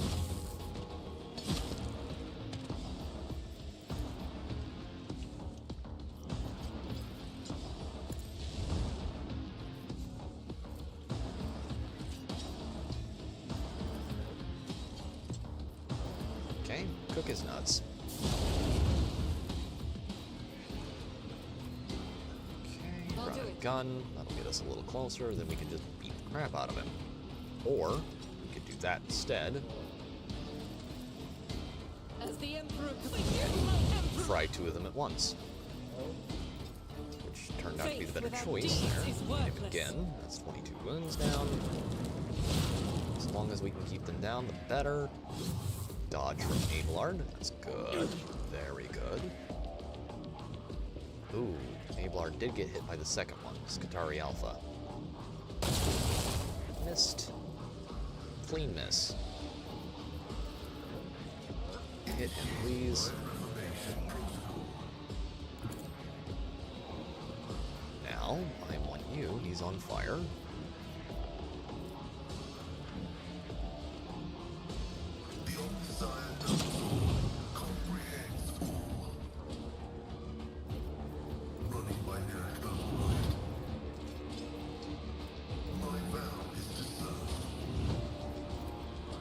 Hit him with your backs, please.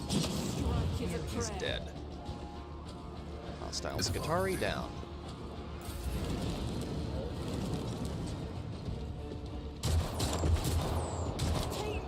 Ow. That's slightly painful, but it's really not that bad, actually. However, these guys are about to have the worst day of their lives because they've just all lined up in a very nice line for me. And that means that I am going to fry them all. Right. Can I get all of them?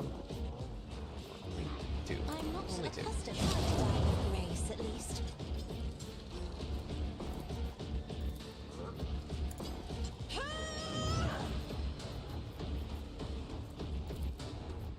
Isn't this a job for the serfs? And then do that. Oh, that's not good. I don't like that. I don't like that one bit.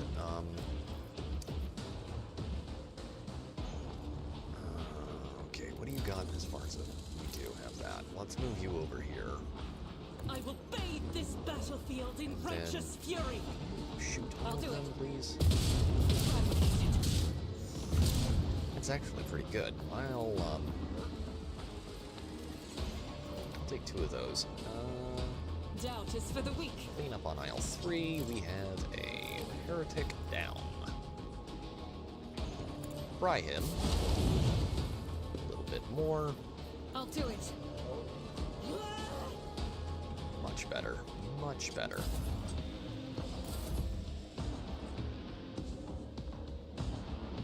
Now, Henrix, be a deer man. Ooh. That's a heretic down.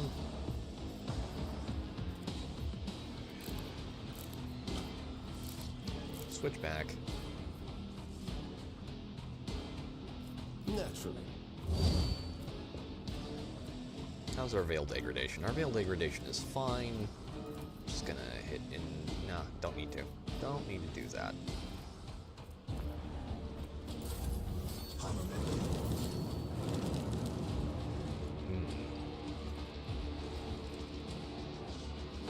Okay, you are getting very annoying. And I would really like it if you would cease to be annoying. So, have that.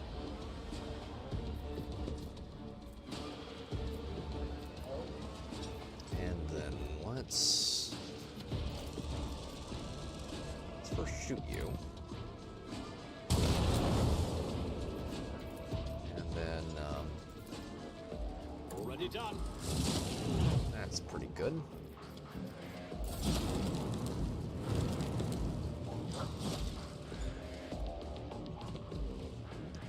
Ooh.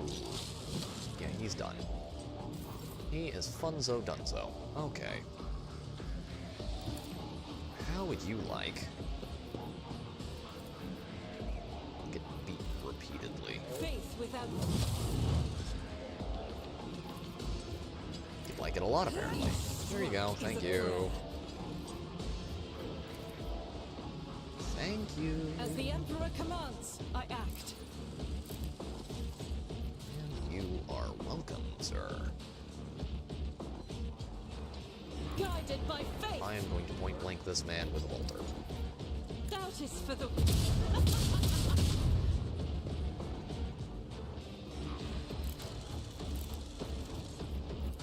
And a flamer. As the Emperor because I can do commands. that. Emperor. Ooh, that's good. Servitor's gonna move around, do his thing. That's not bad. It's not great. He's able to move back, but I tanked all the damage from that. I am a savant of destruction. Ooh, that's gonna be painful. I'm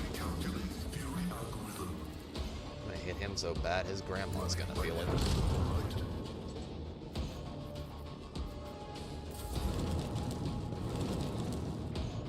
Oh, my faith shields me.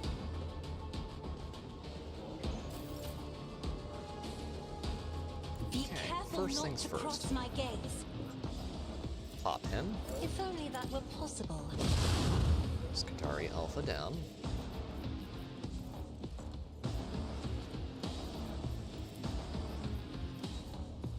If I may.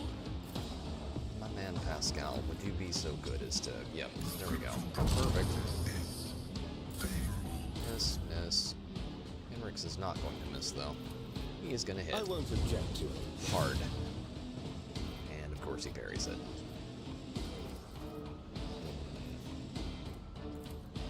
You know, I am tempted. Glory. That'd be better. That'd be a better usage of my Let's see to it. talents there. Now, if I was a man with a giant sword, and I really wanted to make a very annoying Skatari Alpha go away, I would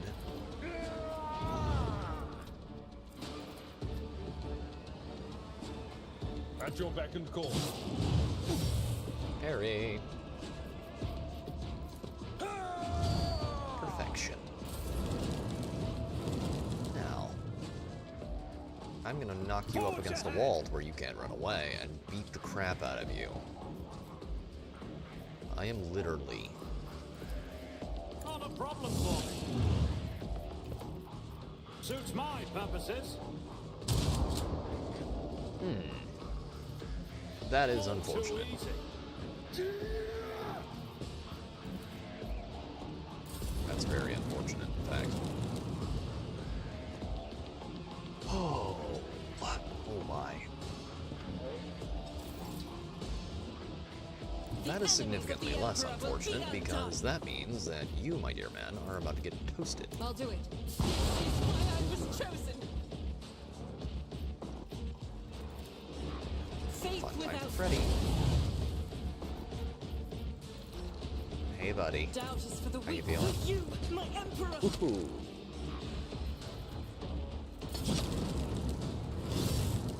Dodge from my man Henrik's over there. He's doing a absolutely fabulous job. Best job. Greatest job in the world. I don't say that. Other people say that. Gonna be so proud of you, Inquisitor Interrogator. He's just so good. I won't object to it. Best interrogator.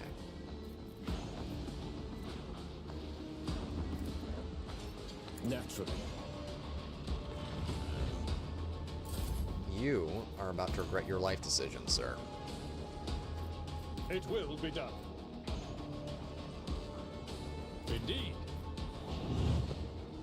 Then you're going to be unable to dodge this. And you're toast. Do you require inquisitorial approval? Oh yeah, power mauls. And power swords. Daddy like. Daddy like a lot.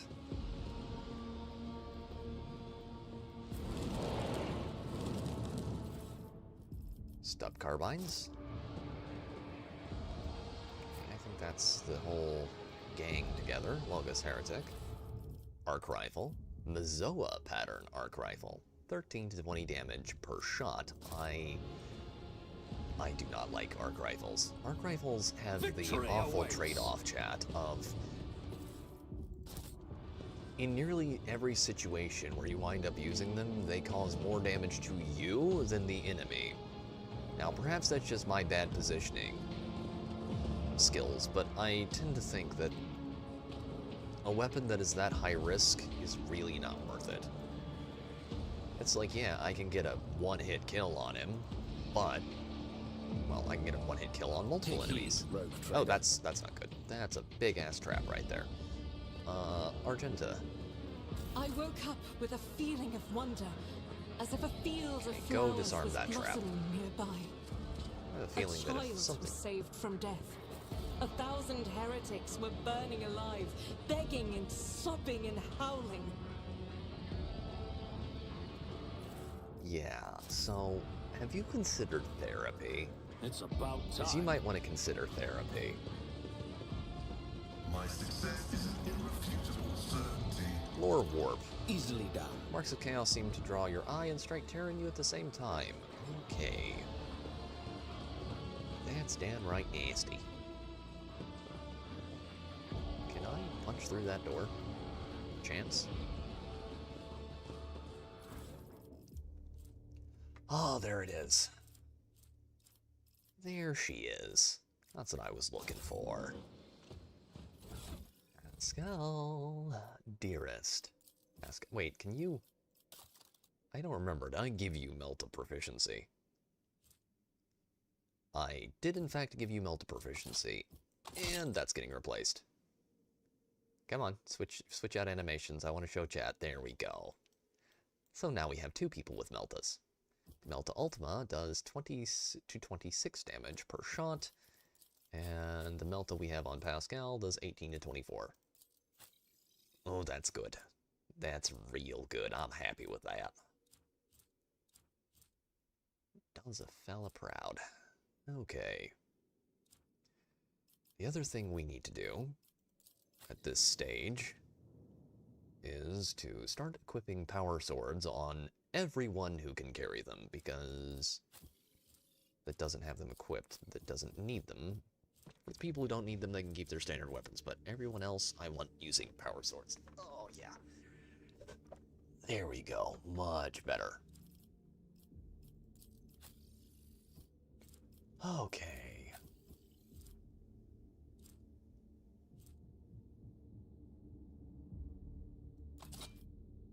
I don't mind switching that out, because it's actually better than what you're currently using. By a lot. And you can use a power sword. Everybody gets power swords. Could give her an arc rifle. God, that thing is horrific.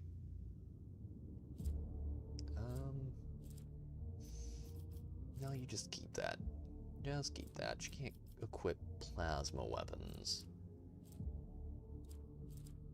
Oh dear. I need to get more people with proficiencies for different weapons, because right now the only choices I've got are kind of Argenta and almost no one else. Proficiencies for bolt or plasma. Her and Pascal are pretty much it. Except for Abelard. I also need to get more people equipped with Melta proficiency.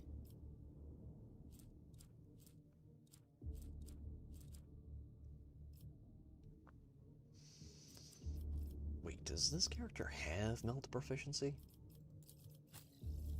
Give me a second, Abelard. Let me just throw that off of there real quick. My character does not have Melta proficiency. Okay. Alright. Let's throw the power balls into cargo. Because we're not going to use them because they're really not that good. However, you... We just got a better staff that I'm not sure if you can use or not, but I want to see if you can. Nope. Okay.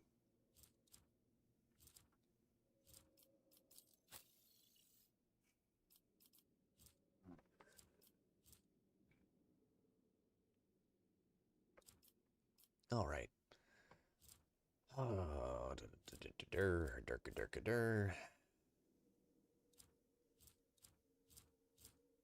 let's throw that to cargo real quick.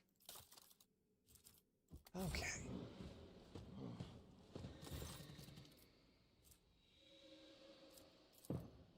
Save. We're gonna save. Then we're gonna hack in. Tech use test succeeded. Your knowledge of machine spirits is sufficient to trick the system and subdue it to your will. A false query, crafty manipulation of the controls, and you get what you want. You gain access to the cogitator systems. The device's machine spirit can do nothing to thwart you. Subdued by its defeat, it hides in the depths of its lair. Awaken the cogitator's machine spirits. You touch the levers and the reels on the cogitator on the control panel and disturb the slumber of the spirits that reside within this cogitator. The machine dawdles as if still drowsy, but nevertheless performs its assigned function.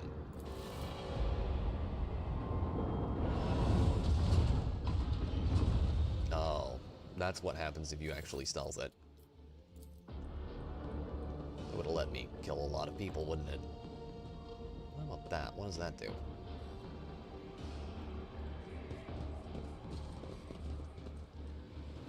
Alright, we need to go around to this corner, over here, open that door.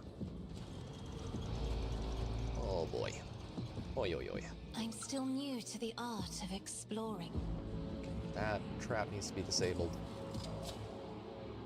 Duty prevails. That needs to be opened up. Activate the emergency bridge lowering protocol.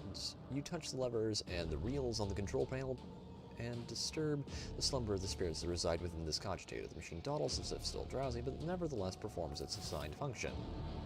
Bridge is down.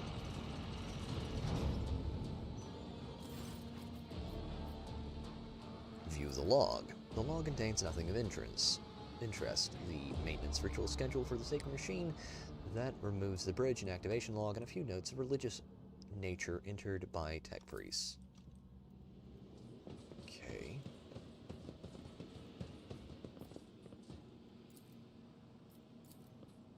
The Emperor favors me today. Okay, we just blew open a wall I won't there. tolerate weakness.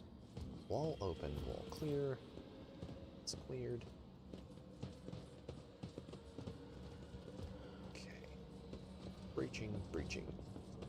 You're still on? Sweet, yes. Still on for a little bit longer, I think. Don't know how far we're gonna go. There are a couple of fights I kinda wanna do tonight, but it is pushing it to well past when I am usually cuddled up in a warm blanket, so I'm A new challenge not for me. sure how much longer we'll continue. It'll be a little bit, I guess. Gotta go find a fella over here and talk to him. Dying tech priest. This pile of human remains, carelessly tossed together amidst a suffocating stench. The torn, gutted bodies once belonged to tech priests, but you cannot spot even a glint of metal anywhere. All their implants are gone. Suddenly, one of the ravaged bodies makes the tiniest movement. The tortured man's lips move ever so slightly, his half-closed eyelids twitching. Approach the still-breathing man.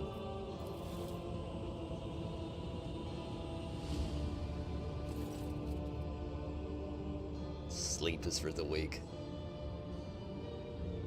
I'll be fine. We'll wrap up after a bit here, Natty. But I do want to there are a few things I want to get done still. The man can barely breathe without his respirator implant. It is a miracle he survived the horrific vivisection, but it takes you a single look at the gaping wounds where the augment was ripped out to realize death is only a matter of time. As if having sensed your presence, the half-dead man looks at you and sharply inhales the hot air. Machine spirit, deliver me. Binaric requiem coming from Pascal's vox sounds solemn and grim. Upon hearing it, the man's mutilated face twists into a weak semblance of a smile. Who did this to you? My comrades. His voice is barely audible. It seems each word takes the man a great deal of effort. Machine spirit, has the Omniscient truly abandoned us? Kieva Gama has fallen into the maw of the eternal enemy. The holy Magi, they succumbed to heresy. The rest were stripped of their true flesh to feed the heresy. Preserve us, deliver me from erring. Sacrifice living blood from vessels of the true flesh while the heart is still beating. After that, oblivion. His eyes grow glassy. I knew you would come. I've waited so very long. Deliver me from my torment. What a horrible fate to be betrayed by one's own. I attest that the 3 categorical requirements for assigning the status of martyr of the faith have been met. Opposition to the enemy, preservation of adherence to dogma and a brutal death, requesting the right to extract the subject's organic matter for it to be used in the creation of an honorable servo skull. Dying tech priest, the man who is minutes from death wheezes weakly. It's an honor. I am thankful for the right to serve. Pascal, your request is granted.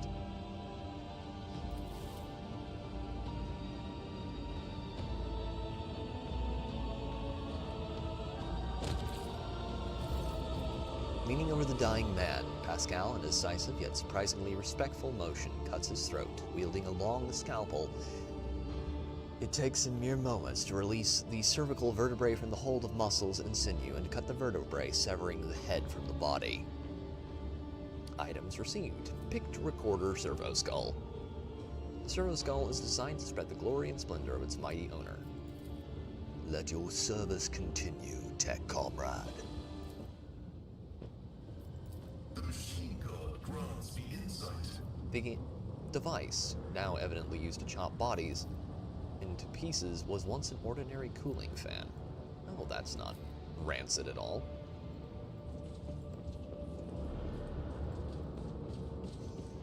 Okay. Now, if I remember correctly, this place is riddled with more... See? Right there. Lots and lots of traps. Multi-key, plasma shock generator, high-octane promethium, consecrated promethium mix. The cogitator's panel has dozens of breakers, buttons, handles, switches, and other control mechanisms. View the log. You discover the local data crypt with contents collected by either previous operators or the machine spirit itself. Using your access, you study the archives stored on this cogitator. Review the supply code protocol. At first glance, the records look like a typical shipping report, but after further reading, it becomes apparent that the focus here is not ore or assembly parts, but augmetics. Extracted from living tech priests and spent mass, the flesh of victims killed either during or for the sake of machine rituals. Review the production protocol. The log looks damaged, the lines are uneven, and some of the values seem impossible. After a few minutes of studying the records, you feel your head begin to swim. The stored data can only be comprehended by a twisted mind touched by chaos corruption. 3. View the Ascension Protocol. This record looks like a sermon of some mad chaos worshipper. The log, clearly written from someone else's words, mentions the heart that exudes virtue and the cradle that rocks the child of truth. Step away from the cogitator. Okay, let's get that open. First things first. Argenta. Thank you. Never doubt me. Cast your eye Victory there. awaits. Pay attention. Duty prevails. Break that open. See, right there. Oh boy, this is that place that I remember that was full. The burden of failure is the Ow. most terrible punishment. Argenta. Join me in prayer. Blessed be the hand of the healer. Heal yourself, woman.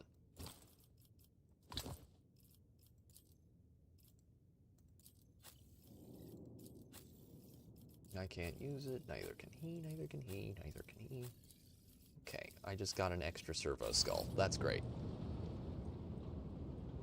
Carry the Emperor's will as your torch. Okay, any more of these? No, I don't see any. Alright. Let us move I'll lay right on claim over to here. the stars. God, I love the servitors so much. They're so derpy. I've got everything over here, everything over there. Right. Move on through.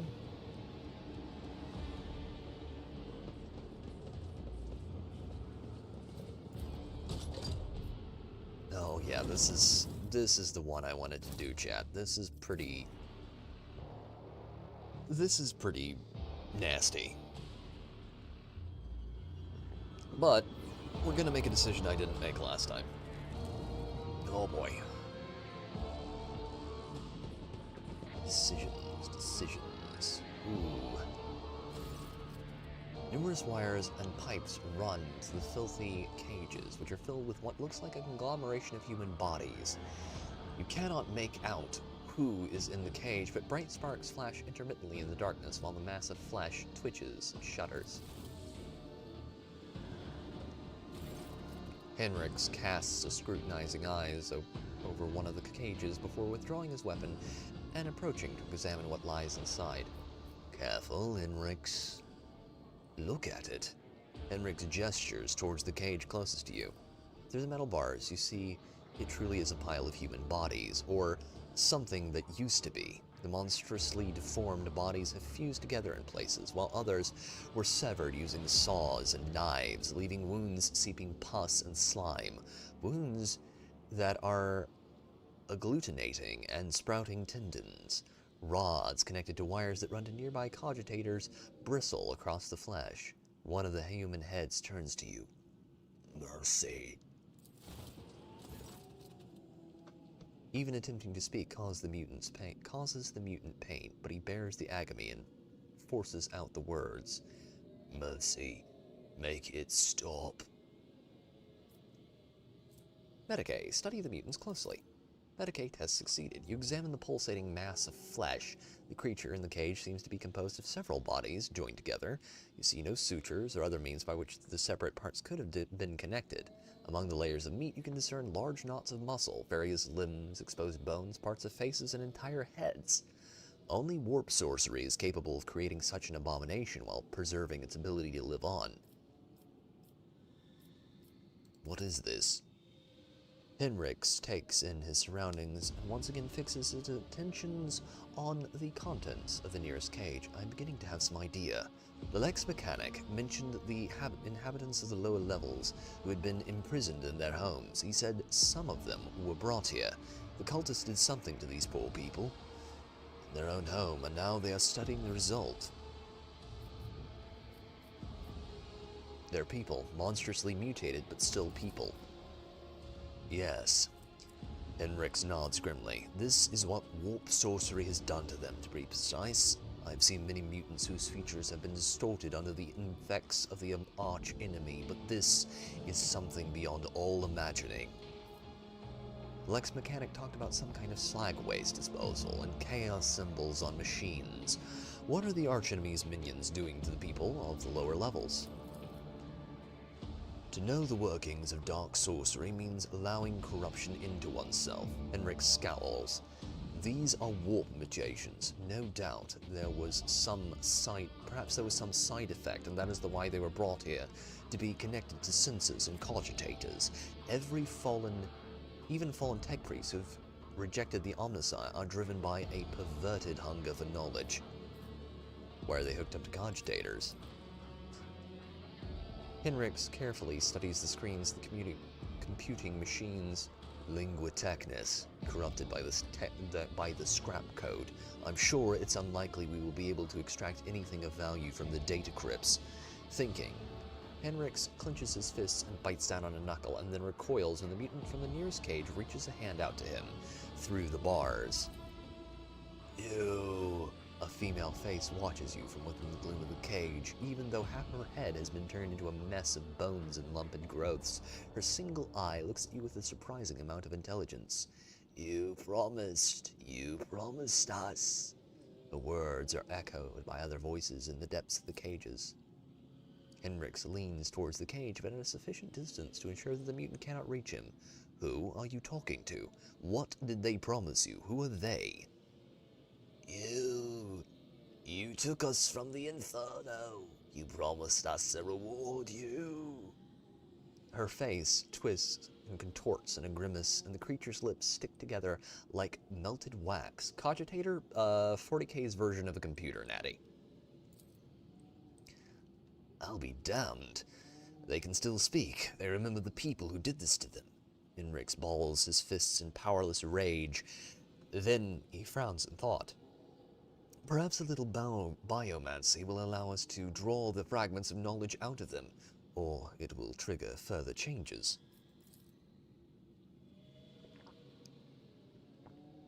Not missing Pascal's somber interest in proceedings, which he is dutifully recording in a data slate, Abelard raises a brow. Esteemed Magos, these are your comrades. If I may ask, do you feel any compassion for them? Or at the very least, regret? Regret for the losses that these poor people represent to the Adeptus Mechanicus? Negative. What I am currently observing is not my tech comrades, but merely their biological functioning remains fashioned into a specimen of an unnatural perversion of technology. I am under no directives to feel any affinity for such specimens. What do you want to do? My Psyker abilities allow me to affect the human body. It is one of the most effective tools to use against individuals who resist questioning, but you are suggesting that if I want to use it, I think you are getting a little ahead of yourself. The effect of warp energy will likely lead to an explosive reaction. I do not know the precise mechanism of this mutation. The result could be more monstrous than its current state. Henrix, let this go. You are only prolonging their suffering. If there is something that will make them talk, we must use it. We're going with one. Probably. Oh god, this is foul. This is really foul.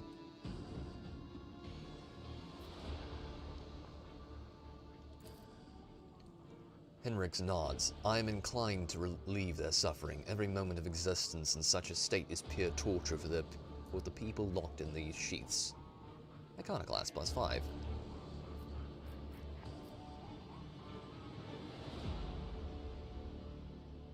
It seems to me your mind is already made up. These people need deliverance from their suffering.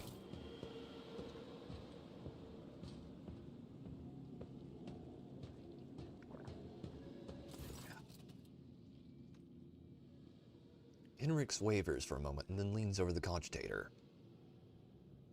Each mutant has cables attached. I may not know the nature of these machines, but it isn't too difficult to increase the voltage. Ah, this switch here.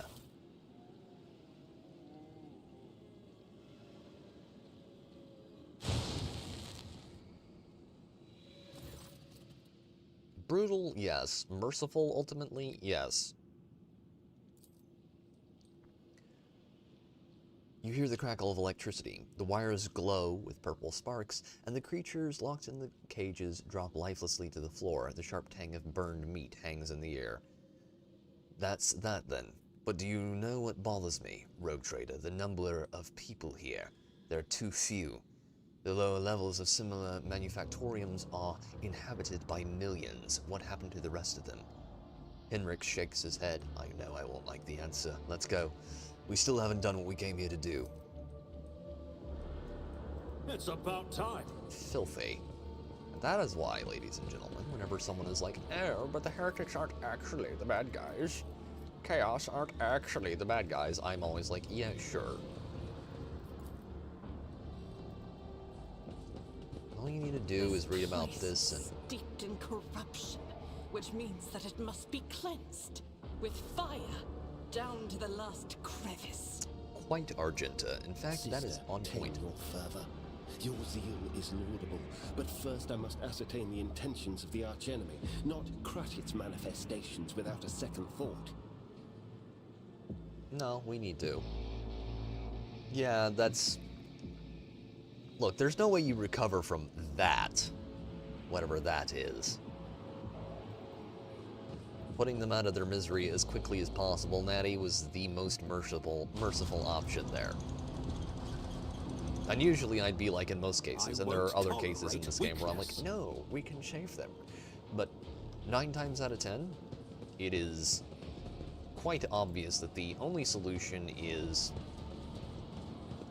terminal removal of Sins hidden in the individuals. heart, Okay, that can go there, over there. I am at your service. Ablard, please move that way. Light of Do you require an guide audience? our way. We are the spearhead of the Imperium.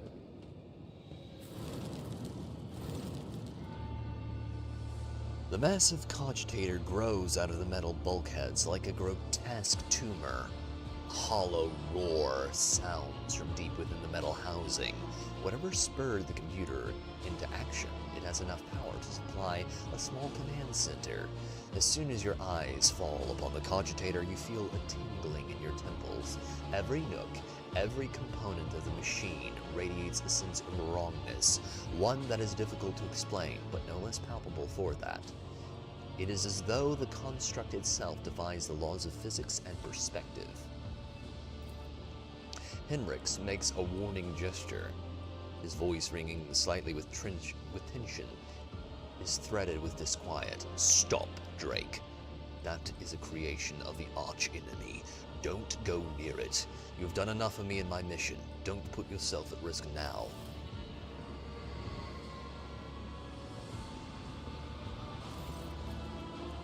As soon as Henrix takes another step towards the cogitator, it emits a deafening shriek, like hundreds of metal needles driving into toughened glass, as though sensing the stranger.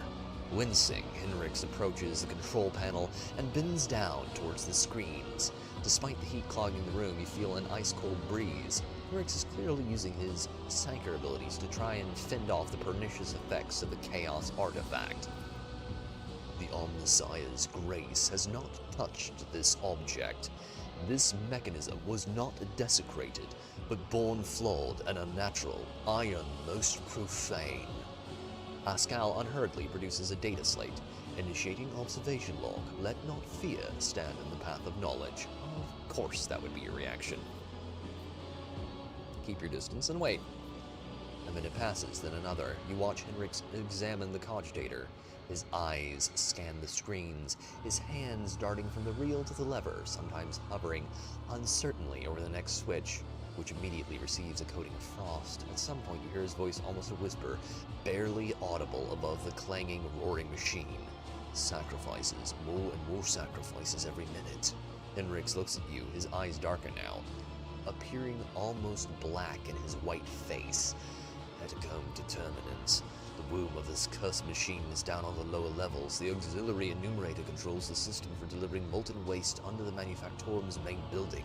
This cogitator is fueled by the energy harnessed from thousands of people who are flowing beneath our feet as slag waste as we speak. I cannot imagine the reason for sacrificing all those people. It's inconceivable. Now we know why the Fabricator General prized this monster so highly. The cursed tech priest and his associates created something that went beyond the limits of the Omnisci's power. This machine is designed to process myriad possibilities using warp sorcery. It has almost finished its task. It predicts the future, Drake. It predicts the future? How is that even possible? Do not attempt to gain any insight into the essence of machines corrupted by the arch-enemy. At least, not if you value your soul. I have encountered the heretics' mechanical abominations before. To truly fathom their nature is to allow a particle of death into your heart. Henrix is silent for a minute, but the fruit they bear, no matter how abhorrent their instruments, the fruit they bear could be useful. So, the Matrix. Actually, kind of. Only, instead of being stuck in pods, they're, I guess, ripping the souls out of them as they go over a conveyor belt. I don't quite get that bit, but that, yeah, kind of. Henrix's clouded gaze suddenly clears, and he glares at the cogitator. No, the cult's filthy ravings are not worth that. What we can extract from its storage drives will be enough. This decision is on your conscience, Henrix. Henrix vacillates for another second, then shakes his head as though clearing away mental fog. I almost succumbed to the arch-enemy's old trick, the lure of the unattainable, the primary of all the traps that chaos sets for unweary souls. Henrix's movements are exact and purposeful. Unlike his earlier operation of the cogitator, one after another, the cogitator's screens begin to fade to black, and the roar coming from inside the machine quietens to a barely perceptible howl, in which you imagine you hear notes of dejection.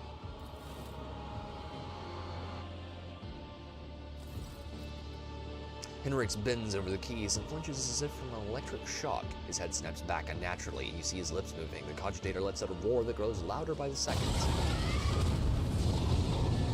And there he is. Purge the unclean!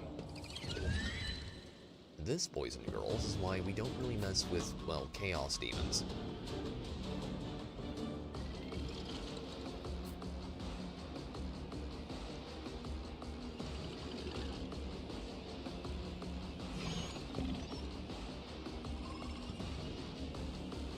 That's good there. Pascal can go there. Argenta can go there. Drake can stay there. Henrix should probably get back into cover. Bite me. He bit me. Yeah, I don't think we're gonna be doing that, thank you. Pink Horror, you really need to go. Badly. Can I hit two of them at once without hitting my own? Nope, I cannot. Wait, hold up, chat. Might we, perchance, be able to fry his nads? Not without hitting me first. Could hit two at one go there, but that would be bad. Me. If you insist, 20. Lord Captain.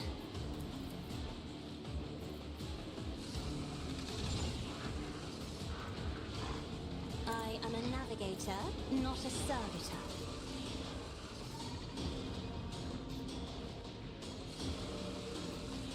Time to use the BFG 9000.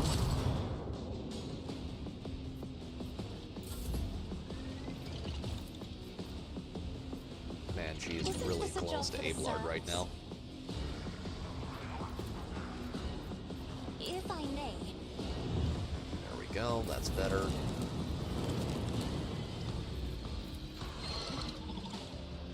Suits my purpose. Please, I would like you to move backwards, sir. Thank you. I'll smack you with my sword. Nothing I can't do. Parried. Of course he did. Henrix, Not a problem for me. be a deer. Strike that mean man.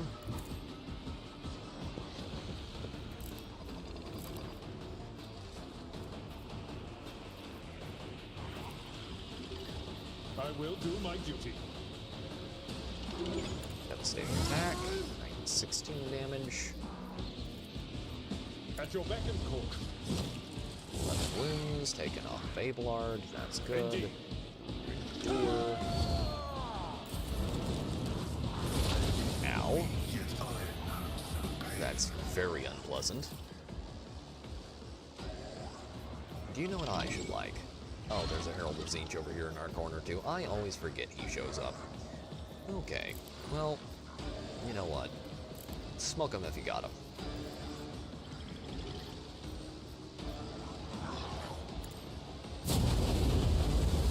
Try them. I want you to move right there. I'll do it.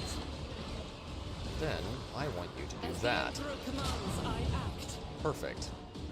Now, beat I'll do him it. up against the corner there. Thank you.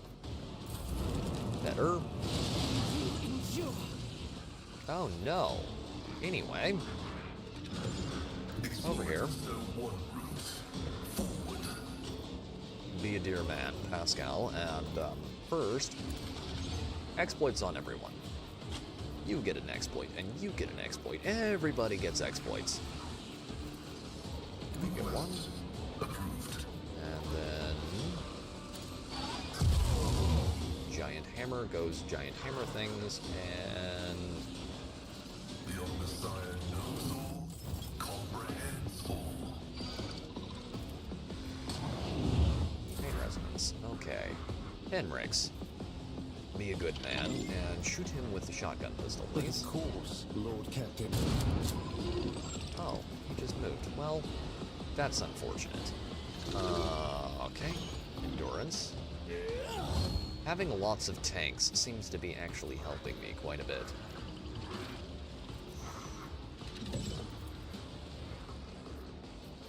Can I get...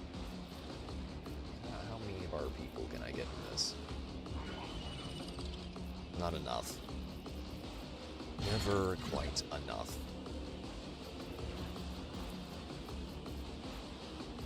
Alas, Argenta is going to get hit a lot during this one, isn't she? So is Cassia. God, I hate those little bastards, the little laughing freaks. Parry. How righteously unpleasant. And I'm going to go do the thing. So first things first, let's move you over here to where you can actually get clear line of sight to everyone. Isn't this Nuke a job him, for the please. serfs?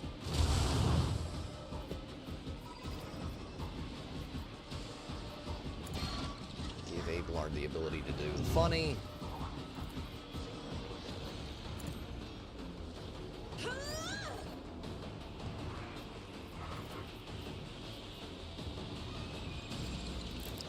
He has a melted gun. What am I thinking?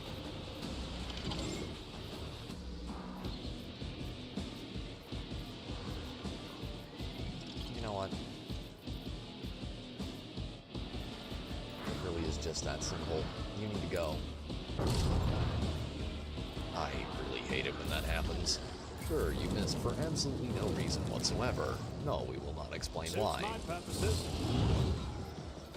It very rarely works in my favor.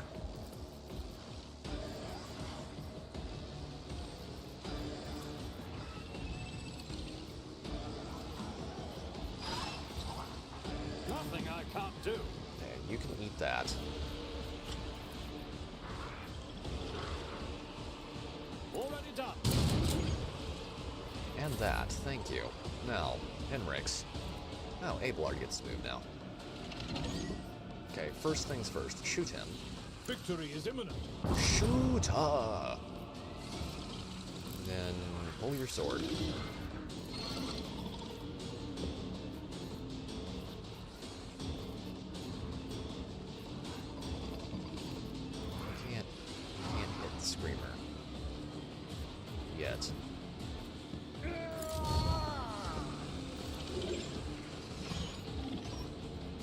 It will be done. Draw the wee beastie's attention, and hold one. Oh, good God. Jesus. That is a lot of damage. If we're not really careful, we're going to lose our tech priest, and that is not really something we want to deal with tonight, so... You're going to get punted into the face of the sun. Eradicated. And... I am going to fry you. Doubt is for the weak.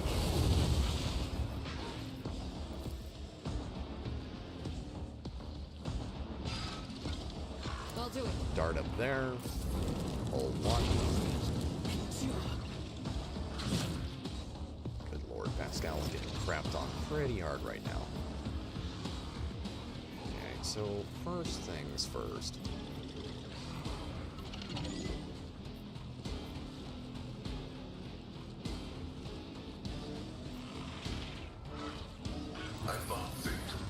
Oh, please, you gotta be kidding me.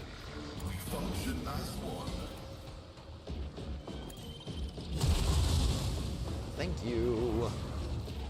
Man, he is just getting all the friendlies over there. They really like him. A lot. Good God, Pascal. Let's see to it.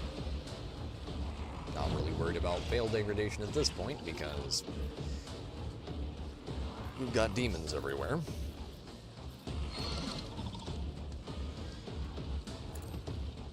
Shoot him, and then adds repeatedly. I won't object to it. He can't use his psychic powers because he's too close, and we've basically used up all of those abilities for now. Can I break through? Can I actually go through him? Get crap through a goose. But of course, Lord Captain. Yes, I can go through him, in fact.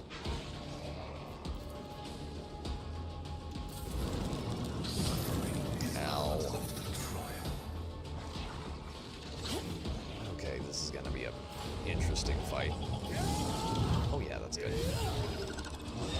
That's real painful right there. Harry.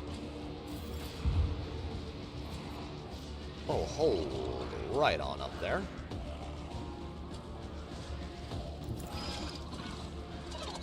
Please don't kill her. Okay, good.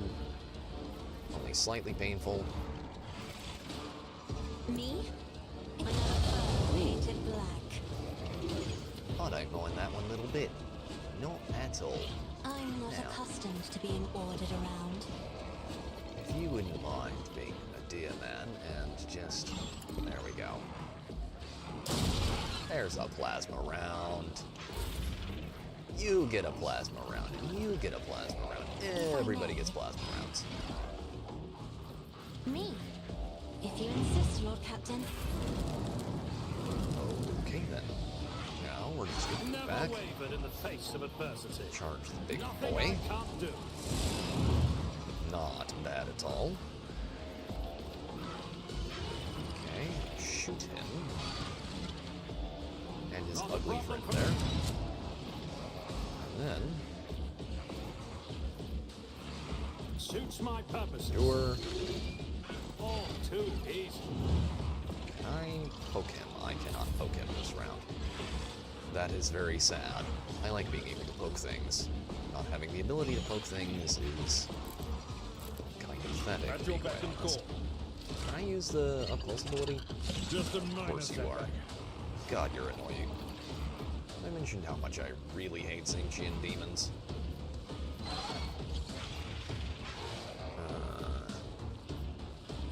Okay, well, we have that up at least. Devastating attack. Let's slash him. Indeed. One thing I learned in my first playthrough of this is to, when you get the opportunity, use your heavy attacks. You're gonna need them all. Okay. Blue Horror. You can go over into the corner. Deeds is worthless. Thank you very much.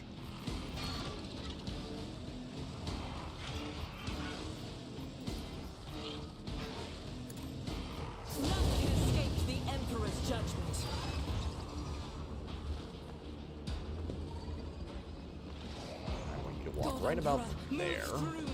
Be the fire in my heart. And fry those two guys. As the Emperor commands, I act.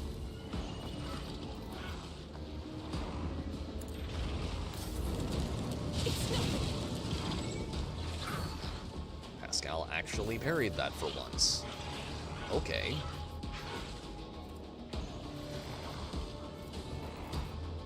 So that can go there.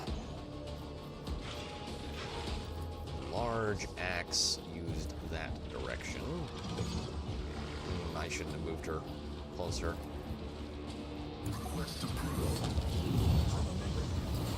Hindsight being what it is. Carnival misery.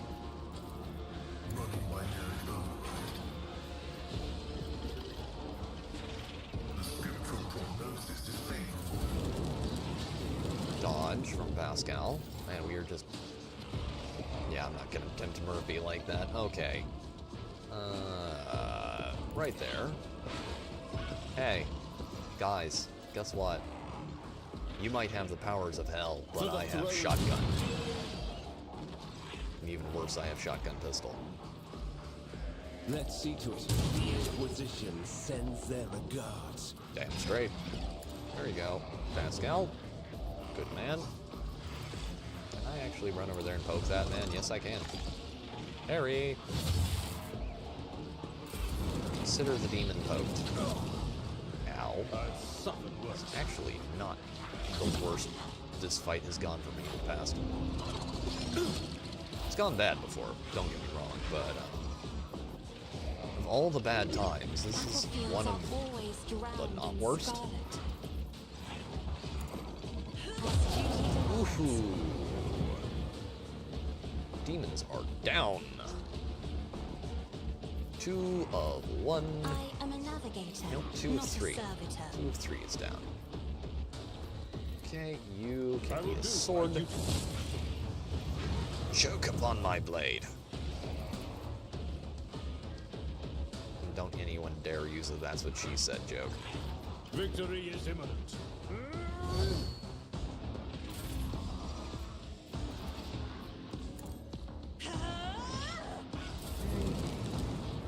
I'm gonna walk over here and poke this man.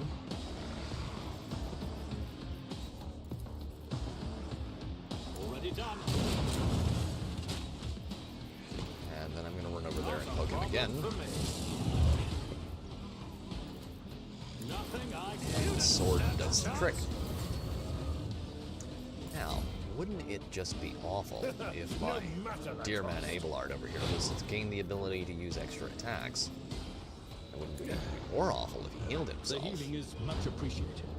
I've seen worse battles See, it is than at this in my point time. in the fight when most demons start shitting themselves for good reason. Okay. Roast that man. Ow. You know what? He who uses a giant melta-cannon will live long and prosper. And you, sir, are about to get fried. Because crazy girls and flamers are awesome. I'll do it. Hi. How you doing, buddy? Faith without deeds is worthless.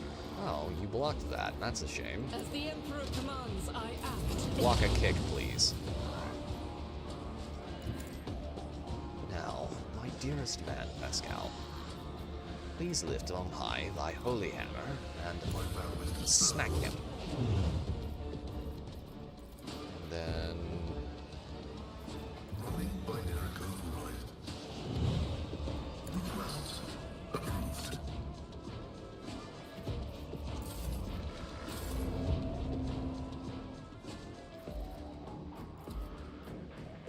over here, please. Step aside. The navigator is coming. Cassia, dear lady. Actually, first, I'm not try his nets. If that kills him permanently. Grace, at least. That did kill him permanently. Okay, demons are down. Alright. Henrik stares at the smoldering ashes of the demon, and then at the destroyed cogitator. The furrows on his brow slowly smooth out. His face looks almost contented. The creation of chaos is no more. I hope the fabricator censor did not have time to pass on the secrets of his creature to his associates. And I hope that the survivors down on the lower levels can hold out until we liberate Kiavagama. I saw something happen to you, Henrix. What happened when you touched the machine? Henrix jerks his head and waves away the question, his movement sharp and unnatural. We'll talk about it later. But right now, Henrix, I settle on you. I must thank you, Drake. Without your help and cooperation, I doubt I would have reached the depths of the Kiavagama and learned the truth behind my agent's dispatches and reports. I might not. I would never have ended up here, and I would never have succeeded in hampering the cult's activities. Dare I hope, esteemed interrogator, that your keen interest in this Von Valencia's world has been satisfied? Oh, apart from the fact that the world is still seized by the arch-enemy's corruption, its populace is infected with heresy, and the once sacred machines of its manufactoriums have been turned into weapons against humanity, quite satisfied, yes. My business on Kiavagama is concluded. It is time to return to the mission that brought you to the industrial world. The only thing I'll ask of you is an audience when we return to your ship. Henrix bows his head to signal that the conversation is over. And we have everyone now. Fully functional, fully operational. There is no loot in here. Let's get the loot. And I think we have one more fight, but it's pretty much a straight fight, no talking. It shouldn't take us very long either. Another thing I need to do is restack all of the consumables right before we go into that one. Oh. But yeah, that's Henrik's quests on Kiavagama. It's pretty brutal. And not very nice. This is definitely a game that doesn't stray away from 40K's grimdark aspects. Rather, it embraces it in a most pleasing fashion. Okay. Turn that. Our servitors have to lumber their asses on over there. Bridge is clear. Okay. None shall stand in my way. Is this the one I'm thinking of? Thinks, perhaps, mayhaps that it is. I am registering unconventionally high efficiency with a unit Cassia or Celio, relative to her limited experience. The unit status is being upgraded. Knowledge is the key to everything, is it not, esteemed Magos? I learned this wisdom from your fellow priests, and it has helped me many times. Clever girl. Victory but knowledge is just half the battle if you're a Adeptus Mechanicus member. The other half is comprehension. Pay attention. One must not only understand, but comprehend. Okay, where is...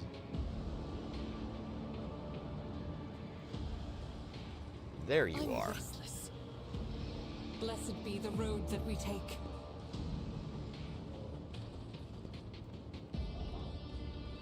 That trap did not trigger, or it did, and I'm just not seeing it.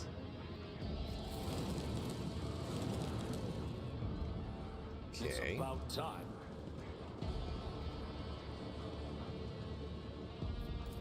This explorator is blessed with multifunctionality. Cargo lift. Access codes I don't have. Oh, I remember this. You can get real turnaround in here. But, hopefully, if I am right, the place I'm looking for is just ahead. There he is. There's the ugly bastard we wanted to come kill. I'll lay claim to the stars. First things first, though. Everyone gets... You get med packs, and you get med packs. Everybody gets med packs. Okay. This will probably be the last fight of the night, but it is going to be one hell of a fight. Place that. Place that. Cassia's got everything she's going to need. There is another fight that way, but we're not going to go do that. A new challenge for me? Game auto-saved. Good. Alright. My warp site reveals something. Time to kill the chaos. Task should have been accomplished easily. Ow. Time to go kill a Chaos Space Marine. Hi, boys. How you doing? The Chaos Space Marine towers over the Tech Priest, bowed, heads like a dark cliff. He is reciting a sermon. Slowly, almost chanting, from the mere deep sound of his deep, low voice, you break into a cold sweat and your gorge rises. Something, something, primordial truth, something, something. Listen, for my words reveal to you a path from the darkness onto the primordial truth, which has thrown open its gates for wayward souls seeking deliverance from the shroud of lies and torments of enslavement. Your minds have shed the bonds of dogma that has guided you into the abyss, except now the hope granted to you by the greatest of the word-bearers. Sacrilege, here on Imperial soil. Henrix hisses through gritted teeth. I know our meeting on Rykat Minoris would not be the last, but to run into this anathema here, Kiavagama doesn't merely succumb to heresy. Drake, your world is in the clutches of the greatest evil known to man. To the Imperium. Pascal gazes at his former brethren and whispers dryly, "The Noosphere signature of the defective unit has been archived in accordance with the sacred commandments. I will tolerate no heresy, and hereby sentence you to categorical disposal without redemption." Listen to the sermon. Attack. Death to the Chaos Mon. The Chaos Space Marine does not seem to notice you. His gaze is focused on his flock, who are hanging on his every word. Those living a lie do not see the truth until they have renounced the false gods. Only through your faith does the reign of those corpse worms hold.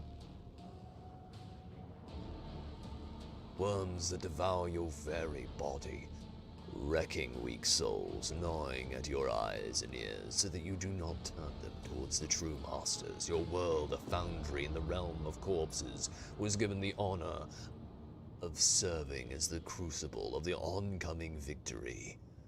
And we, the word-bearers, shall be the tip of it, as well as those of you who can overcome the slander of the false idols. The incinerating fires of Kiavagama will birth weapons whose advance heralds the coming of a new age, an age wreathed by the glory and resplendence of chaos undivided.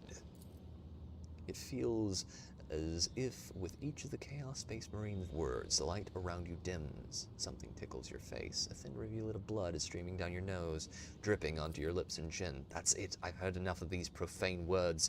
Turn around, beast of the archenemy. You called down purifying flame upon yourself, and the flame has come, registering encroachment upon sacred furnaces through both thought and action, initiating virtuous eradication procedure. Pascal's voice is a bloodthirsty growl. Its sound reminiscent of the whirring of a chainsword. One of his mechadendrites snaps its pincers as he charges into the fray. The Chaos Space Marine roars in fury as the Tech Priests turn and charge you as if on cue. Take a knee and bow before me. Rightio. Time to kill a bunch of evil bastards.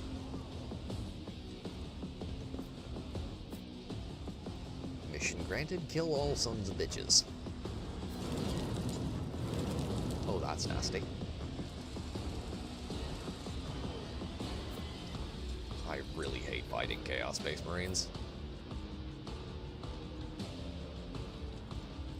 But he does give really good loot.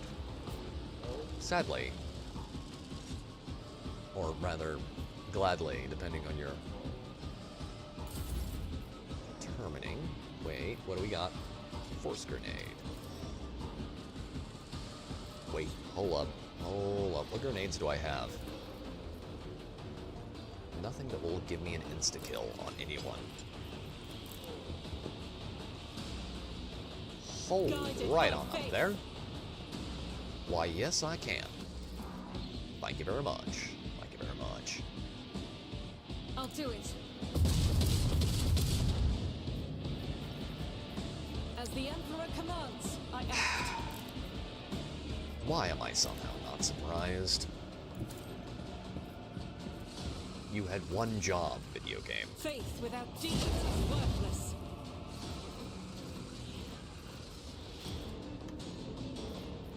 Please kick him. Okay, he's knocked right on over where he needs to be. We're good there. Good old servitor boys are moving on over where they need to be.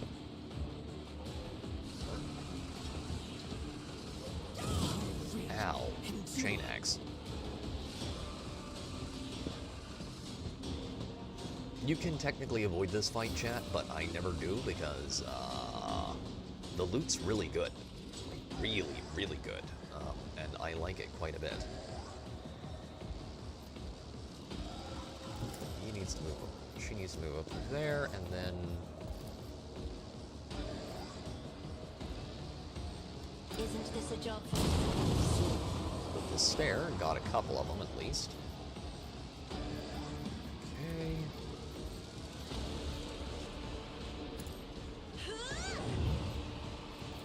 If I may. Ablard. Be a good man, and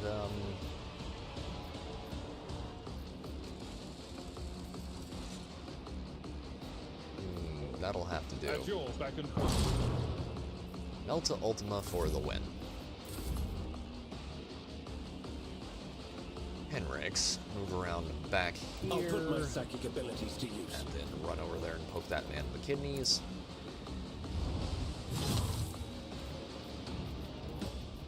Ooh. Ooh. Oh yeah, I like that. I won't a lot better than run. It's not bad at all. Not bad in the slightest. Righteous, that's gonna hurt. Dare you! Yeah, he's on cooldown.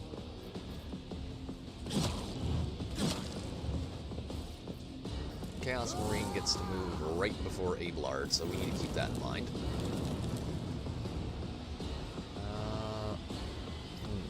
What do I got as a secondary? I have a sniper rifle.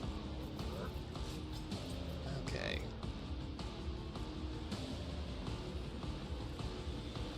All too easy. Okay, let's actually use this because we're probably going to want to. Firstly, move up there. Then shoot him. There's not any way you can really miss probably through this. His range. That's good. He's down. Now, charge over there and poke that man, please. Tough cultist. This definitely hurt. Let's give Cassia a little extra. Pascal. Now, Pascal, your particular talents would be of most use if you walk over here and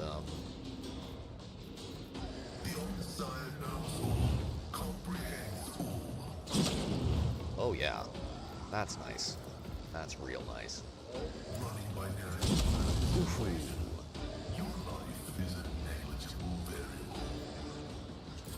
We're up to servitor time. Chaos Space Marine gets to move next. Hopefully he aggro's on.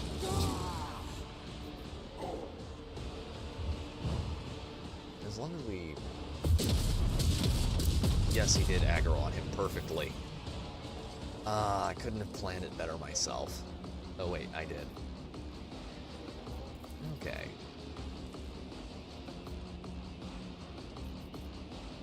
Let's not shoot our own guys if possible. Move forward. About there. My base is at the fore.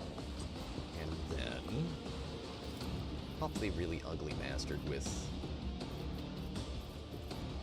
Shoot the ugly man with the yellow teeth. That's not gonna work. This will though. Reduce to dust. Can't complain about that too much. Indeed. Miss. An exemplary strike.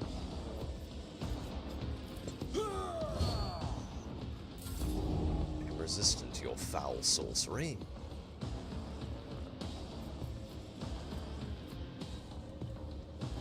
Rejoice in battle!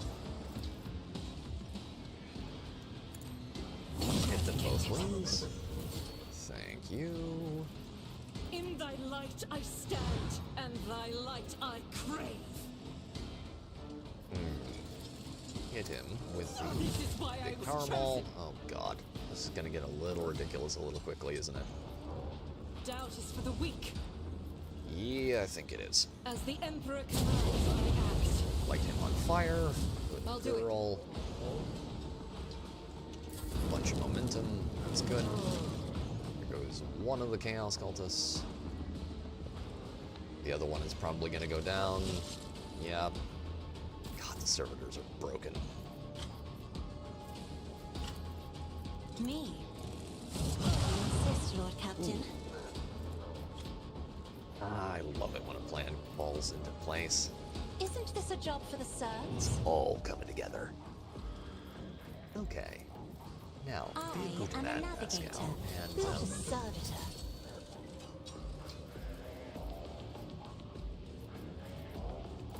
I am a savant of destruction. this is gonna be painful. The spiritual propellant Gone. successfully terminated. Activating calculated fury algorithm. My vow is to serve. Ooh, pain resonance.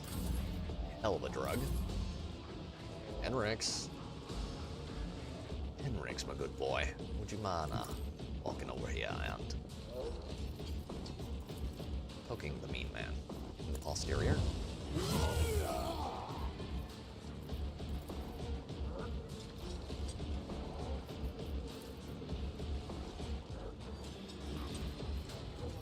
Now what the hell? I won't object to it. Not gonna complain too hard about that.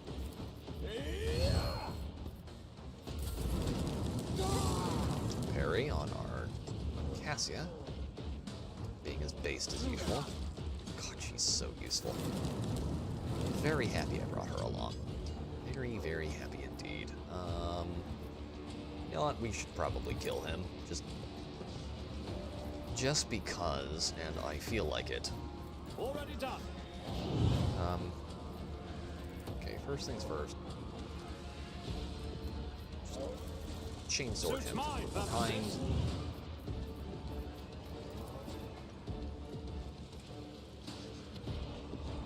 Nothing I can't do. Knocks him good and over, and you can't hit him again. All too Okay. easy. He's got 8. Hit him again with that. Smack him with the axe. Let's hit him with that first. Request approved. Shakespeare Communion and large axe. Very good damage there. Please kill him. Good man, thank you.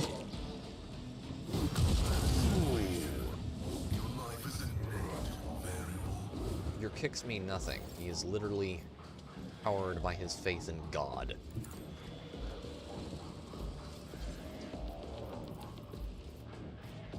And as you are not a servant of the most divine Messiah, well, God Emperor in this case.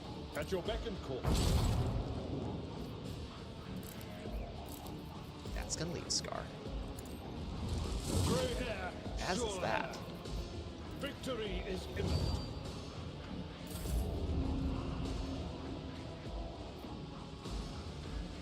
God Emperor, move through me.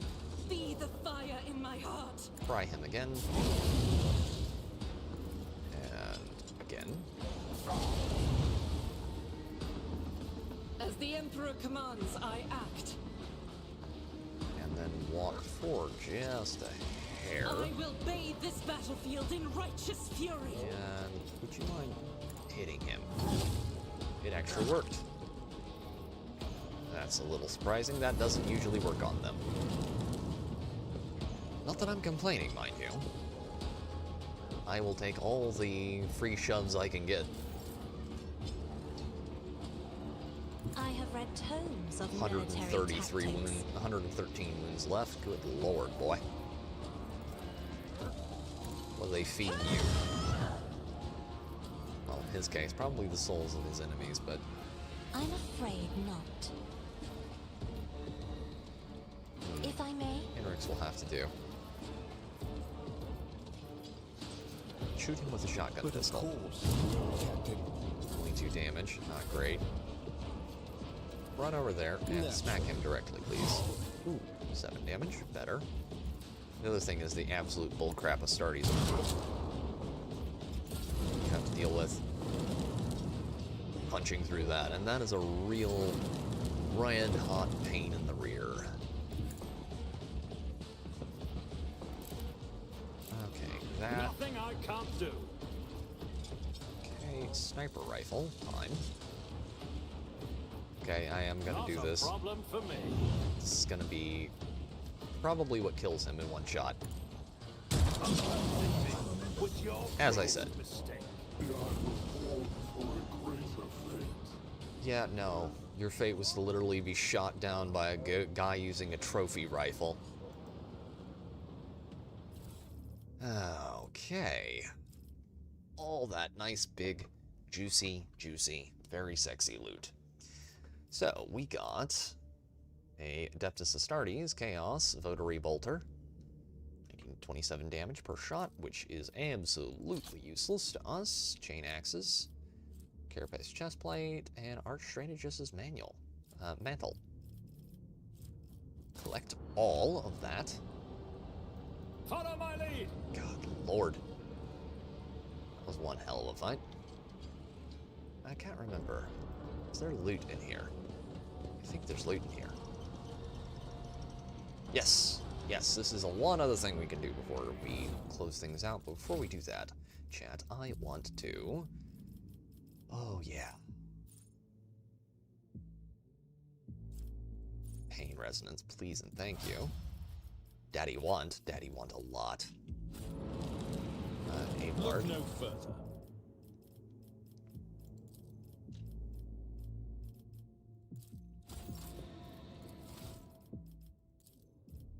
Archmilitant. Reckless Rush. Confident Approach. And then we will give him Bolt Weapon Expert, Chain Weapon Expert. Ooh, there's so many opportunities to do the funny here. But we're gonna give him... Oh yeah, get off of me. That looks good. That'll come in handy for the fight that's coming up soon-ish, though not in this area. Okay, Reckless Rush for her, because sure, being able to shoot more would be a good thing. The Emperor protects. Good, good, good.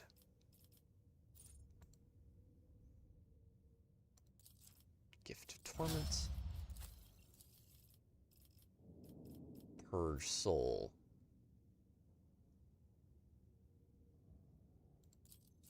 Oh yeah. Oh yeah, that is really good. Considering we are going to be killing a lot of a certain type of set of enemies very soon. That looks like just my cup of tea. Crown's Coercion. Crowns is 45. Let's bump that up a little bit. I don't have anyone with too much carouse, really. Fervor, finish the job. Glimpse of Fate, Scourge of the Red Tide.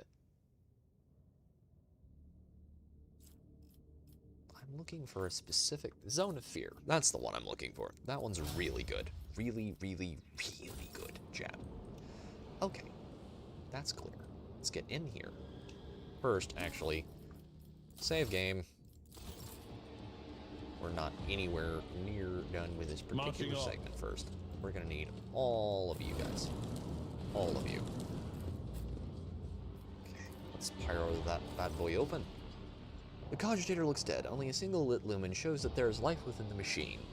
Bring your Electu to the scanner. Several lumens light up on the panel. You hear distinct clicks, and the cogitator goes quiet, clearly having fulfilled its purpose. There it is. Exactly what we needed.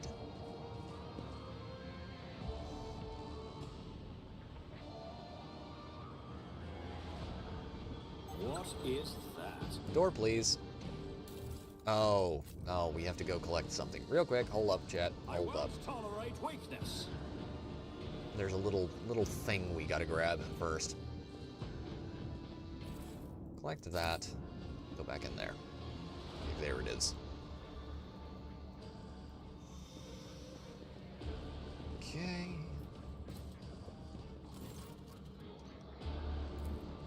Got that. You get that. Z. Close. And she opens.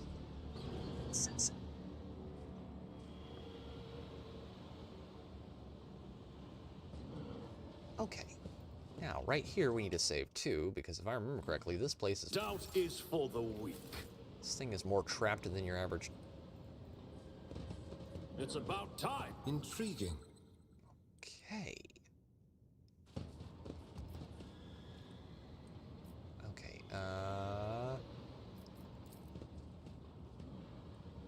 okay, how to get in here without killing myself or my entire team.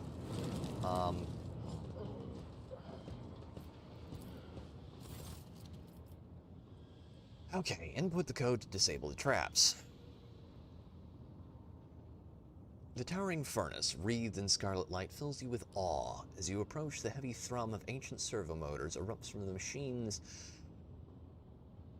depths, along with crackling binaric undertones. The dust-covered keys are illuminated by a faint pale glow.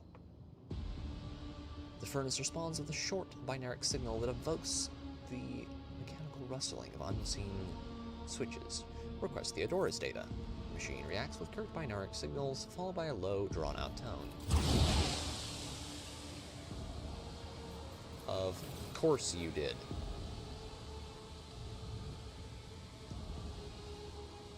Rumbling builds up in the bowels of the furnace, growing stronger, apace with the sound of ancient motors. The rumble is echoed by the screeching of metal gears, the clanging of unknown mechanisms. Slowly, almost hesitantly, the creation of the Adeptus Mechanicus disgorges a databank engraved with the coat of arms of the House von Valencius. Got everything we needed from there. None shall stand Is in there my way. loot in here? I always forget.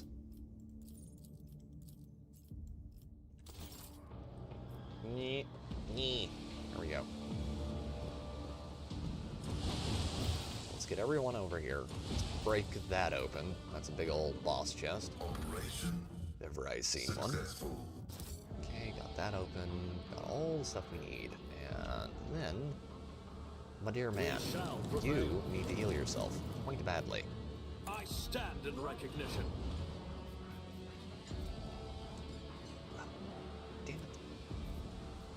Don't make me use the really good one. Please don't make me use the really good one. Let's try this again. Back into the fray. Nope. That's gonna require the use of a big old medkit. Moves toxin. It does remove toxin, so... Thank you. Now where were we? Intoxication. Damn it. I'll lay claim to the stars. Thankfully, there are a few more... Okay. God, this game is gonna do the just one more thing, isn't it, to me? Oh, God. What does that do? Anything? Nothing. Okay. That's not bad. Follow my lead. My success is an irrefutable certainty. Adaptive flak vest. Very nice. A little over-leveled for it, I think, but it's still very cool. Okay, there's a traitor down here we need to kill at some point. Okay. I said we'd stop after the...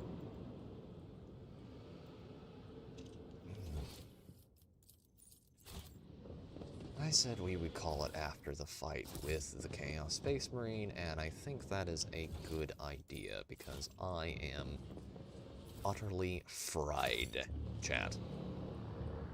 So, I thank you all very much for watching, but I think I'm going to wrap it up here. If you want to support the channel, challenge for me. A like and a subscription would be greatly appreciated, but not required. And I am going to call it here. I thank everyone for coming by, all 99 of you. Aerodale, Natty, Jacob Severino, Bendover, everyone who came by, thank you all very much. All the links and everything are provided down below for, you know, whatnot and sundry. Victory awaits. So, I'm gonna save, and we're gonna call it there. And for now, ladies and gentlemen, thank you all very much for watching. This has been me, Theoretical Nerd.